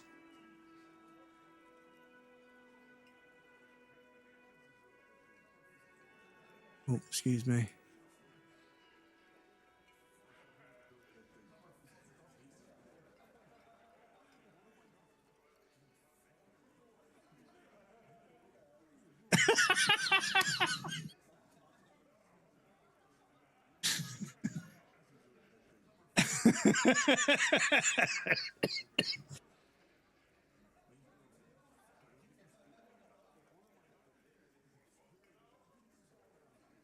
That's one of the least favourite things about this fucking illness is when I laugh at something, I immediately go into a coughing fit and that ruins it.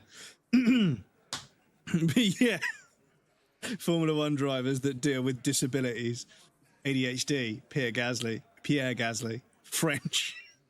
Fuck's sake. Oh, fucking hell. Excuse me, chat. Now that's a big excuse me. Evrard, and what did he tell? Because there's a catch hidden somewhere. He didn't confess so that you could take them all away.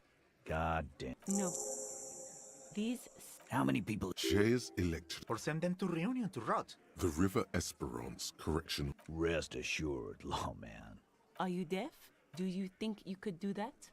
Who do you fucking think? The sweaty man. It's not. I think. Yes. Yeah, I'm just gonna skip through this because administrative we literally just saw it. So we just heard it. Sorry. You don't have. I know, Lizzie. Known him? Yeah. Quiet. By the... No. Why don't you? That's enough insinuation. Why? I am. What kind of... The kind that... A live grenade. This one has a... I can't prove it. Because one night... Really? Yeah, really? We couldn't... Sire, this is a serious violation of the karaoke code. Wrong. There's slight To kill us all. Yeah. He grabs... Yeah. Show me your cunt. Why don't you show me your cunt? What about him? We hanged him. Didn't they? This is where an autopsy would come in. Titus. We overpowered. Then we left. Make them a bit more uncomfortable first. Titus is solid as a rock, and so are a few others. Elaine, who looks like he might be Titus's right hand. Yeah, let me choose some different ones this time then. Definitely not. Poor guys are French has hard disability to live with. Stroll. Yes, Stroll, idiot.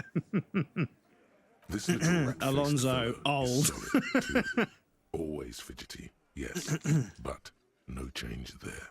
Him neither. Mostly keeps to his tomato juice, or whatever he's got there.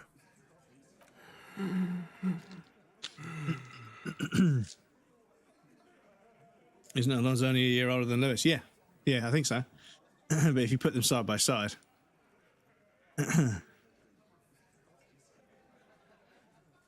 But yeah, this is what I keep reminding people. People are like, oh, Max Verstappen's better than Lewis Hamilton. It's like, no. Max Verstappen's a very good racing driver, but he's not better than Lewis Hamilton. Not yet. Once he bags another 3 championships and demonstrates that he can drive any car going and improve and also have a world champion driver as a teammate and still win, then he'll be as good as Lewis Hamilton. But yeah.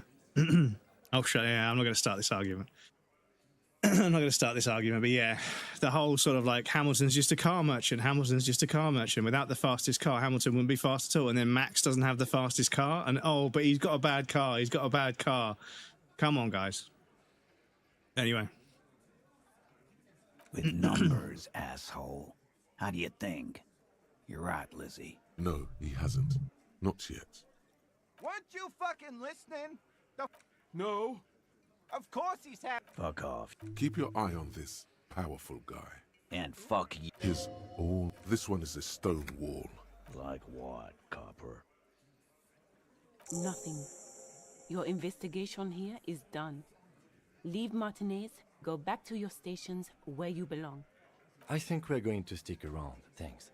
Some things don't add up here, Titus. I've done this job for long enough to know that people don't just... Kimmy can destroy them both anyway. Kid is fast. Kimmy's unbelievably quick.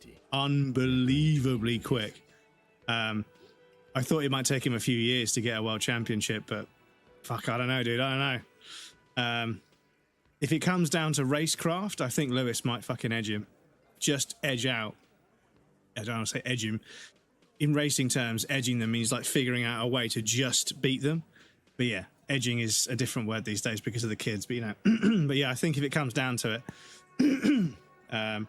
if it comes down to Kimi and Lewis at the end of this season, I think Lewis might outsmart him in a few ways. The trouble is, Mercedes' strategy is so much better than Ferrari's strategy. So Lewis might outsmart Kimi, but then Mercedes will pull off a masterclass strategy that just leaves Ferrari absolutely fucking reeling. Good luck with that. But you've heard everything a rent-a-cop is gonna hear from us. But yeah, real law. Seeing Lewis that far up the fucking standings in a Ferrari in only his second year is very, very reassuring for me. But yeah. Speaking pure racing knowledge and tactics, Alonso still has a Oh yeah, for sure. In a competitive car, Alonso would be a fucking serious problem. If you put Alonso in the McLaren or the Mercedes, he'd be a fucking problem.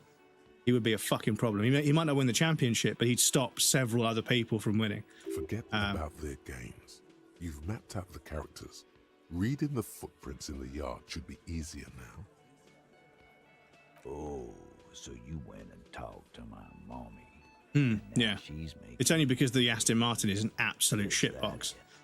And because Stroll is providing zero feedback that's worth anything, and Alonso probably is only doing some work, you know, it just isn't anywhere. But yeah, be a problem because I'd end up stuck in the starting line at the end of probably causing a crash. Watch many carry-on clips, so I can't wait to watch the movies again. That's what the Aston Martin keeps saying too. They have the best strategist in Formula One racing in their car. Yeah. And they've got one of the best aerodynamicists that's ever lived in their garage. But they just have a driver. They have one driver that's basically, because somebody added up how much money that they proposed that Stroll has cost them every time he's crashed and written the car off, how much it's cost to repair. Plus his salary, it's a fucking scary large amount of money. But, you know, it's his dad's money, so, you know. You're gonna go and tell on us? Yeah, I heard him. Experimenting big time in Aston Martin. Yeah. You'd have your ass handed to you if it wasn't for the boss man's word. But yeah, the thing is, you know, because there was a moment where Newey was a bit of a free agent, and the rumors were that he'd had a meeting with Ferrari, and I was like, holy shit, man, because Newey has always famously said that he'd love to work with Alonso and he'd love to work with Lewis. And I was like, oh my God, if Ferrari have just spent that much money on Lewis and they're going to listen to him, which I hope they do, and they have done actually, in hindsight, and they've got Newey making the car actually work, even a bad strategy wouldn't really matter, because if you gave Lewis a Newey designed car, that would be a fucking terrifying, like absolutely terrifying combination. Let me state this very clearly, Capo. Hello, officer. I'm Titus Hardy, and the... Whatever you say, buddy. Need to up my authority. Favorite development this season is through the rotating wings that Ferrari started using, and then Red Bull made their own version of it. Yeah, my favorite meme was the Doner Kebab spit turning on the Ferrari wing. Somebody superimposed it. But yeah, like the fucking wing that turns upside down, it goes faster, and somebody just put a picture of the Ferrari mechanics going like this, like, I don't know who did it, I don't know, but is it faster? It's faster, okay. Pronto. You know? But then Red Bull came up with their own version, but then the wing wouldn't close properly. I think it was Silverstone. Max just fucking lost the back end and went into the gravel. I was like, that's not Max. That's not a Max crash. That's like... There's no way he lost the back end. I didn't believe it for a second. So I was like, somebody was like, "Oh, an uncharacteristic mistake from Max." I was like, Max didn't make a mistake. I'm not the biggest Max fan, but he didn't make that mistake. I'm sorry. That was fucking that was go-karting stuff. The back end just fucking stepped out of line for no reason.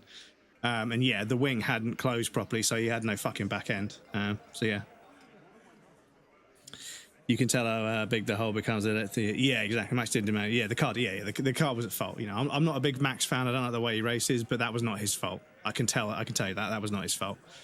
That car just fucking let go for no fucking reason. Well, not for no reason, but he had no way of knowing that the back end wasn't going to. He can throw the car around, and this is the thing that makes me dislike Max. Is he clearly has this fucking omniscient, like, absurd level of control of the car. Like, he can push the car to the absolute fucking breaking point, but then almost always never breaks the car. Apart from that qualifying lap that everybody glazes him for, which I disagree with because he binned it. Max binned it into the fucking wall, chasing Lewis's qualifying time. He couldn't fucking pull it off. He was going like... He had 2 purple sectors in the fucking bank. 2 purple sectors. Done. All he had to do was just bring it home, and he didn't. He fucking threw it away, which is careless. I'm sorry. Doesn't matter how quick you are. If you're careless and you don't finish the lap, it doesn't count. The amount of glaze he gets for that fucking lap. But again, that was a very uncharacteristic error. You know, he fucking pushed it a bit too hard. That was him. He was pushing, you know. But yeah, the back end didn't quite have it there, and it fucking slammed the wall, which was a shame. But yeah, I thought he was going to slam the wall and keep going, because if he'd slammed the wall and didn't break the car and then qualified, I would have been like, you know what? Can't argue with that. That was one of the best qualifying laps I've ever seen. Lewis has got some fucking good ones as well, let's be honest. But yeah, if he'd have bumped the wall and kept it and had a purple final sector, I would have been like, shit, that's history. That would have been history. But it doesn't count. It doesn't count. He crashed. It doesn't count. We need authority, don't we?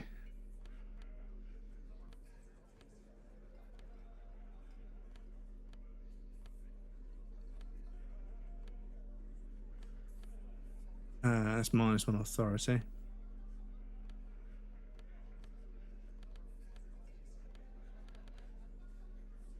The boots of perception. So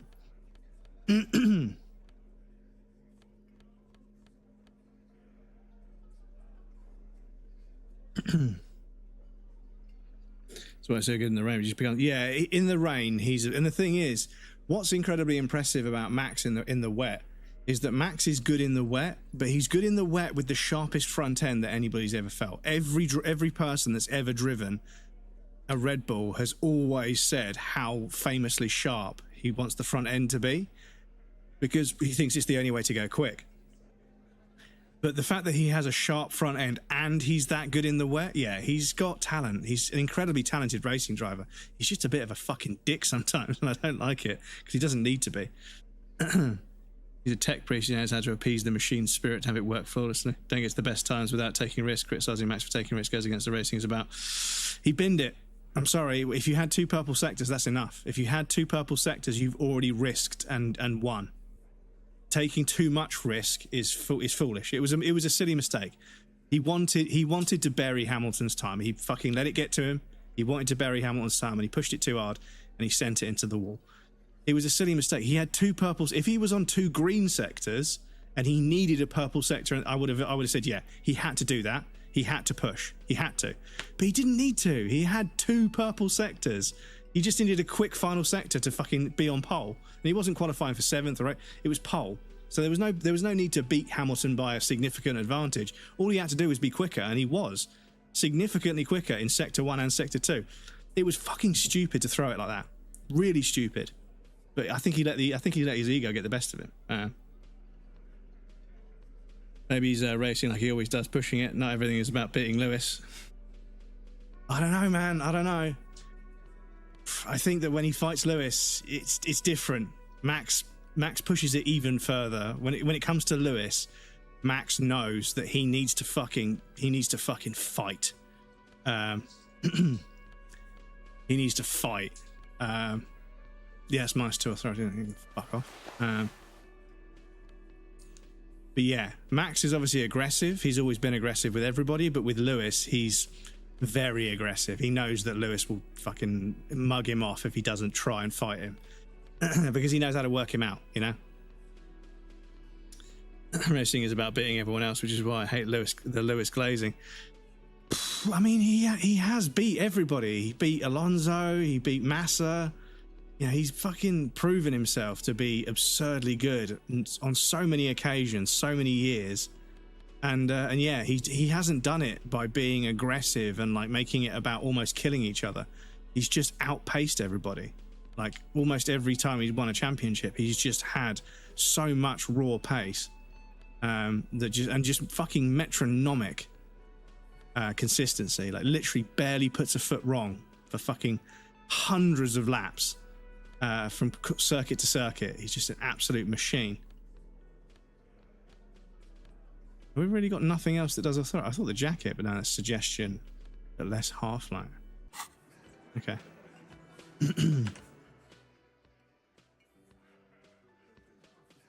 You beat Lewis several times.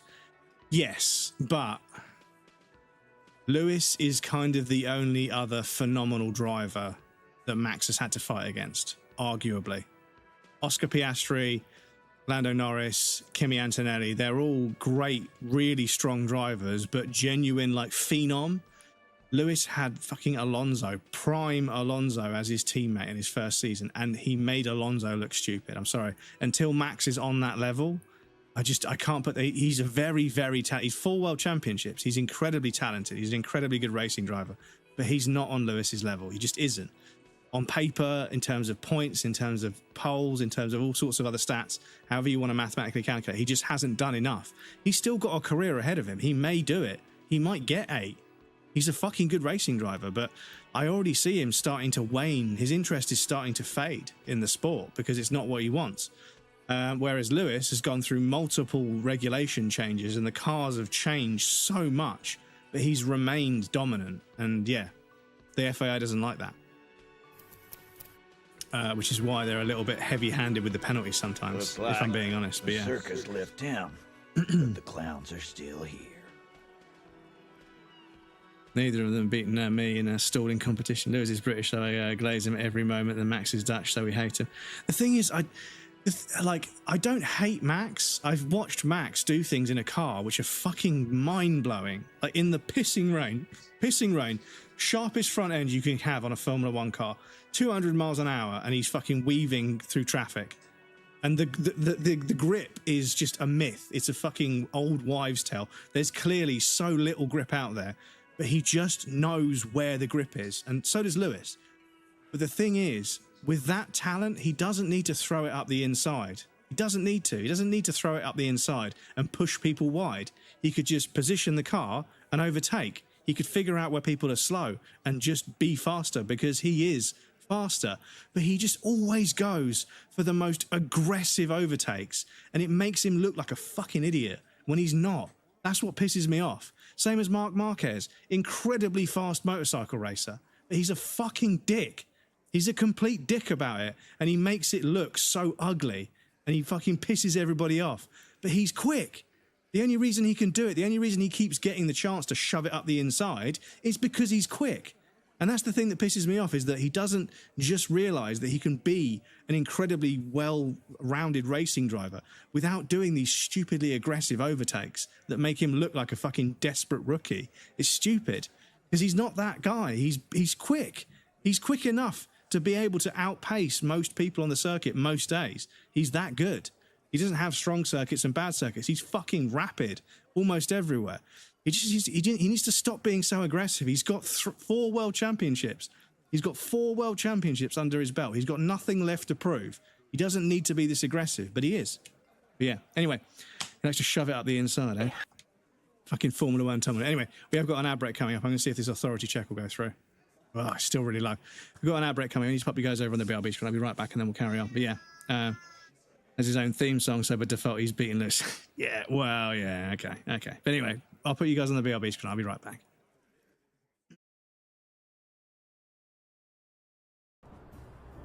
Or maybe it's me just breaking games.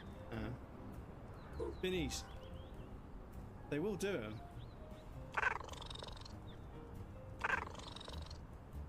But then they get a little bit confused afterwards.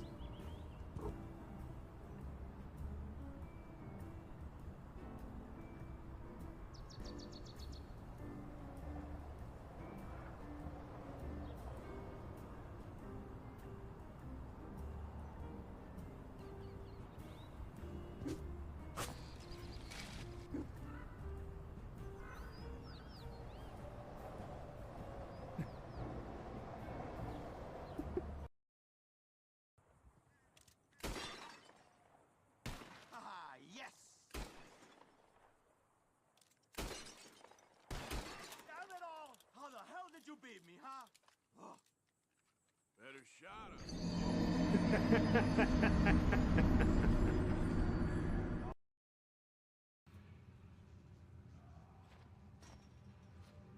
Can we out of bounds? Yes, but no. Fuck's sake.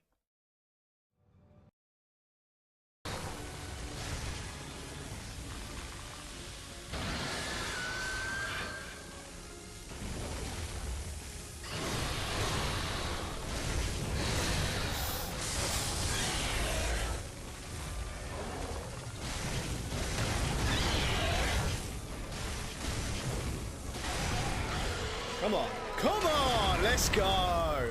Okay, you've got to take its legs out. The world's vaguest wind-up animation, dudes.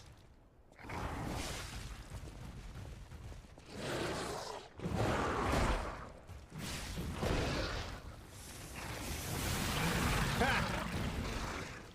Get Gascoigned, bozo. Oh, his arm came off. Clean rotten night.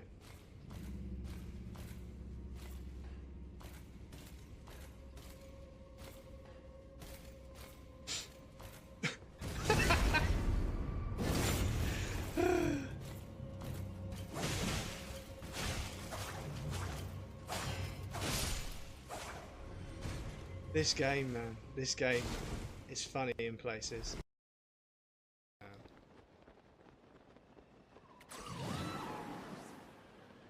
Yeah, it just...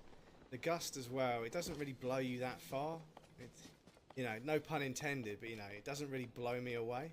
Oh shit. Ball coming back. Can we sneak past the ball? Oh no, we cannot.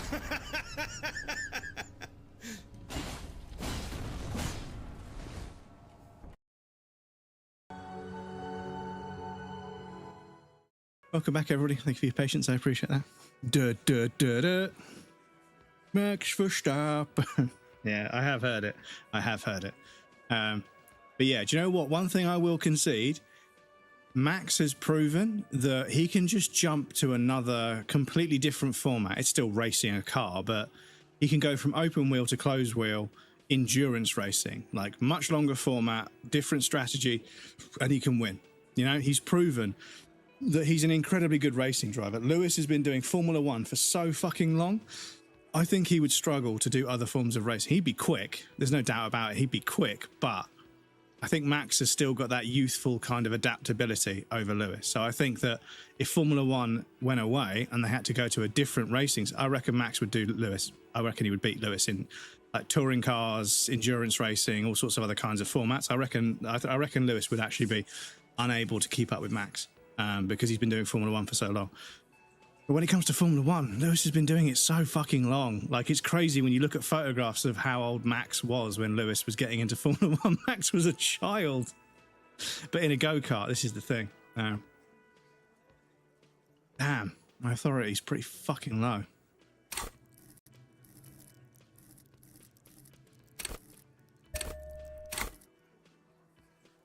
Oh, it's still really fucking low.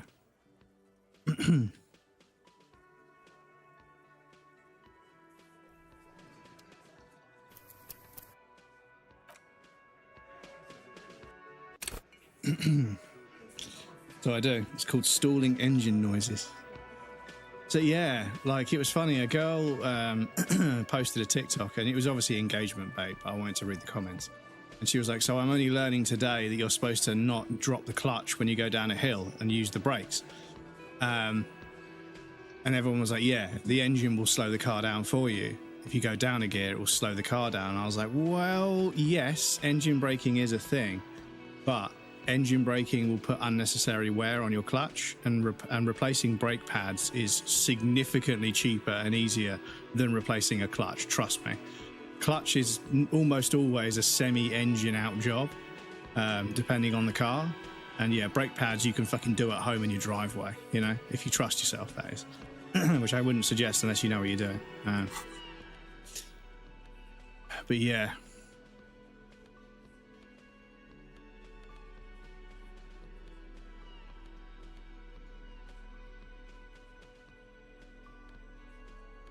Alright, we want.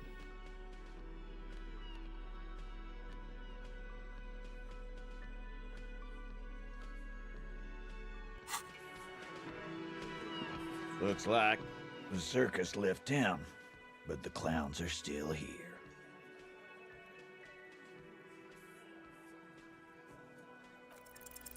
Establish authority. Yes. Authority. Feverish thoughts race through your mind. And what exactly is it you've been doing that's so goddamn special? Shitting yourself in front of us. Going around harassing kids on the street. Kids who've done nothing wrong, all the while talking racist shit. Don't think we aren't watching, fascia. People here trust us. We're getting complaints. Fascia. That's short for fascist. Of course you are. Didn't Carly work in a diaper shop? Yeah. Callie said you've been hanging around the adult diaper shop, browsing the aisles. Too ashamed to ask for assistance. Now that I can believe. And then there's the matter of the floor being completely covered in feces. Yes, shit, feces, poop, scatological jokes. If you don't have anything more to say, then we are going to go back to asking questions. You don't have to be the butt of every joke. You're making the lieutenant look bad. Just stick to what you know.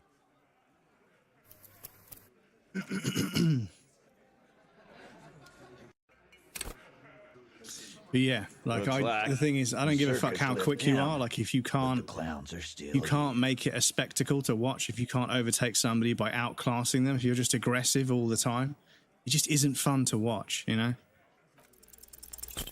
And it makes enemies. It makes a lot of enemies, and this is the trouble. Authority. Feverish thoughts. I think people tolerate Max, but I think people like Lewis. That's the thing. And I don't necessarily agree with that because, yeah, I know Max had a very difficult upbringing, and I would accredit his social skills being a little bit off to the fact that he had a very rough childhood.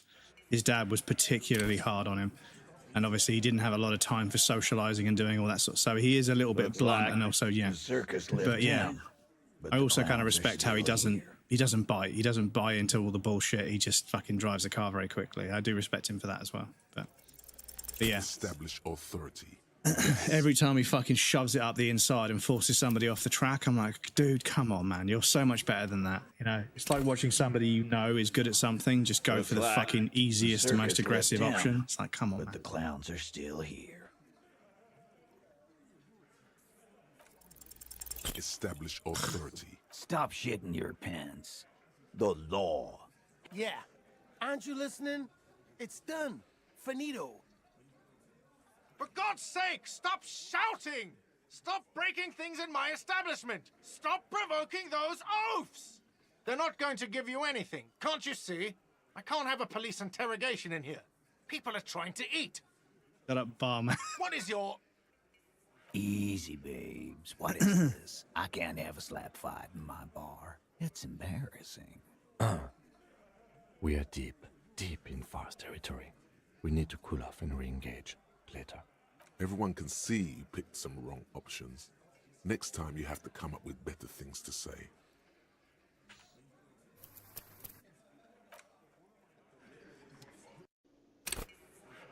Looks like the circus left town, but the clowns are still here.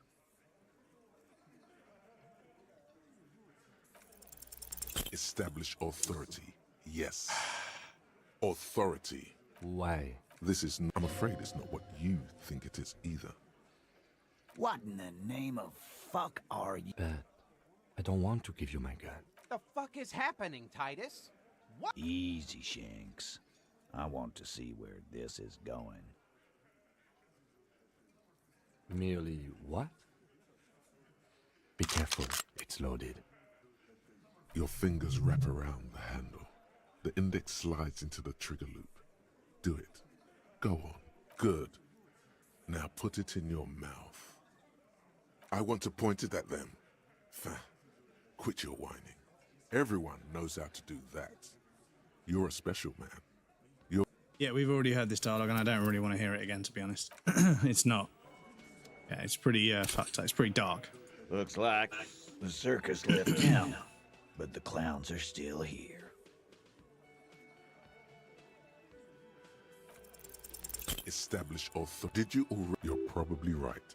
The others are only. Did you already? You're probably right. The others are. Yeah, is my authority really that low? Have I still got something on that's lowering my authority? Or rather not.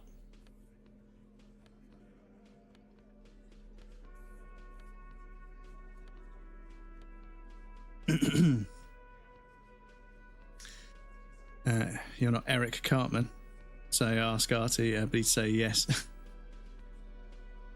Artie will say yes to anything that involves food or attention.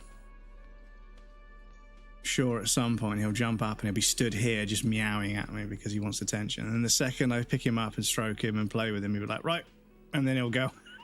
He got what he wanted, so. But yeah, we need authority, don't we? I think authority is a red skill, I think.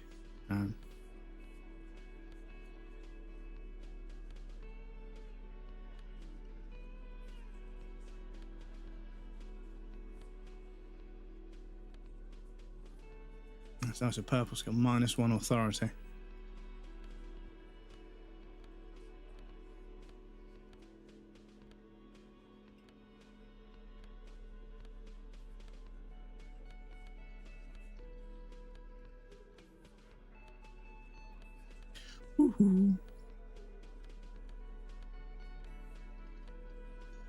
Dudes, fucking Sea Power played a fucking venue in England and I fucking missed it.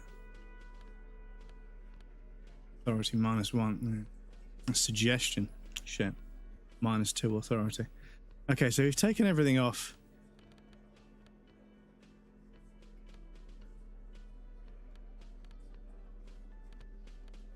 Should put some fucking trousers on. Because, yeah. Because, yeah, we're still only 1 authority. Very low, isn't it?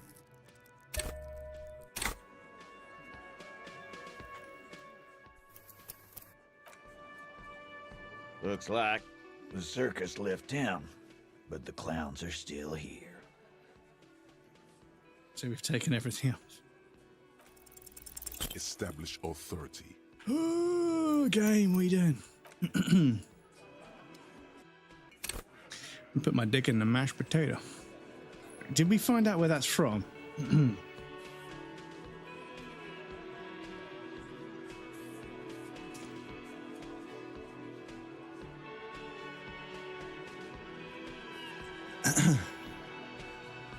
Shit, if it's going to be that kind of party.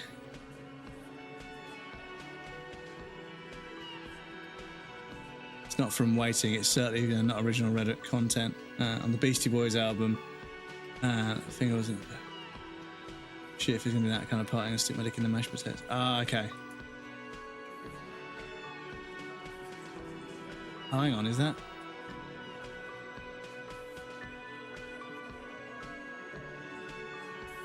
So it was a Beastie Boys song. Making with the Freak Freak. Yeah, okay, that was it. We did look, yeah, I think I remember we looked it up, didn't we? Because, yeah, I was like, I'm certain I've heard that sample somewhere. And maybe that Manton guy was the person that said it. Looks like the circus left town, but the clowns are still here. But the other one is like, there's a Coal Chamber album. I'm going back sometime now, but there's a Coal Chamber album. I'm pretty sure one of the samples is, as soon as they're gone, he gonna fuck that little monkey. I don't know where the fuck that comes from either. Oh, game. You are being so rude. I might have to come back. And then we ask him something that completely changes it. So yeah, let me see what other checks we've got going. Manton Moreland said it in his album, That Ain't My Finger. Ah, okay. Oh, that ain't my finger. Yeah, okay. What is it, Mr. Moreland? Is it going to require HR? I saw that fucking post the other day. Said, working class drunk. You know what this means, right? There's a fucking post that said, it was like some guy that looked really sort of nervous. It said, when your joke is so good that HR wants to hear it. It's like, oh shit. Maybe you shouldn't have made that joke. Cracked it. All in a good day's work. What do you mean, what did I crack? Look at how working class that drunk is. Yes, and you found him. Now go and tell the working class woman. Protect and serve, recruit. Well, no, actually, that's not her husband, and we know that. Didn't she repeatedly tell you her husband isn't missing, though? But he is missing. You heard her. Do marriages make any sense? does honor. You're not a filthy philosopher. You're an officer of law. I've seen that one. Yeah. As soon as those people are gone, you're gonna fuck that little monkey. It's like, where the fuck did they get this sample from? For fuck's sake. But yeah, Coal Chamber had an album, and it had like an ice cream truck on the cover. I can't remember what it was called. But yeah, it had like one or two really catchy songs on it, so I had to get it. But yeah, I tell you what though, Coal Chamber were pretty good, but Spine Shank. Fuck me, Spine Shank had some fucking absolute fucking bangers. To this day, I still like listen to them sometimes. Oh, hang on, can I get a medal from Renee? The purity of snow always reminds me of the purity of a man's soul, if he's got principles. There's nothing for you to understand here. It is not her death you are investigating. Absolutely not. She died of pneumonia in her bed at the age of 79. This is highly usual. Revachol Fair of 91 in the Faubourg district. A parade was held to honor Guillaume Le Lion's name day, and the Carabineers marched in the place of honor. Yeah, as well as Spine Shank, American Head Charge, and of course Fear Factory. Oh. I had a fucking 2-year stretch where I just listened to Fear Factory, Spine Shank, and American Head Charge. This was the happiest day of my life. And all it was something beautiful. Da, da, da, da, da, da. I was 22 when I returned from King Guillaume's Akira operation in the south, and found my sweetheart in the arms of this wretch. The Ikeda operation was a 7-year campaign, during which suzerain Guillaume's army forcefully united the people in the southeastern part of La Petite Continent, collectively known as the Ikeda tribes, under the Revacholian banner. But yes, I remember being very, very, very young and going to see Slipknot that was supported by American Head Charge at the Brighton Centre. And yeah, I was probably too young. I was probably a bit... My parents were kind of strict in some ways, but they were really cool in others. I was probably a little bit too young to go to that gig on my own. I was with some friends, but we were all kids, right? I won her back. But while I was dealing with some issue... You were like a dark cloud sucking the joy out of every living thing around you. So that said, IKEA operation. IKEA operation? Hurt her. Akira opera, yeah, I suppose, yeah. The Swedish. Oh, yeah. Dark cloud. That sounds unpleasant. No, wait, IKEA is Swedish, right? So that would be another one of those. But yeah. Picturing a bunch of fully geared up soldiers breaching an IKEA and having to search for hostiles, sweeping each and every fake room. Yeah.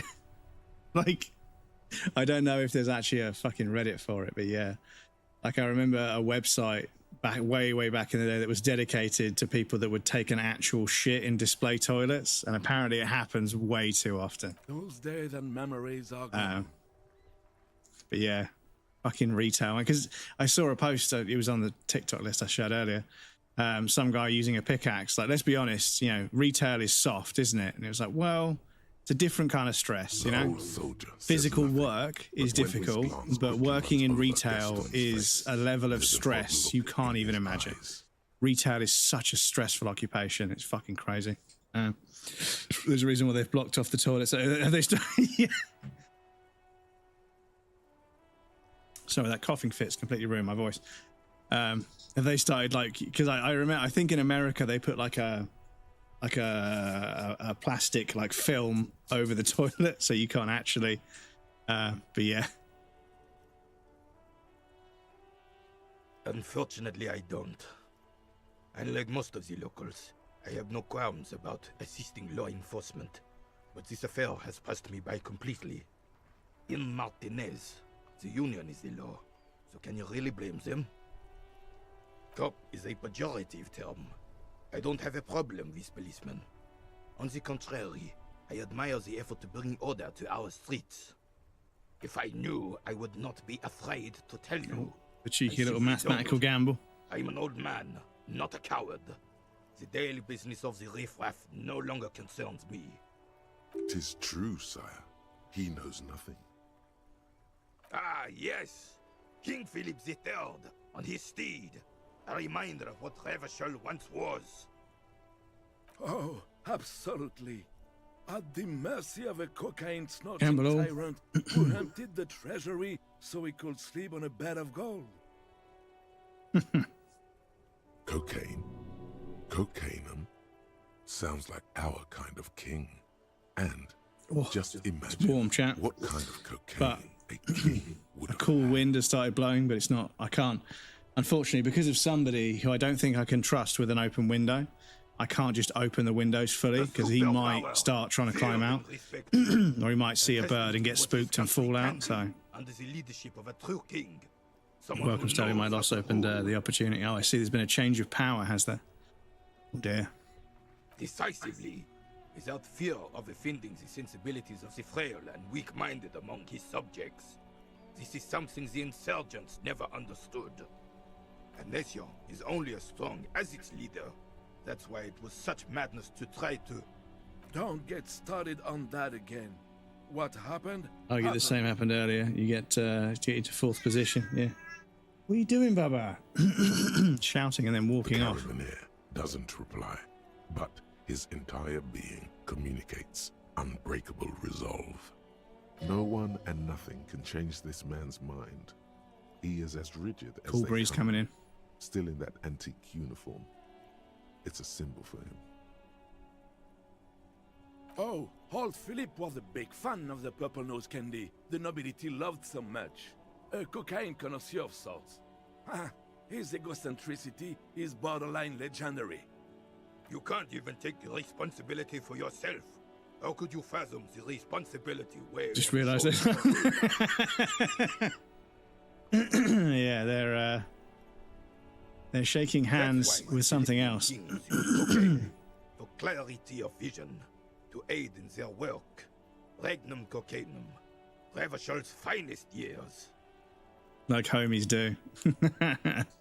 Shaking heads. Yeah. As long as it's not docking.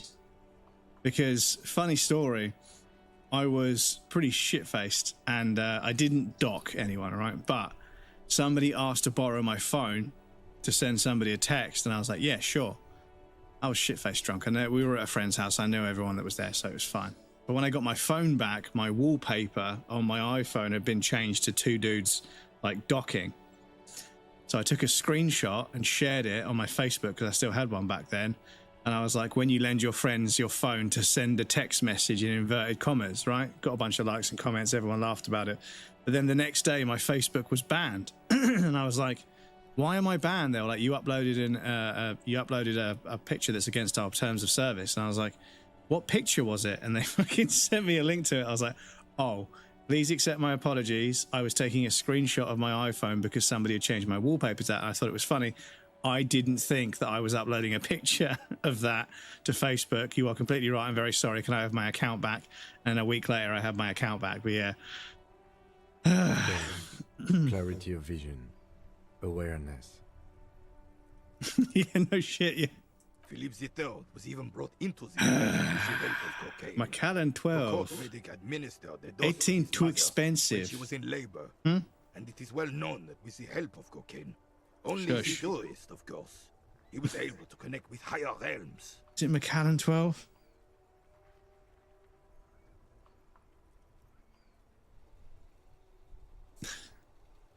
Hey, what are you drinking there? Hey. Oh, there's so many fucking videos of everything. You're the video I want to see.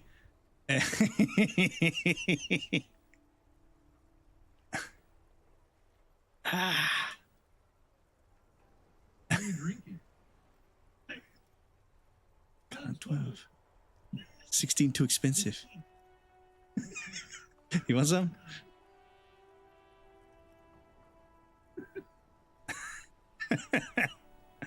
Ah.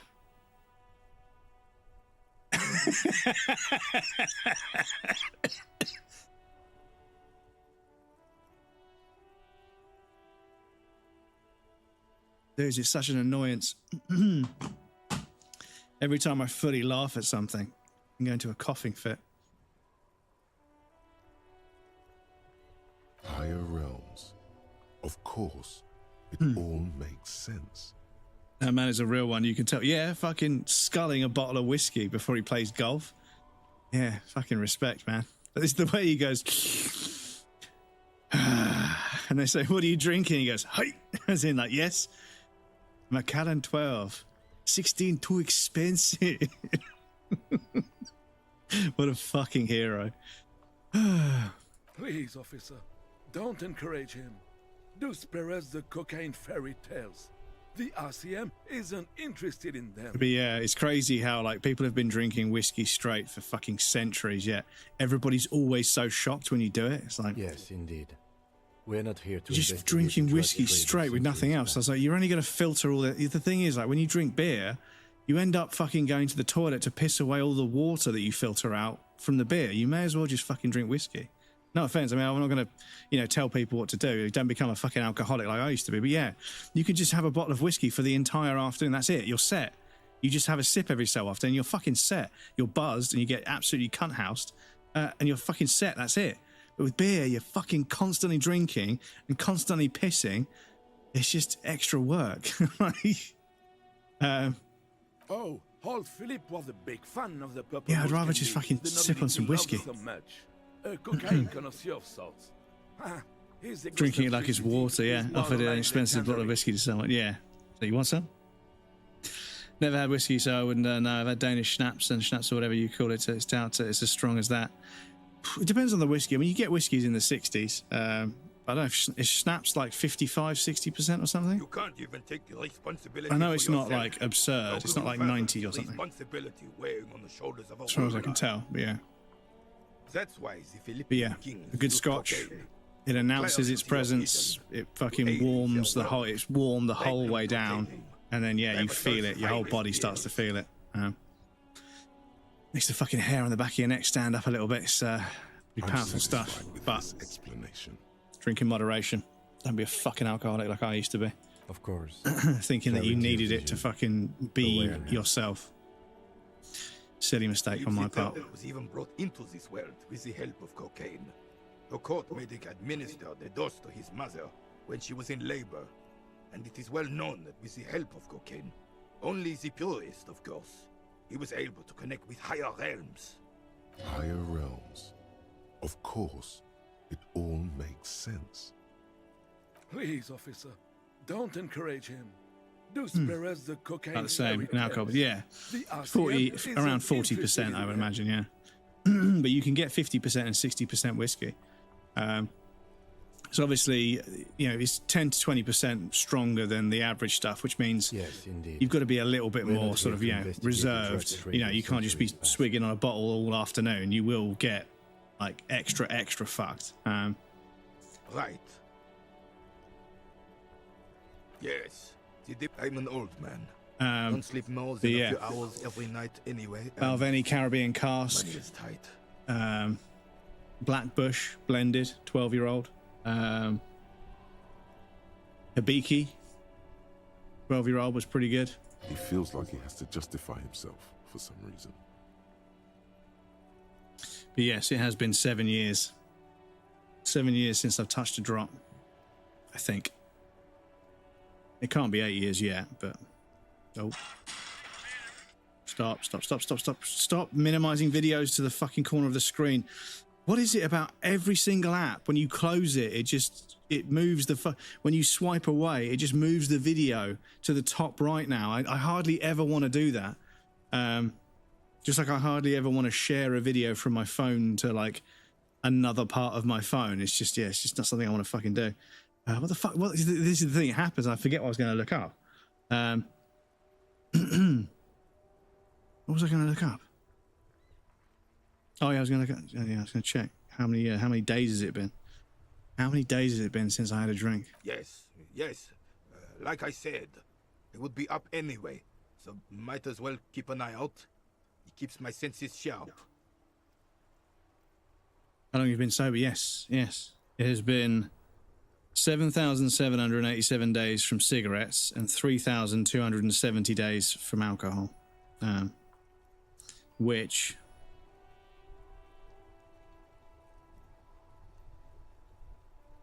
is 107 months. Oh, it is 8 years. Huh.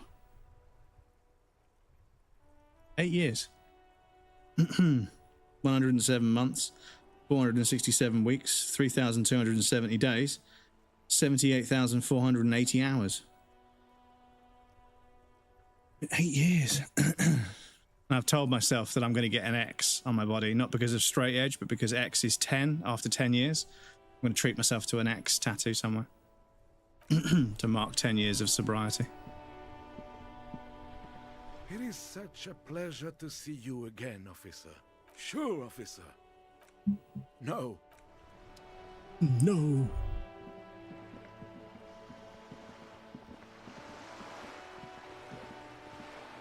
I got a total of, in beer units, 5 beers in my whole life spread over 32 years, most of them within a 10-year period. Fair enough, dude. Fair enough, you know?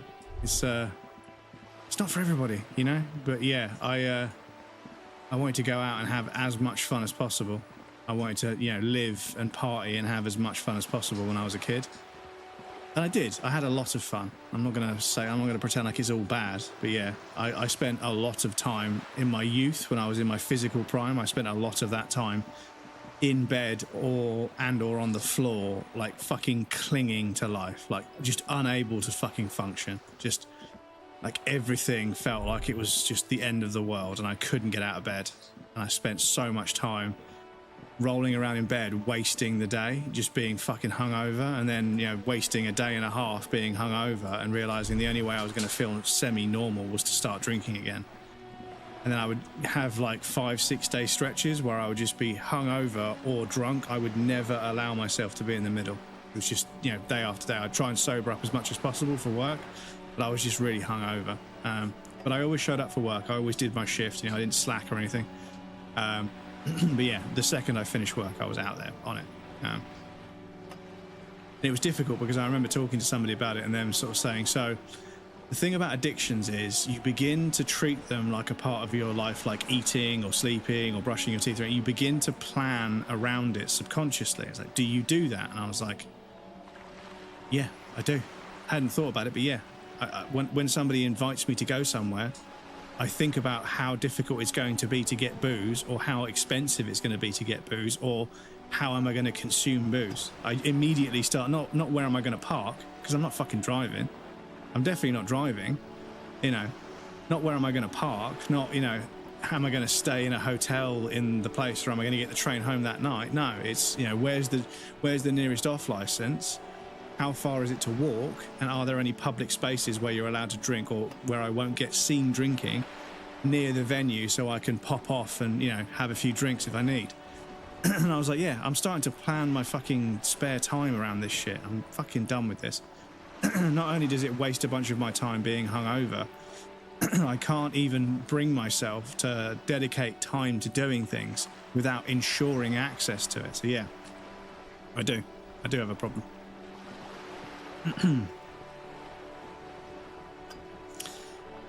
Down 32, you really are secure. Never liked the idea of losing control of my own body and mind, so I never wanted to do it. Yeah, this is the thing. The trouble is, right?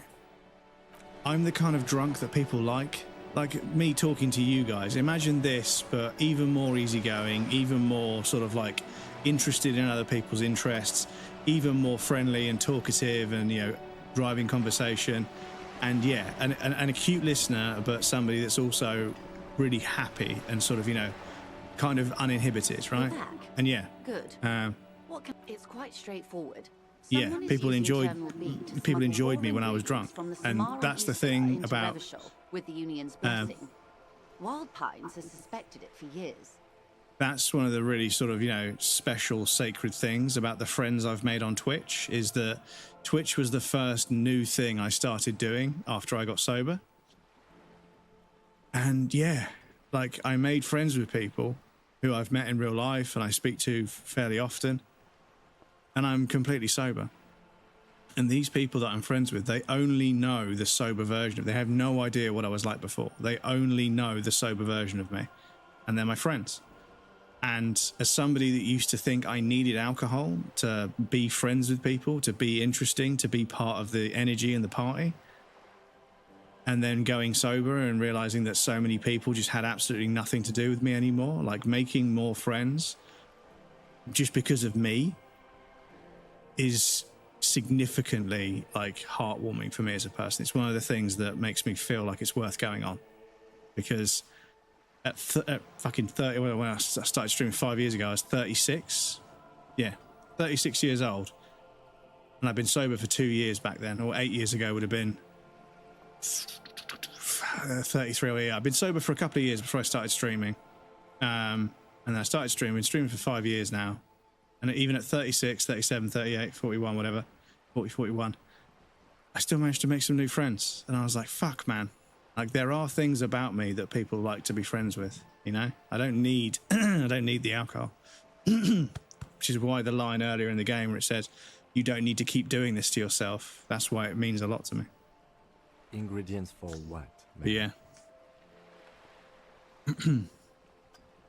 Back in my day, the youth were more respectful. Well, I wasn't very respectful, to be honest. Being old doesn't earn it, Grandpa. Get off my lawn, kid. Do it, nobles. Friends always used to say I act drunk anyway, so I wouldn't need alcohol. Yeah, well, yeah, exactly. If you're already chatty and sort of open-minded and uninhibited, and yeah, you maybe don't need it, to be honest. But yeah, then they all abandoned me because I never went to parties, and they all started drinking. I was like, yeah, it's the trouble. Meth It's the and trouble. dextroamphetamine, GBL, and various synthetic psychedelics. Honestly, it might be quicker to say what you can't make from the stuff. Yes. After they clear the terminal, we lose track. The actual production is taking place at various sites in and around Jamrock Quarter, north of here.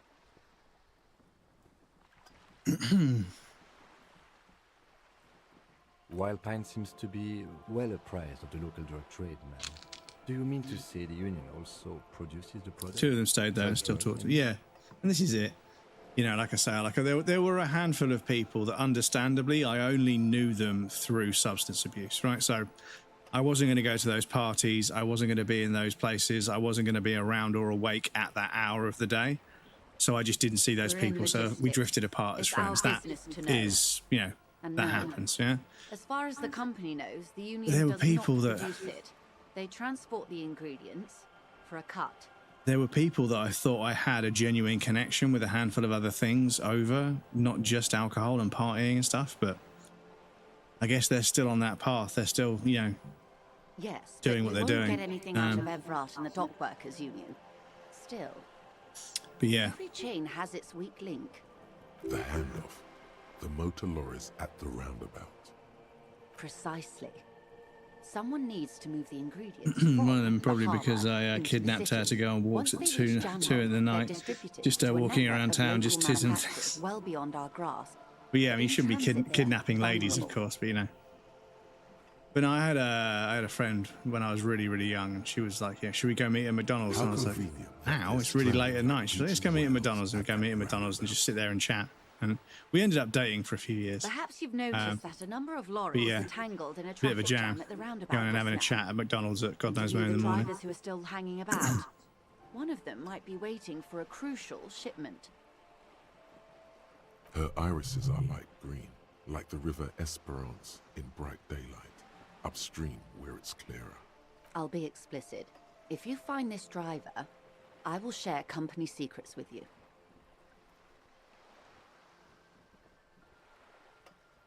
We did, on more than one occasion. Apparently, there's some sort of inter-precinct disagreement about whose jurisdiction this area falls under. We know the company has launched its own probe into the union's alleged Cool that she involvement. enjoyed the walk, so she was a little nervous to start because it was so late and dark. She It's not quickly just the realised that idea. the reason I walked so late is because there's nobody else around. Find any hard evidence. Had the whole world to yourself when she started. Yeah, I remember, like I say, I used to do a lot of drugs and drink a lot. But I remember when I started work at like 6 in the morning or something, I'd be walking to work at 5 a.m. And yeah, in the summer, it was daylight by 5 a.m. Lemon, welcome in, lovely to see you. But yeah, like in the summer, it was daylight by 5 a.m., but there was nobody around. All the shops were closed. There was nobody there. So it was just me walking through an empty town to get to work in the daylight. It was really weird. They did a similar trick when they were filming 28 Days Later, Tower Bridge. Was it Tower Bridge or London Bridge? I think it was Tower Bridge. No, it might have been London Bridge. Yeah, I think it was London Bridge. Yeah, they got there at fucking silly o'clock in the morning, and they closed the road very briefly to get the shot of Cillian Murphy walking across London Bridge with nobody else there. And then there were a few areas of like Camden and that lot where they filmed. I think it was Camden. Yeah, really early in the morning when there was nobody around, and they had like these little handheld cameras that allowed them to just quickly do shots that they wouldn't have been able to do with cinema cameras. But what's really interesting is 28 days later, I think it's 28, yeah, I'm pretty sure it's 28 days later, at the end of the film, they finally find somewhere that feels safe, and it cuts to a proper cinema film camera. So suddenly, Cillian Murphy's character wakes up, and it's really razor sharp focus, and like, yeah, it's like a cinema camera, and they've been filming on these little handheld cameras the whole film.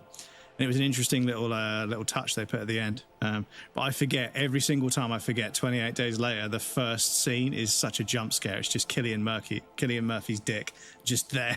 I was like, oh yeah, I forget.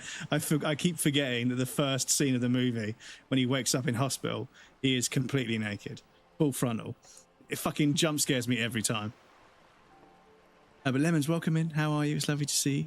How have you been? Did you have a good weekend? Hope you're all good. It's burning down exactly. Summertime night walks, especially when the sun starts rising at 2 in the morning. Yeah, it's nice. Yeah.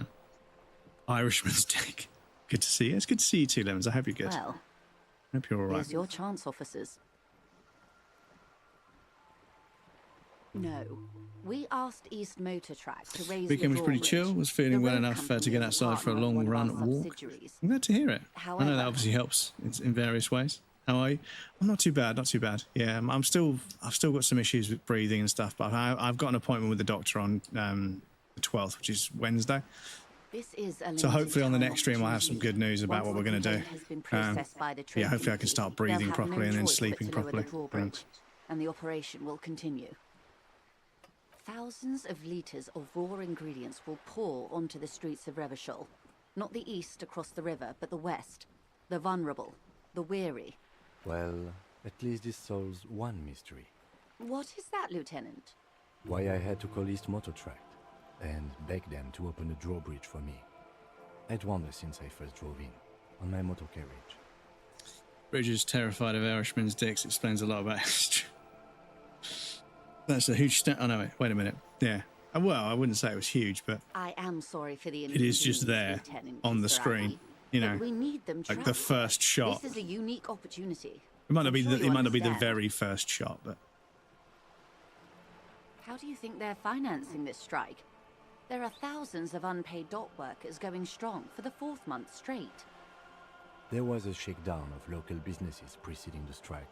Many were squeezed to bankruptcy to fund. very first shot. It's oh God, the thing is, I don't want to look. I can't look it up on stream, but With yeah. all due respect to these Because yeah, there's 28 months later. The Because I watched contents 28 of the days free later, then cash 28 weeks cannot later. provide for 2,000 men. But yeah, The there's local 28 months businesses later, which I can think they scarcely shot a lot provide of it for on themselves. iPhone, right?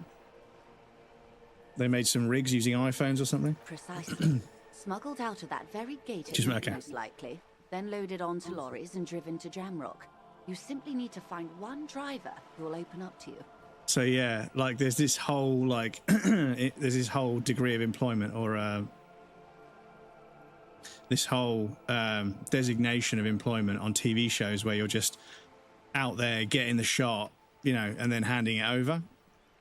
And apparently the shot required somebody to walk past out of a bedroom down a hallway with a bathing robe on, but the bathing robe wasn't tied like properly. And they wanted to film it until they got a shot where you couldn't see this guy's dick. But apparently it took like 40 takes. His dick was always just in shot. And they had to keep doing the shot until the bathing robe just didn't flap open at the wrong moment. It was fucking hilarious. Because, yeah, they said, today I spent the entire day, the interview with the guy that does this job and the rest of the crew that just go out there and get the shot. And then, yeah, film on location when they've got the chance. They need to get in there, film, get all the shots, get out of there, go into the next, because TV moves very quickly. And yeah, they're like, we spent the entire fucking day trying to get this one shot, and it's just this guy's dick just kept swinging into view. And he's like, yeah, the second you can see anything in any frame, you can't have that shot on television. You're not allowed to have it at all. But the fucking director is adamant that the scene has to exist to keep it PG-13 or whatever. But yeah, making fun. There's a 28 years later. Was it? Oh, so I watched 28 days, and I think I watched 28 weeks. I thought it was 28 months, but is it 28 years? Okay. 28 days, weeks, 28 years, Bone Temple, and the untitled fifth film. Ah, okay. You Danes are like zombies.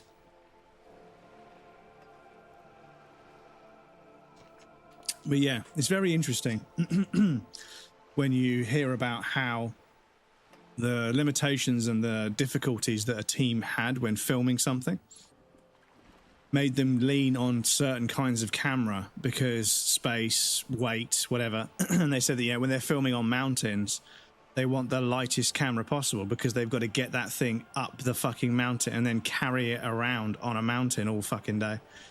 So they want the lightest camera possible. The trouble is, like when you're shooting at night with film, you need a really, really fast lens, which means a really big, chunky camera lens that's got like a really big aperture, which is probably going to have a bunch of really heavy glass in it, which is obviously a pain in the ass to carry up a fucking mountain. Excellent. It may come to nothing, or it may just blow the case wide open. I can keep Fifth one was apparently in the works, but yeah, it turned more zombie-like when he met a Dane. It's like an infection while Swedes try to destroy the Danes. In the meantime, the good thing Krill's not here to argue. Any other way I may be of assistance.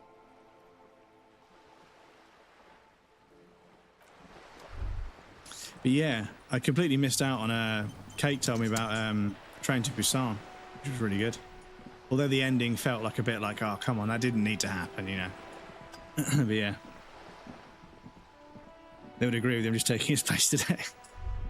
Filling in for them. Yeah, it's great. There's a sequel, right? Excuse me.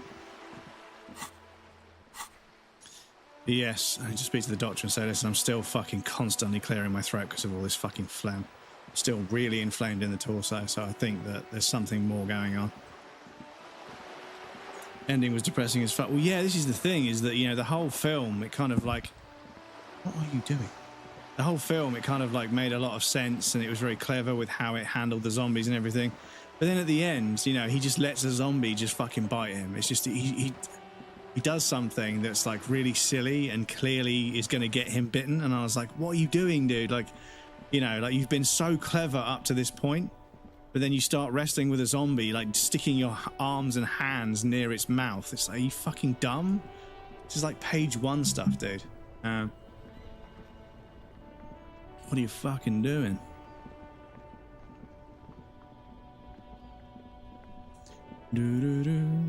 Forgot we could fast travel. It's got really foggy.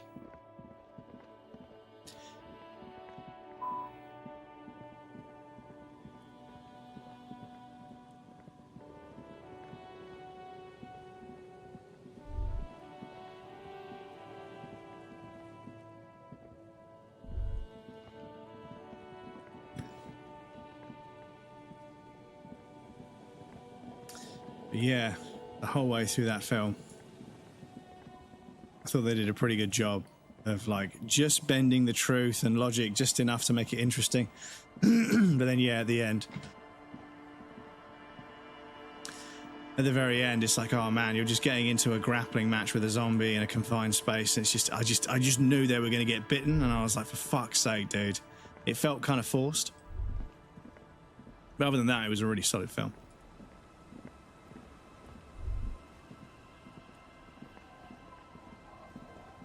Did it to protect his daughter and her pregnancy. Yeah, but I still feel like the way that fight sequence went down, it was like it just felt kind of unnecessary. Like there were some risks that felt rather unnecessary. Did we pick up that jacket that's an absolute fucking pile of shit? Yeah, we did, didn't we? Filthy jacket. Okay, let's see if we speak to this washerwoman and she might wash it for us. Our tenant, the policeman. I hope the waves don't keep you up at night. What can I help you with? I can wash it for you. But it's going to take about a half an hour. Well, he risked everything to protect his child. Think you can stay put for that long? Yeah. I don't know. I need to rewatch it to articulate exactly what I'm getting at, but I just genuinely felt that it felt a bit forced to kill him off at the end. I feel like it could have been... It just felt very, very manufactured. I could use a breather. It's been another track and field day. I mean, yeah, maybe I missed something, but yeah, I remember thinking like, oh man, that felt a bit kind of forced at the end, but you know.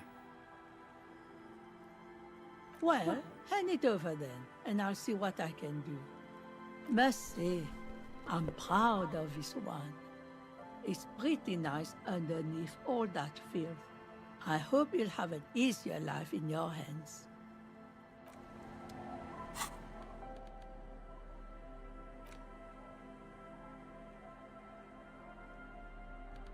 Because we've got the Faun.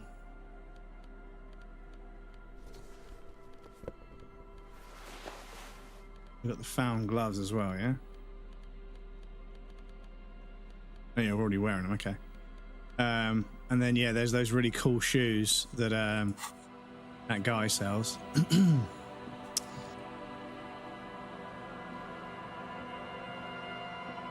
Excuse me.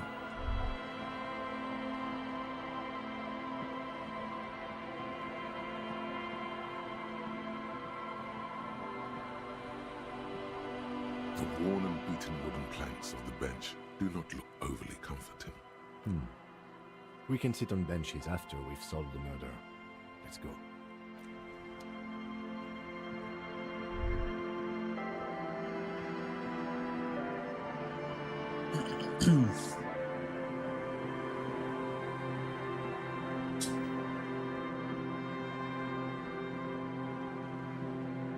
Yeah, maybe I need to watch it again. Redefine my understanding a little bit. Right, let me save the game there real quick, because also I wanted to show you guys there is a way to get Kim to share his secrets, but I need to be... There's a save in the fort from our previous playthrough where we have like 8 skill points to use, which is exactly what I wanted. I wanted a bunch of skill points that we could use. Where is the fort?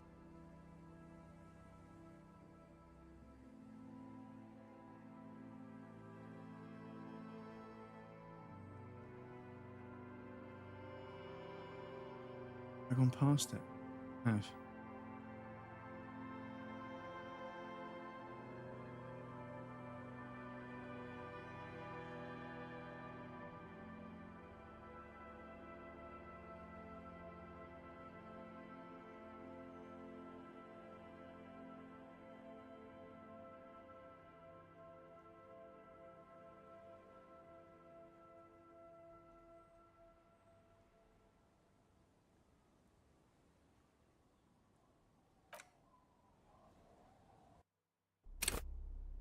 So if our authority is very high,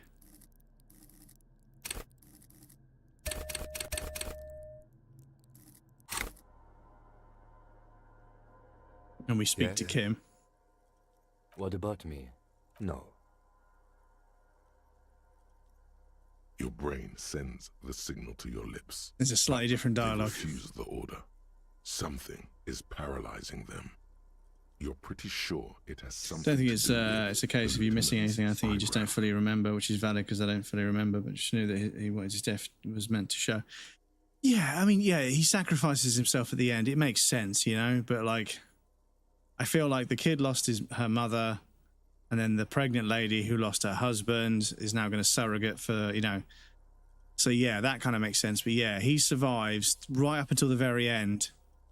And I feel as if, like, I don't know, it just felt like on the side of a locomotive train, that tiny little walkway, it just felt like a really sort of peculiar place to set up a combat sequence with a zombie. And then, yeah, while he's fighting it, he's just noticeably careless, which is how he gets bitten.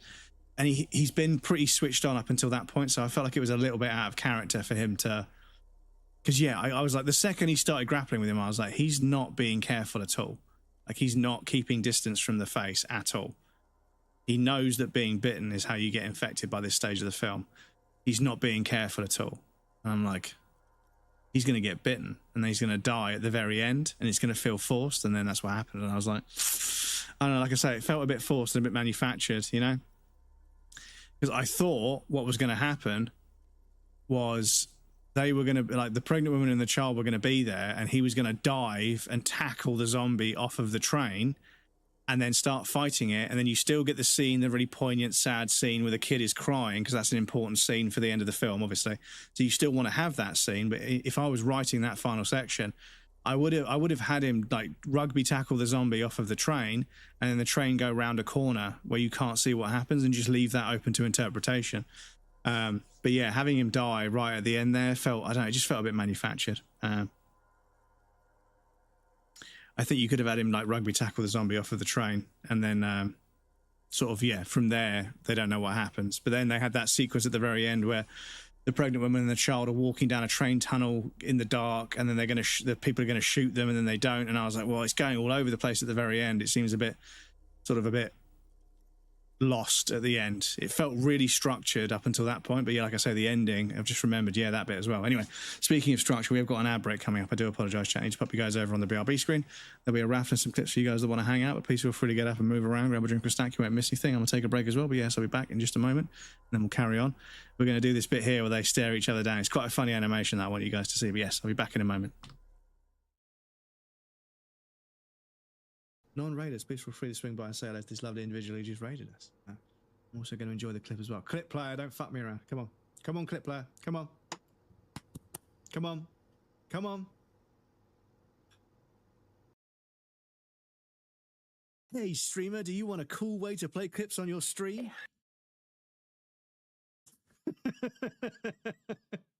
Fucking hang on a sec, Raiders. I'll be right with you. By the way, I'm Breadcrumbs. I'm a streamer where everything breaks all the fucking time. Right, let's try that again.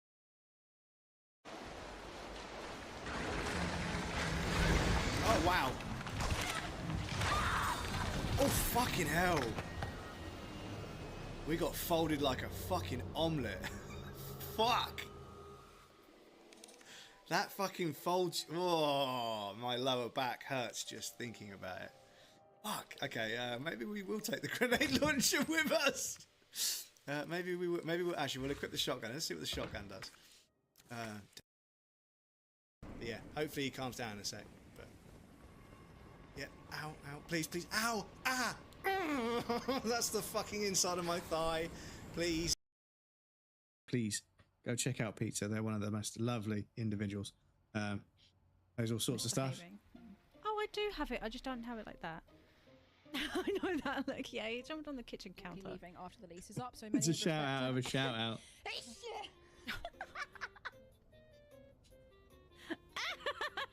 Kate sneezing straight into the microphone almost. And Pizza finding it fucking hilarious. Okay, so I have clip shout outs as it turns out.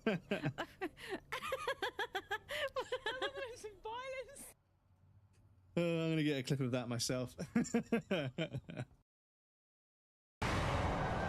one's for you, Soph. This one's for you. And the Raiders.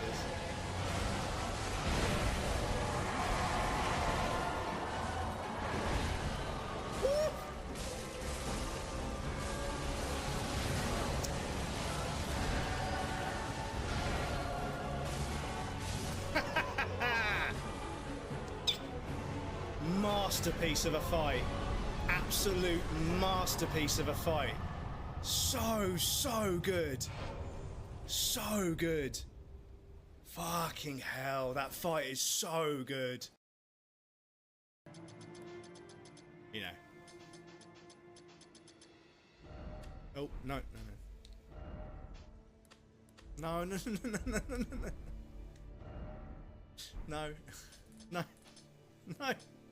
No. Hang on.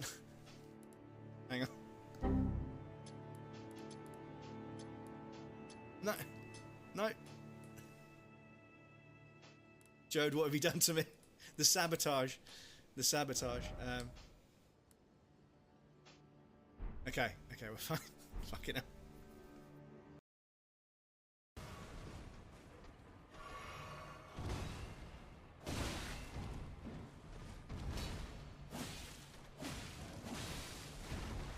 Ha! I fucking bled him in the air. Fucking bled him out of the air. That was kind of cool. I like the fact that that still triggers. That's quite cool.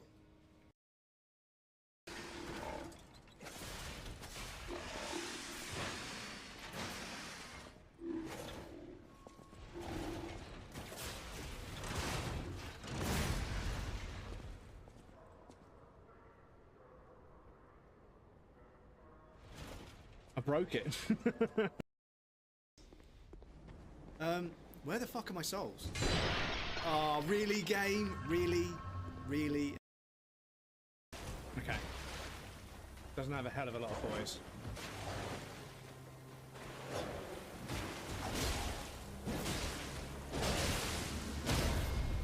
Yes, please, please, please. Oh, fuck you, Elden Ring! Fuck you, Elden Ring!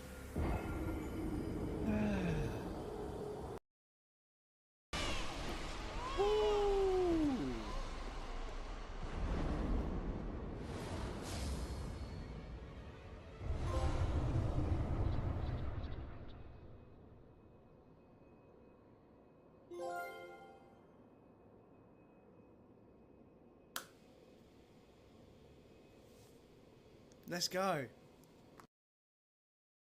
Move fast, Isaac. Aegis 7's looking damn close out there. Oh shit. I need oxygen. Please tell me there's oxygen in that room.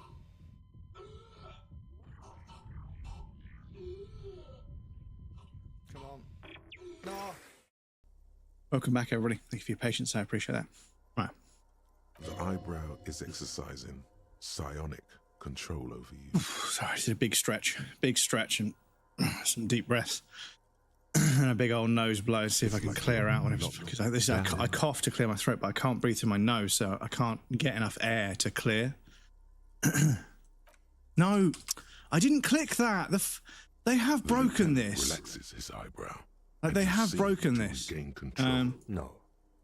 You can't, sometimes you can't just get off one of the options. You can't move away from it.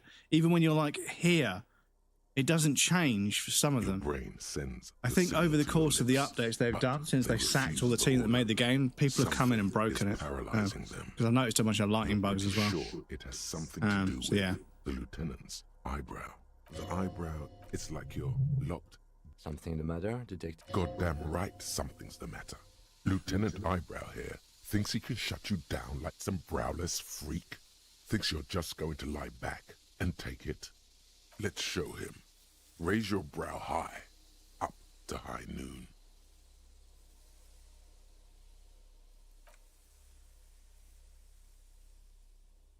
After decades unchallenged, the lieutenant is caught off guard by your brazen provocation. But his counter comes fast and hard. This could get ugly. Your fingers trace the edges of an imaginary holster on your hip. A slight twitch runs through your index finger. Now counter his counter. Brow to the troposphere. Full hoist.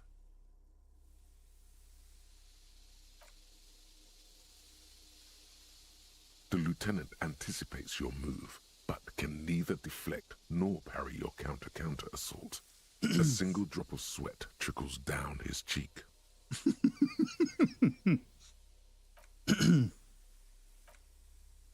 An almost imperceptible snap inside the lieutenant. His shoulders relax, his eyebrow casually descending as he tries his best to look relaxed, nonchalant even. A graceful retreat, so smooth you'd almost think there was no battle at all. There, you've breached his defenses. His secrets are yours. All right. I guess there is one thing. I have, on a few occasions, when I was young and foolish, smoked hemp. The hemp. Cannabis. Is that secret enough for you?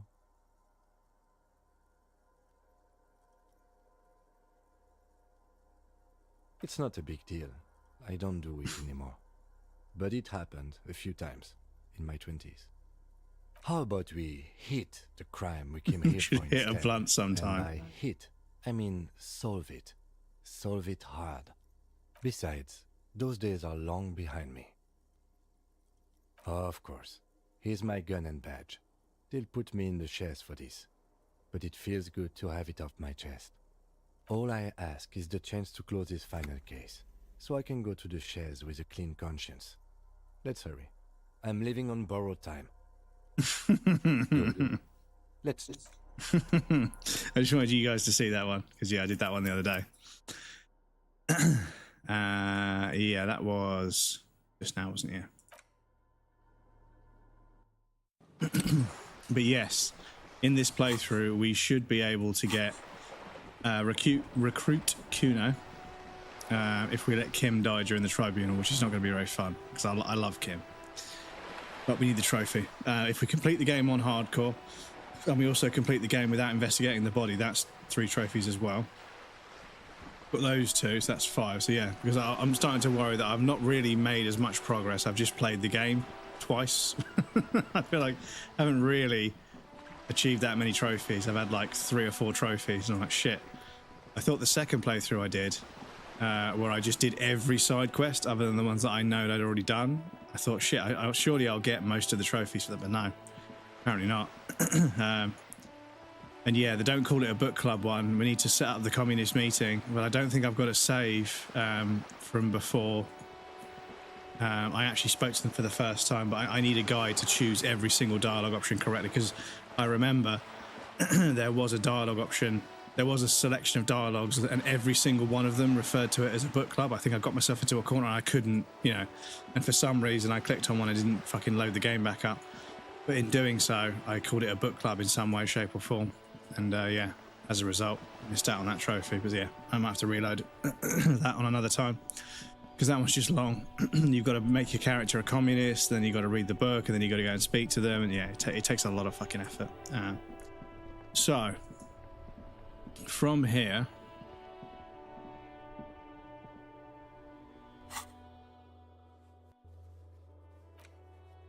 sing karaoke. I think I've got a sad song on tape already. I think.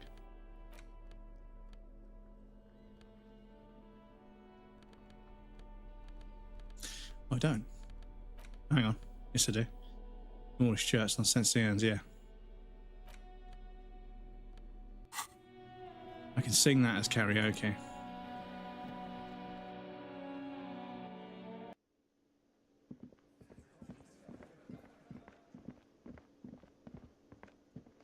Hey, was there something you needed? Well, well. Bringing him that new bird sure made a difference in his attitude. Do I have a shaker? He sounds and it's not a shaker. It's nothing. He's holding nothing. Am I wearing a little bow tie? Am I wearing a bow tie and doing this? Am I smiling? Do you see me smile? Because he's not a bartender. That's right. I'm the cafeteria manager. Play it calm. This man needs to understand you need a drink to help the community deal with police stuff. Oh, well, in that case, let me pour you a nice, big, refreshing marinella. Do you want that out of a glass or a pineapple? Don't be an imbecile. I'm not going to serve you a marinella. I have work to do and broken things to fix.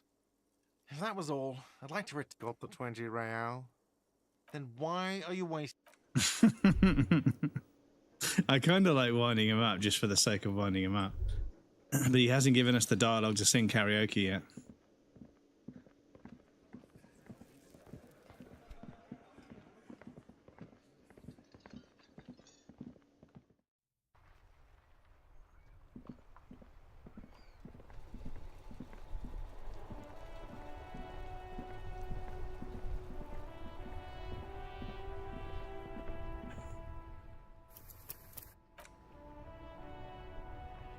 Still here.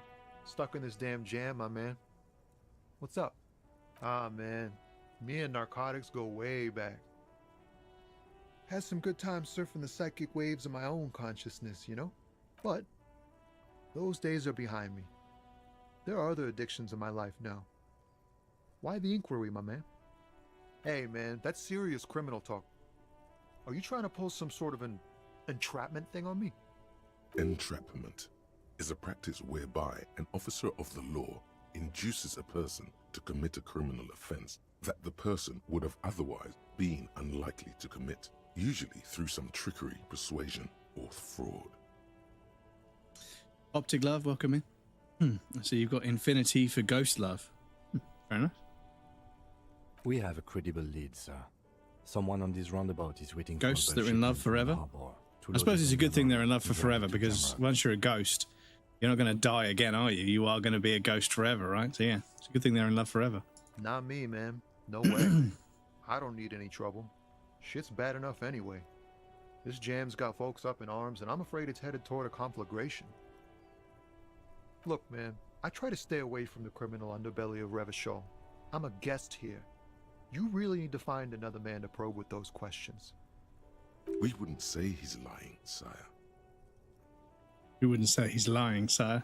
But I don't know if it was a Vine or a TikTok, but somebody was like, imagine like 100 years from now when all the ghosts are like Gen Z.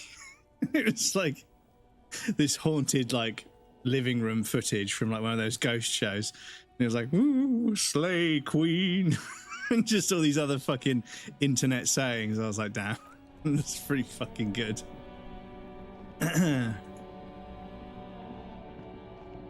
This is somebody superimposed themselves in black and white, twerking as like a ghost. Oh yeah, the ghost memes. I miss Vine. Holy fuck, man, Vine was so good.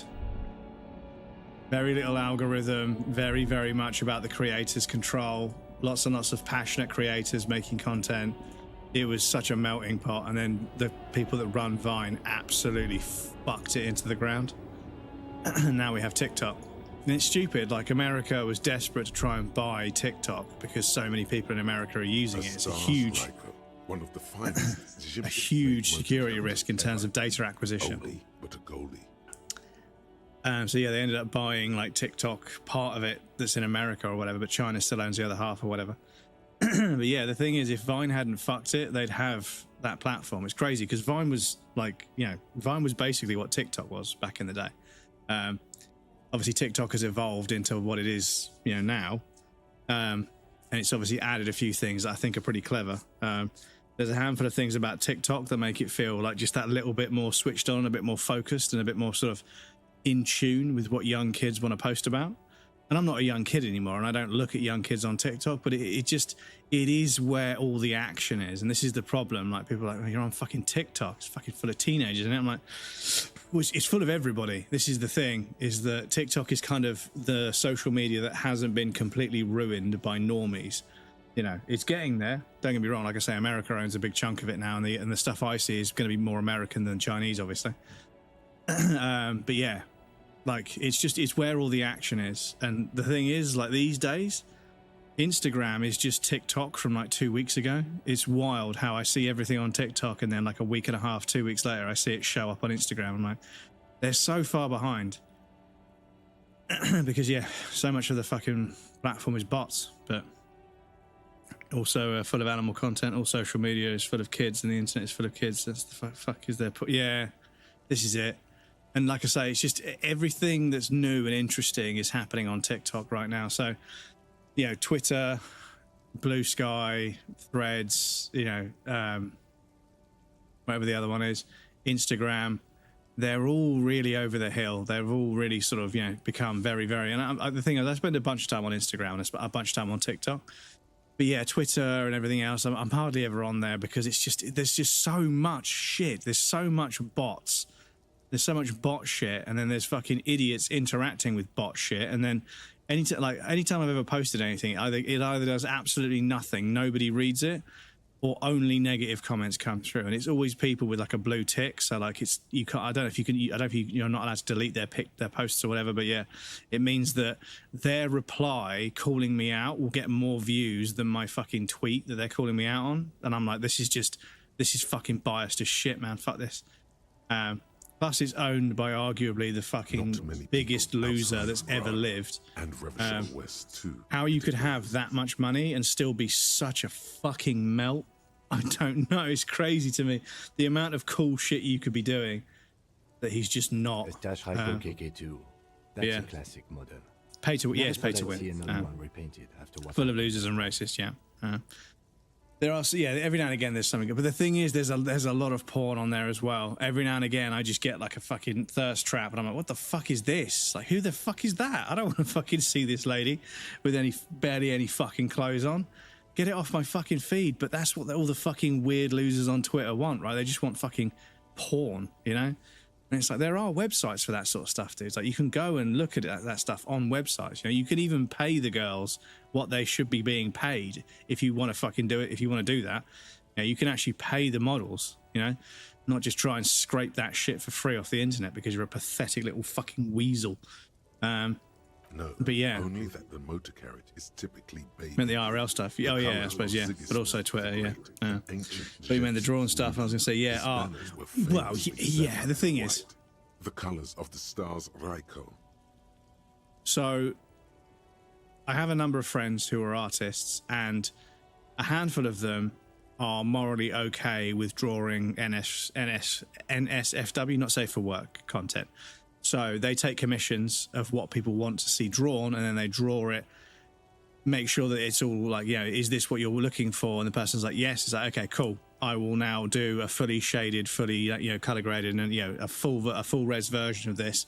Now that you're happy with the composition, and they'll draw that for, you know, but they can't show that to anyone. They can't post it on Instagram or whatever because it's pretty. Some of this stuff's pretty fucking pornographic.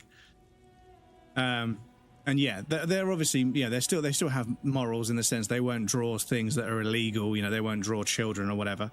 But yeah, if somebody wants a character from one anime and a character from another anime, or a character from one film and a character from another film to be doing something, and they're both clearly characters over the age of 18, and it's a drawing, there's no actual consent required because it's a drawing, it's fan art technically, then, you know, it is what it is. Because they make a living off of that. You know, they work as an artist, but they also do this stuff as well. So yeah, there's art, you know, and I get that. It's fun. Yeah, they're just trying to make a living, and there's a lot of money. There's a lot of money in certain kinds of pornographic artwork. And yeah, they can pay their rent with it, and it's their passion to draw things. So yeah, it is what it is. But again, it's like OnlyFans. I'm not going to fucking. It's not for me.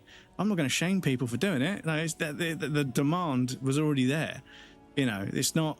They haven't created a demand for it. It was already there. Women were already being massively objectified anyway. It's just the people that have a problem with it. I almost feel like you have a problem with them monetizing it and charging you to see it. It's all gone offline. You can't just scrape it off the internet. That's what the problem is. They can't see that shit for free anymore. That's what they're actually complaining about. Because, like I say, they're pathetic little fucking weasels. Don't even get me started on the fake robot girlfriend you get on Twitter, which never disagrees with you. It has absolutely no backbone whatsoever. It always thinks everything you say is really clever. And it's like, oh my God, how fucking pathetic are you? How fucking spineless and pathetic are you that you need that to be your partner? Like, you are so fucking dry. You are so fucking repulsive to women. You had to invent a robot girlfriend yourself. That's how bad you are at being a man.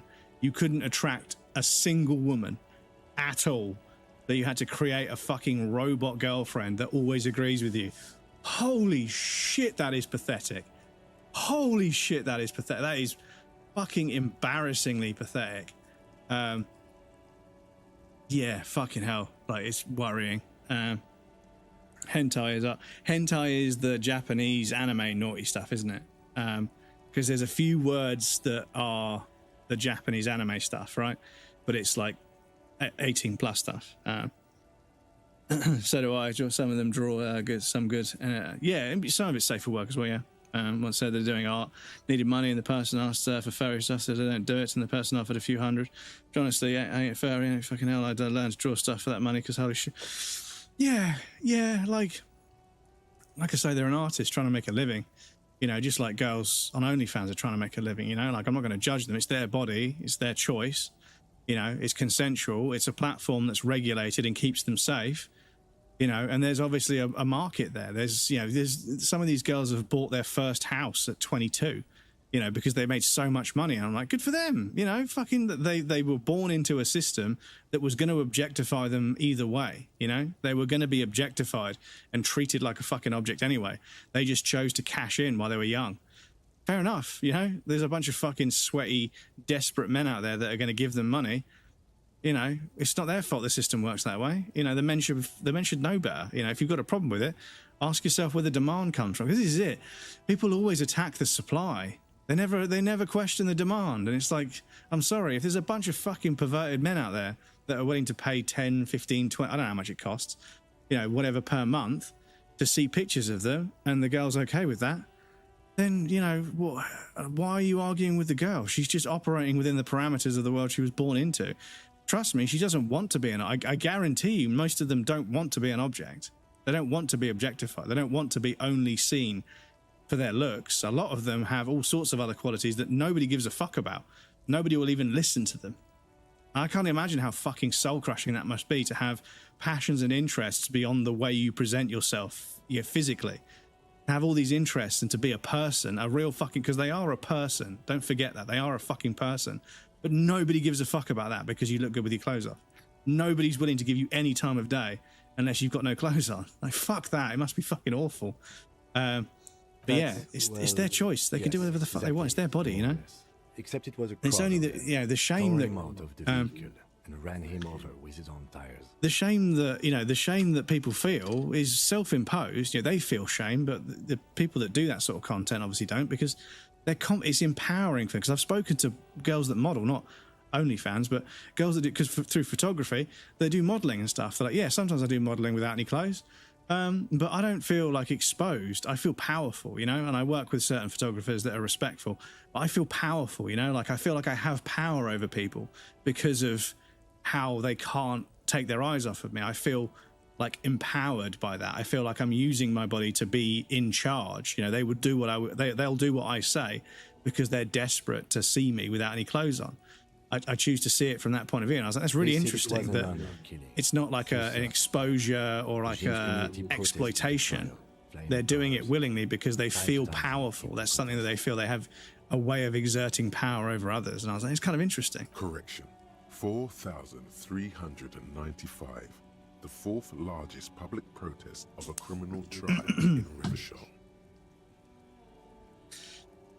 I like when I'm on stuff on Threads and there's soft and it's tasteful. It's like, I like that stuff because it's similar to Renaissance art. Well, yeah, this is it. And this is the other thing, is that, you know, like, you know, adult or provocative imagery has been around for such a long time, you know. And I think that people say that prostitution is the oldest profession. I think there is actually a profession that's been, you know, categorically proven to be older. But yeah, it's kind of been that way for a long, long time, you know. And I think that when women are in charge of the content they post and they're on a platform that protects them and they're able to earn money from it because there is a demand for it, but they're doing it in a way which keeps them safe and also, you know, it doesn't put them at risk, and there are regulations to what they're going to see from the people that are subscribed to them, where, you know, there's a lot more of a framework, and that framework can be used to protect the women who choose to do that line of work. So I think it's safer overall because, you know, before, you know, you had all kinds of like really shady outfits. They're like, yeah, we can make you a model, sweetheart. We can make you a model. Yeah, we're going to make you a star. And they end up fucking working in some diner somewhere, you know, massively in debt. You know, they just use these kids, right? And it's fucking shady, but like a platform that is sort of set up and designed, because this is the thing, is when you see that content elsewhere, it's like, I don't want to see it on my Instagram feed. I'm not on Instagram to see that. You know, if I wanted to see that, I would go to that site, but I don't want to. But it should be contained, because you can't talk about fucking IDing everybody to make sure you're over 16 on social media. And yeah, when there's definitely kids on the platform, and you can't be allowing that kind of content. But yeah, like I say, there's so many fucking weasel, like pathetic little boys on Twitter that want to see it. Is that so, officer? I'll take you at your word. People we are paid to protect. Let's leave it at that. 4 years for murder in Reunion. Yeah, like I think that the perps were women are born as. I mean, I'm a straight white man, so I can't say any of this with any authority or any sort of real knowledge. I know that I don't know. I'm happy to admit that I know that I don't know. From the outside looking in, it would appear that women are born into an environment, a society, where from a very young age, they are then looked at in a different way, and they are looked at with ill intentions. And I think that all the while they are unable to then use that demand to, you know, somehow make a living. They are just objects, and they are just going to be exploited for what they look like. And a lot of them are just very lucky genetically to have the physique they have, right? And the physical qualities that make them attractive, right? So yeah, I think that whether or not they make that kind of content, you know, they're still going to be objectified. Society is still going to treat them a certain way because of what they look like and how they're built physically. So it's almost like the way people argue about it. They're sort of like, oh, these girls, you know, they're making OnlyFans content. They're not going to be loyal and blah blah blah, and they're everybody else's. They're not going to be yours. It's like, dude, like they're going to be fucking like they're going to be stared at and ogled their whole life anyway. You know, like then they can't escape that. That was a fucking birthright that they never asked for. They're going to be objectified. They're going to be fucking groped by fucking awful men. It's just unfortunately how the ratio and the fucking the odds are. You know, heaven forbid anything worse happens. So they're being born into a very fucking hostile, dangerous environment. So you can't really argue with the ones that have figured out how to monetize it, because the other side of society is incredibly capitalist. So if you have an incredibly capitalist society that's very, very prone to objectifying a certain demographic of society, like half of society, you cannot get upset when the outcome of a very late stage capitalism and a very clear demand for something creates a market where people monetize a demand. You cannot get angry about that. That is just what capitalism has done, is it has allowed people to monetize things in all sorts of ways. And trust me, women weren't born into this world where they're going to be objective. They don't enjoy that. You know, it's not a good thing for them most of the time. You know, some of them feel empowered by it, from what I've heard. But yeah, at the end of the day, you can't have a go at them for it. You know, it's the demand, you know? The longer the sentence, the larger the cost. Because like it's like when people are like, oh, the drug dealers, the drug dealers, the drug dealers. The drug dealers aren't the ones, they're not forcing drugs down people's throats. And the thing is, you could arrest a drug dealer and another one would pop up and the problem would still exist. This is the thing. People will find ways to engage in escapism. They always have, and they always will. Now, you can either regulate it and create safe ways for people to escape from the life that they've created, because life is very fucking difficult right now in late stage capitalism, or you can fucking just agree that, you know, unless you make the world so comfortable and easy to live in, people don't have anything to escape from, then you know, you can't have a go at people for escaping. If they live in a world that needs to be escaped from, no matter how hard they work, they're in the same fucking position. It's a very difficult thing to process. So when they take a drink or they take a drug to take the edge off and just escape a little bit and just not worry about things, just for one afternoon, I don't really think that's that bad.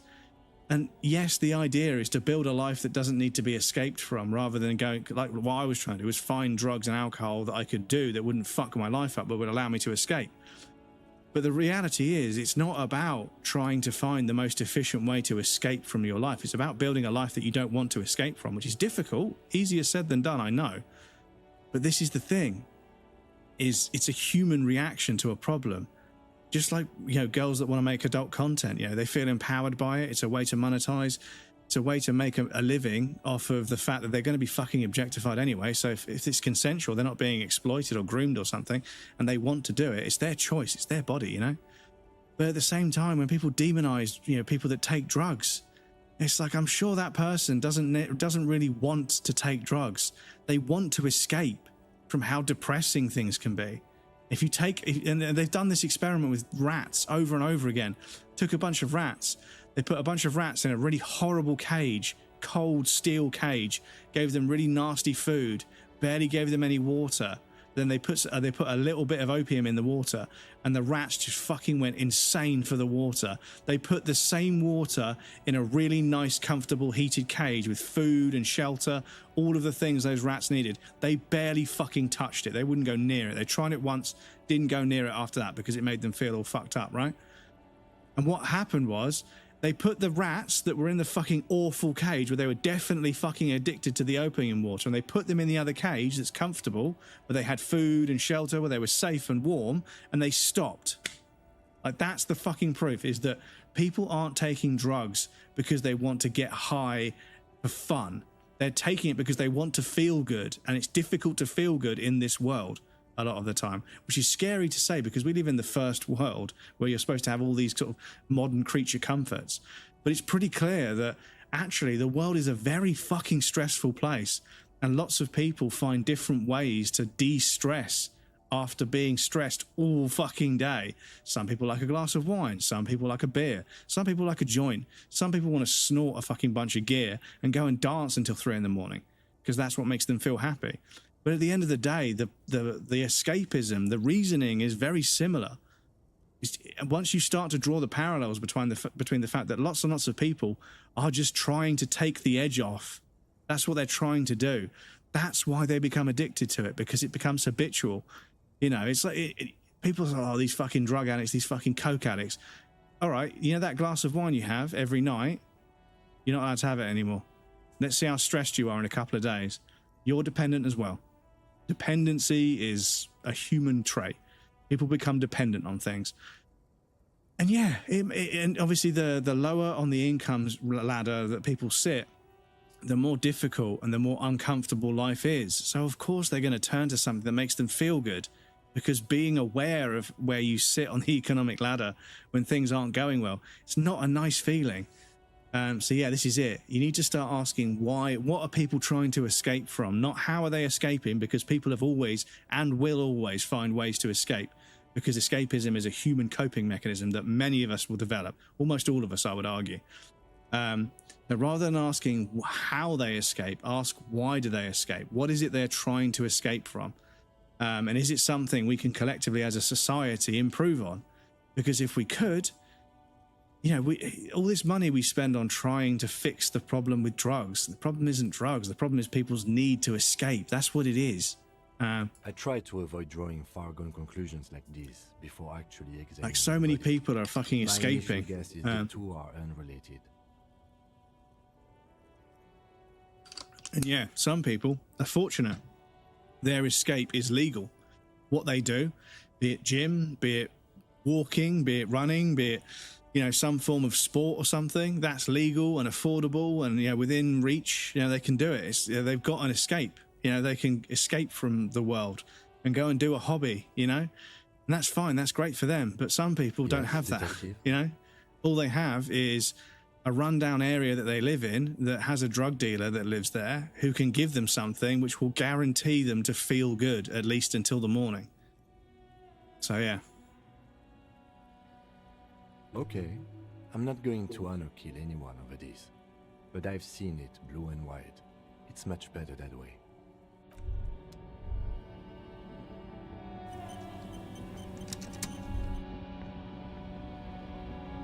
A lorry stuck in the traffic jam. This big, heavy Grad-made machine is well. Trevor Renaissance art once I framed the effort. Men made porn and women figured out how to make it work for them. I see it as fair enough. Yeah, this is it, is that, you know, the whole market, the whole sort of medium of adult content was made by men first, using women, and now women are making it for themselves. And like I said on that podcast, Liliana was talking about how her body has been sexualized and photographs of her have been sold, so people have profited from her body, you know, and now she's selling pictures of her feet because she wants to make some money out of her body herself. And I was like, yeah, I suppose if in your life people have been making money from your body, it's only fair that you do as well, at the very least, you know, because you're not going to stop them doing it, so you may as well cash in as well. I think that's perfectly reasonable, but like I say, I think that expands to all forms of adult content. You know, if people want to make it and it's made in a safe, you know, way where they're not going to be exploited or anything, because there is obviously with the adult industry, there is a trafficking issue. There is a trafficking issue, and that's obviously to do with the kind of stuff that I don't agree with, because people are being exploited. That's not okay. I'm not in any way, shape, or form going to try and even argue or justify that. I think that's completely and utterly fucking wrong. But OnlyFans, where it's the person who's making the content is in charge of it, and that's the one that's being paid for it, and then the platform takes a cut because they provided the platform for that to happen. I think that seems like a much fairer way of doing it, you know. And this is the thing, people, they shouldn't do it at all. I'm sorry, grow up. You know, when people are like, oh, they shouldn't do it at all. There shouldn't be a market for that. Grow the fuck up. Wake the fuck up. Open your eyes. There has always been a market for that sort of stuff. It's only fair that the women that are involved are the ones getting paid. So, as far as I'm concerned, it's not for me. I have no interest in it. But I have no problem with it, you know. I think that it's perfectly fair that they're allowed to do that with their own body. It's up to them. The driver has adorned his space with a substantial collection of peculiar paraphernalia. Not guaranteed bad trips and all that. Yeah. Honor, strength. If I could earn money just by showing my feet, I would do. Well, yeah, exactly. Yeah, exactly. This is it. This is it. You know, because because there are creators where they're like, I never actually like completely undress. I'm always in underwear. I'm like, okay, if that's where you draw the line, that's where you draw the line. That's, you know, it's up to you. They can draw the line where they want to draw the line, you know, because some girls, they'll never do penetration on camera. And some girls will do that, but they won't do the back door. Some girls will not do anything in the mouth. Some girls will not do anything with large objects. Some girls will only ever use their hands. You know, they have like their own, that they can make the content the way that, this is the thing, they're not being exploited or forced into doing things. So I think that because they're in control of the content, they're never going to be asked to do things that they're not comfortable doing. And if they are, they have the choice about whether they do or don't. Whereas the actual industry that existed before all of that stuff was very often forcing people to do things that they didn't want to do. And that's exploiting. That's not, and I don't agree with that at all. I'm not going to, I will draw a line between the two. Some people try and say it's the same, but it's not.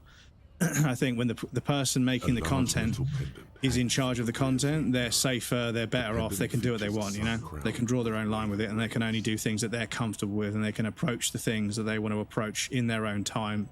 It is you know, and it's their choice, you know? They're not being exploited. Whereas, you know, the adult film industry, there's a trafficking problem, there's an exploitation problem, you know, there's all sorts of stuff going on that's pretty fucking scary. So yeah, don't agree with that. You know, like I say, it's not the sort of content I want to see anyway. But yeah, I clearly obviously don't agree with that.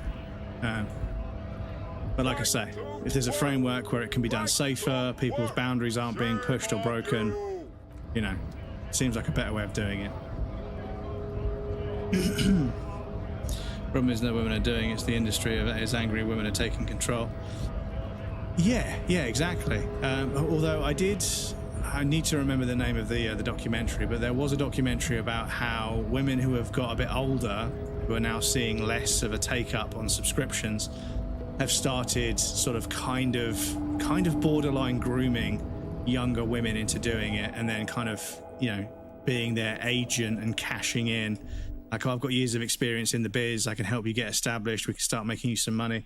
All I ask is a small cut. Hundreds of and the same material you already went through. All remember, Leo, all items on the drawing. But yeah, I did hear about some older women that are obviously starting to struggle, and therefore they're sort of acting as an agent for new people. And obviously they pitch it as they're experienced within the industry, they know how to manage a talent and everything because they've got the experience of doing it themselves. But somebody was saying there is a bit of a concern that obviously this is kind of grooming people into doing it, you know, based on some of the communications that have been shared. Some people are actually taking this a bit far, you know, they're not just being supportive, they're kind of being manipulative, which I don't agree with. Again, as soon as it becomes manipulative or exploitive, you know, I think it's completely wrong. But I think that the current framework where it's just one person making their content that they want to make, that they're comfortable sharing on a platform that protects that content from being leaked as often as possible. It is the internet after all. But yeah, I seem to think that based on the fact that I don't see leaks from that platform all the time, that they're doing a reasonably good job of protecting creators. So yeah, it's up to them, right? If it's safe, they're not being exploited, you know. And like I say, I keep clarifying, I'm not saying this because I'm a subscriber of anyone. It's not the content for me. I can't have a conversation with a fucking video. And as you guys know, conversations are a very big part of how I interact with people. Mr. Dubois, I hear the meeting with Titus was a glowing success. A glowing such success. relief. Titus can be a One of my handful friends is on sometimes. this side, and I'm really respectful for all she wants to do. It's only a small part of her life. Yeah, exactly. Part of the issue, survivor's bias, I'd say. I was curious how many leak sites there are, and so I looked into it. There are a lot of leak. Okay, I didn't know that, and maybe I didn't want to know. But yeah, like I say, I think that if it's being leaked, that's the platform needs to do better. The platform needs to be better than that, because yeah. Now, what can Everard Clare do for you today? Ah, yes, I was informed. It seems to be a big undertaking. What are you hoping to achieve with it exactly? Some good news. A lot of copyright takedowns. Oh, there you go. There you go. A vanity project? Or is this your way of inciting rebellion? Tut tut. I thought you lawmen were supposed to keep the peace. We are. And we will do our best to ensure that's what happens here. Indeed. I'm glad to see you making headway with your endeavors, Mr. Dubois. I look forward to seeing the end result. Is there anything else on your mind? No, you didn't. I know the mailman, Harry. I know everyone and everything that happens in this town. And I This isn't so know much of a there's no platform letter problem, in it's that mailbox someone paying for the content and the person screenshotting and sharing. Yeah, is there not like a thing that stops people from screenshotting stuff? I know that there'll always be people that it's content on the internet. Somebody will find a way to access the file server. Just like I know, But yeah, you'll get it done. from what I Once you understand, stop when people horsing post around, content of that let nature, me know when it's you can't screenshot it or screen. Well, that's what I was told. You know, like I say, I don't have any experience with it, so. It depends. Ooh, excuse I don't me. think what we just got from Mr. Clare was very useful. As I said, it weighs on me heavily. But once we get really talking, well, I'm going to hand you the keys to Martin A's, and maybe even help you figure out who's behind this killing. I'm glad you asked, You Harry. always take a picture The Union is going to off build a modern the youth screen. centre in Martin There's A's. always going to be a way It around will the be screenshot. righteous. Then you can We're screenshot. gonna Yeah. get those teenagers off drugs. You can't and on repost it, roller but I skates. think if you had paid for custom, you can screenshot. Copyright via drivers for video content. That's true. Yeah. Well, yeah. The thing is, like, even like if there's a website that displays it, certain browsers have. Obviously, it has to cache it somewhere to load it on your screen, and you can scrape that data. So it's not as it's complicated, but it's more than possible. Because yeah, like when I uploaded artwork to DeviantArt, they said that nobody can screenshot or copy your work. You couldn't right-click and save or anything. You couldn't do anything. But I was like, yeah, but it's cached on the browser. If I go to the cache for this website, the picture will be there, and it was. They didn't want to listen. But yeah, you're always going to have to cache the information on the client's end user browser to show it on the screen. However, to get this mission off the ground, Harry. the format and the manner in which it's decoded by the website can be controlled, which makes it more difficult, obviously. But the data is the data at the end of the day. Like, once you figure out how it's decoding it, you can reverse engineer how it's encoded, and then you then take the video, take a screenshot, figure out what the encoding would be, look for chunks of information that match that, and then you go from there. But yeah. Yes, the little cul-de-sac on But the yes, coast, YouTube, where all the men are drowned, getting videos neither off of the sea YouTube nor the was bottle. a challenge. Gloomy place But doesn't have that union attitude. They are just going to have to deal with the construction noise for 6 months, and then they'll be living like kings, right next to a fancy new youth centre designed by the inspect best elements, yeah. architects Find the from image and Stella Maris. yeah. I mean, I don't know if you can lock down By all websites to means, stop people Harry, doing that, but yeah. What's on your mind? Mega rich light bending guy? Oh my god. How did that get in there? Damn it to hell, Harry. I specifically told my guys to check all the containers for mega rich light bending guys. But yeah, like, this is it. It's that if you're going to download something to, because I think with video, obviously you've got YouTube, which is going to have a video player, which is going to be decoding something and then showing it to you. But I'm not sure whether any of the video is cached on your side for YouTube, so I'm not too sure about video. But pictures that are displayed, I can't see how that wouldn't be just sent to the browser as part of the assets that make the web page. Whereas the video player on YouTube is actually decoding the information, so the player is what you see, which is why it became a bit more difficult. But it is still pulling video information from a file server, so it is still, you can, people still can rip stuff off of YouTube, even though I don't agree with it, to be honest. Because yeah, YouTube is now, like, if you're a member to a channel, you can download the video yourself. You can just right click and download it, so you can have a copy on your hard drive.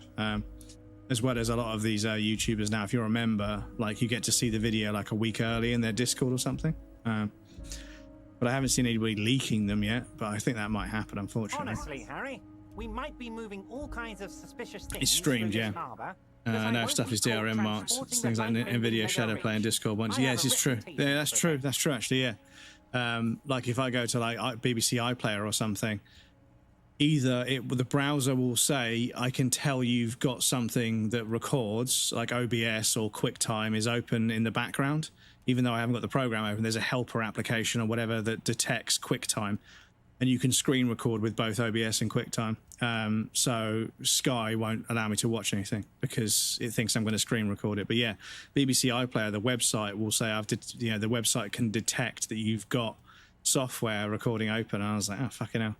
Because when me and Crow were watching one of the World Cup matches, I had to get my phone and a tripod and point it at the TV, and then I had to watch it on this screen on a different browser. It was a fucking mess.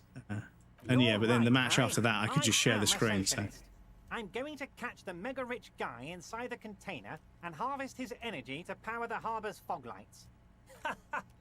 I shudder to think what you're going to tell me next, Harry. Not for 1 second did he believe there's an actual mega-rich person somewhere in his container town. Ah yes, I was informed. Interesting.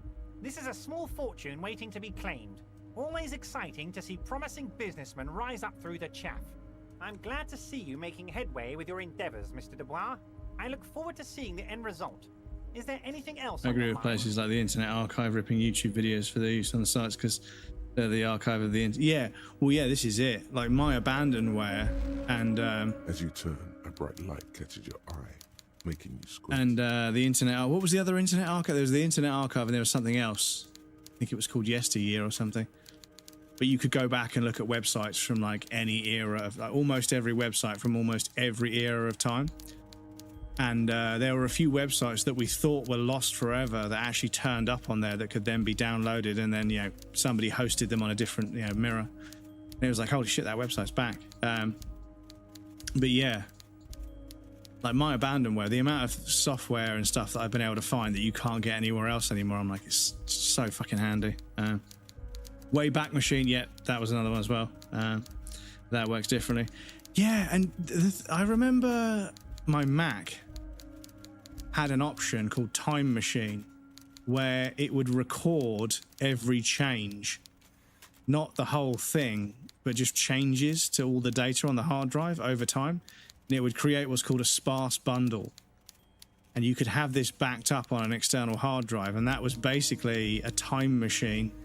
And you could get like a cascading like row of desktops and you could scroll through them years back to like a certain day of the year, and there was a Photoshop document you were working on that you've accidentally deleted. You could grab it and then move it to somewhere, and then go all the way back and move it to the actual hard drive of the Mac, and then go all the way back to the current day. And I was like, holy fucking shit, that is clever. But you need an entire copy of your hard drive somewhere else. It takes an entire copy, which is, yeah, so cool. Not the most efficient way of doing things, but it did save my skin once or twice. Sunset, a stage light, but I've got a Blu-ray burner, so it's just what superstar law officers 20 gigabytes at a time. I can back stuff up forever. Well, for as long as I'm going to be alive, let's be honest.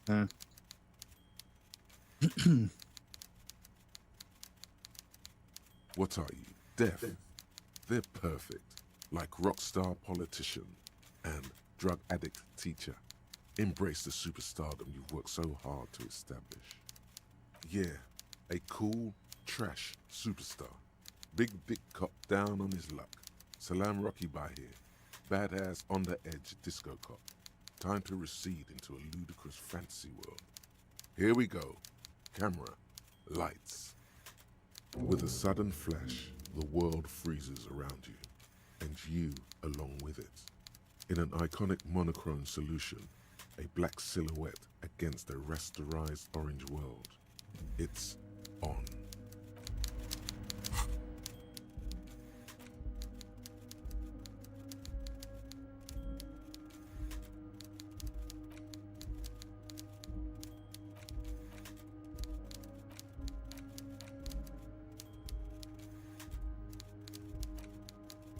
Yeah, because I've internalized the hobo cop. Because I think I need to sleep under a boat. Fucking Disco Elysium did. I think I need to sleep under a boat to be fully confirmed and get the trophy for hobo cop. But I might have it already.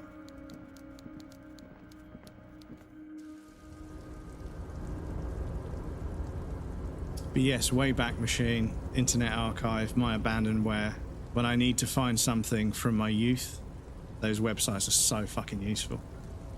Because yeah, I have got a copy of Silent Hill 2 on I've got a PS2 copy. I've got the special edition of Silent Hill 2 on PS2. The case is fucked, so it's not worth that much. But yeah, I did get the PC version at some point from like a second-hand charity shop. I was like, oh, there's a PC version, but it was absolutely fucked. Let me go see if I can speak to this guy now. The door seems to be locked. Oh. Conclusively. Oh, okay.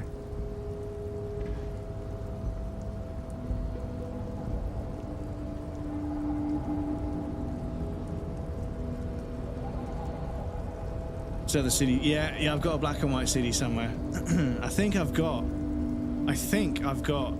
the disc copy of Carmageddon, and I've also got a disc copy of Simpsons Hit and Run, and the Punisher game as well. A couple of games that I really fucking enjoyed. So if I downloaded a patch from the sketchy site, I could still play it on modern hardware.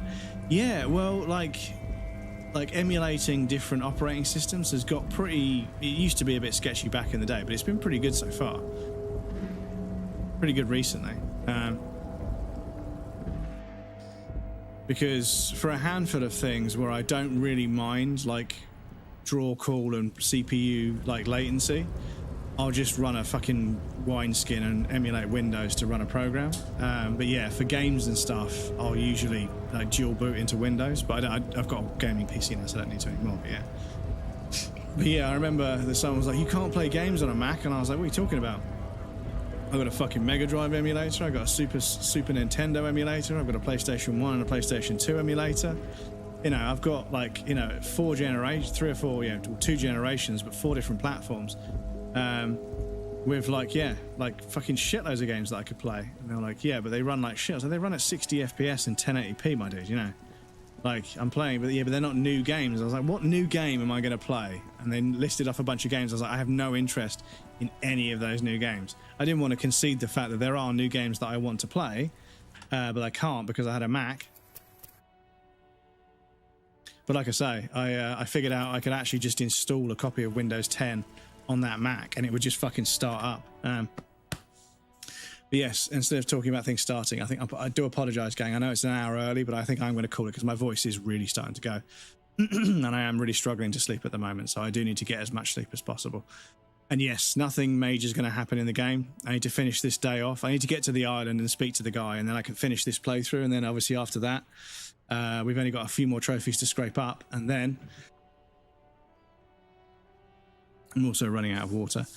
But then after that, we are a free agent to play Heartworm, and then maybe 1 or 2 other bits and pieces. And then September 24th, Control Resonant drops. So at least 5th, 6th, 7th, 8th, or 9th, or whatever, the beginning of September, I want to start playing Control again, because I want to do a proper playthrough, like a 100% playthrough. I want to do everything I can do in Control, so it's all fresh in my memory for when I go to play Resonant. Because yeah, like I say, I dual booted my MacBook Pro into Windows 10 so I could play Control. I was so desperate to play it, and I was like, yeah, it works really. It's got an 8GB GPU, so actually the textures were pretty good, and the CPU is pretty strong. The RAM's pretty good. It's pretty fast, but it is thermally throttled, so I had to be a bit reserved on the settings. But yeah, Oh my God, I loved Hit and Run as a kid. Simpsons Hit and Run. Yeah, it was so good, dudes. It was so good. Such a simple premise. It was like Grand Theft Auto, but The Simpsons. And it was just, yeah, it was so fucking good. But yeah, the Punisher game was fucking memes. I love that thing. I love that game. Def Comedy Jam, the fucking Rumble fighting game was great. So many good PS2 games, dude. So many. I mean, I've lent them out to people a lot, so I've lost a lot of them. But yeah, I need to double check. I don't know if RPCS3 has got good enough on my Mac, on the Mac build, because it was always a bit choppy. It was like 20 FPS because it was PS3, which was complicated, and also it was on a MacBook Pro. But RPCS3 got a lot better, like a lot better, and I was able to play a bunch of games at like 1080p, 1440p, 60 FPS, you know, and they were PlayStation 3 games, which were never designed for anything like that until they were 720p games at 30 FPS. So yeah, it obviously got pretty clever, and it's only got better since. So I might try RPCS3 on my Mac again and see what performance is like. Because yeah, being able to play PS3 games on the go would be really fucking handy, but it depends on the battery life. Yeah. Rumors are the new Xbox will be able to play games back to the first Xbox. Yeah, and Sony has kind of fucked up. They have, I mean, Sony's fucked up in lots of different ways. They've really, do you know what's fucked? Like, sometimes I can't add, like, the game is on Game Pass. Not Game Pass, not Xbox, so we're talking about Xbox.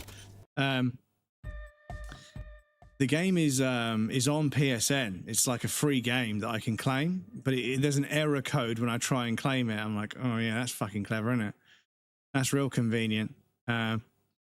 But yes, I hope you guys don't mind. But yeah, I'm going to rate up a little bit early tonight because yeah, I need to get to bed. I need to get some more sleep. Because yes, my voice is going, and I desperately need to get as much sleep as possible because I'm not going to get better unless I do that. But yeah, I want to play the game, but we have played it 3 times in a row now, and yeah, I can feel the interest is waning. And I know that I want to kind of play something else. I love this game, but yeah, the trophies are very, very complex. I respect it and I like it, but as a stream grinds 100%, it's a bit, you know, time for Silk Song. Yeah, Hollow Knight is on the list. Hollow Knight's on the list. Silk Song's on the list. I've got 100 games on the Steam wish list, 5 or 6 on Game Pass, and about 15 or 20 on PSN. There's always something to play. Always something to play. Anyway, let me snooze this ad because I need to have a quick look and see who is on for a raid. But YouTube, we'll end the YouTube video there. Thank you to everyone that hangs out in the YouTube videos. Don't forget to like and subscribe. All that social media bollocks. But thank you to everyone that watches the YouTube videos. I genuinely really appreciate it. Having some content on another platform, having the ball rolling, starting a community and building a subscriber base on YouTube is very important to me because I feel like Twitch is kind of suffocating me a little bit. I'm not going to lie. So YouTube is a very, very big focus of mine. And I try and reply to as many comments as I can. And I also want to start thinking about content I could make for YouTube that's more aligned with streaming because I don't want to start making video essays as well as streaming. That would be a lot of work. And I think I don't think I've got enough to say that hasn't already been said. And I'm going to be the honorable thing and not add more content to the pile when there's already dozens and dozens of people making content like that. But anyway, YouTube, thank you for hanging out. I'll see you guys next time. The next stream will be Wednesday, 5 p.m. UK time. Hopefully I'll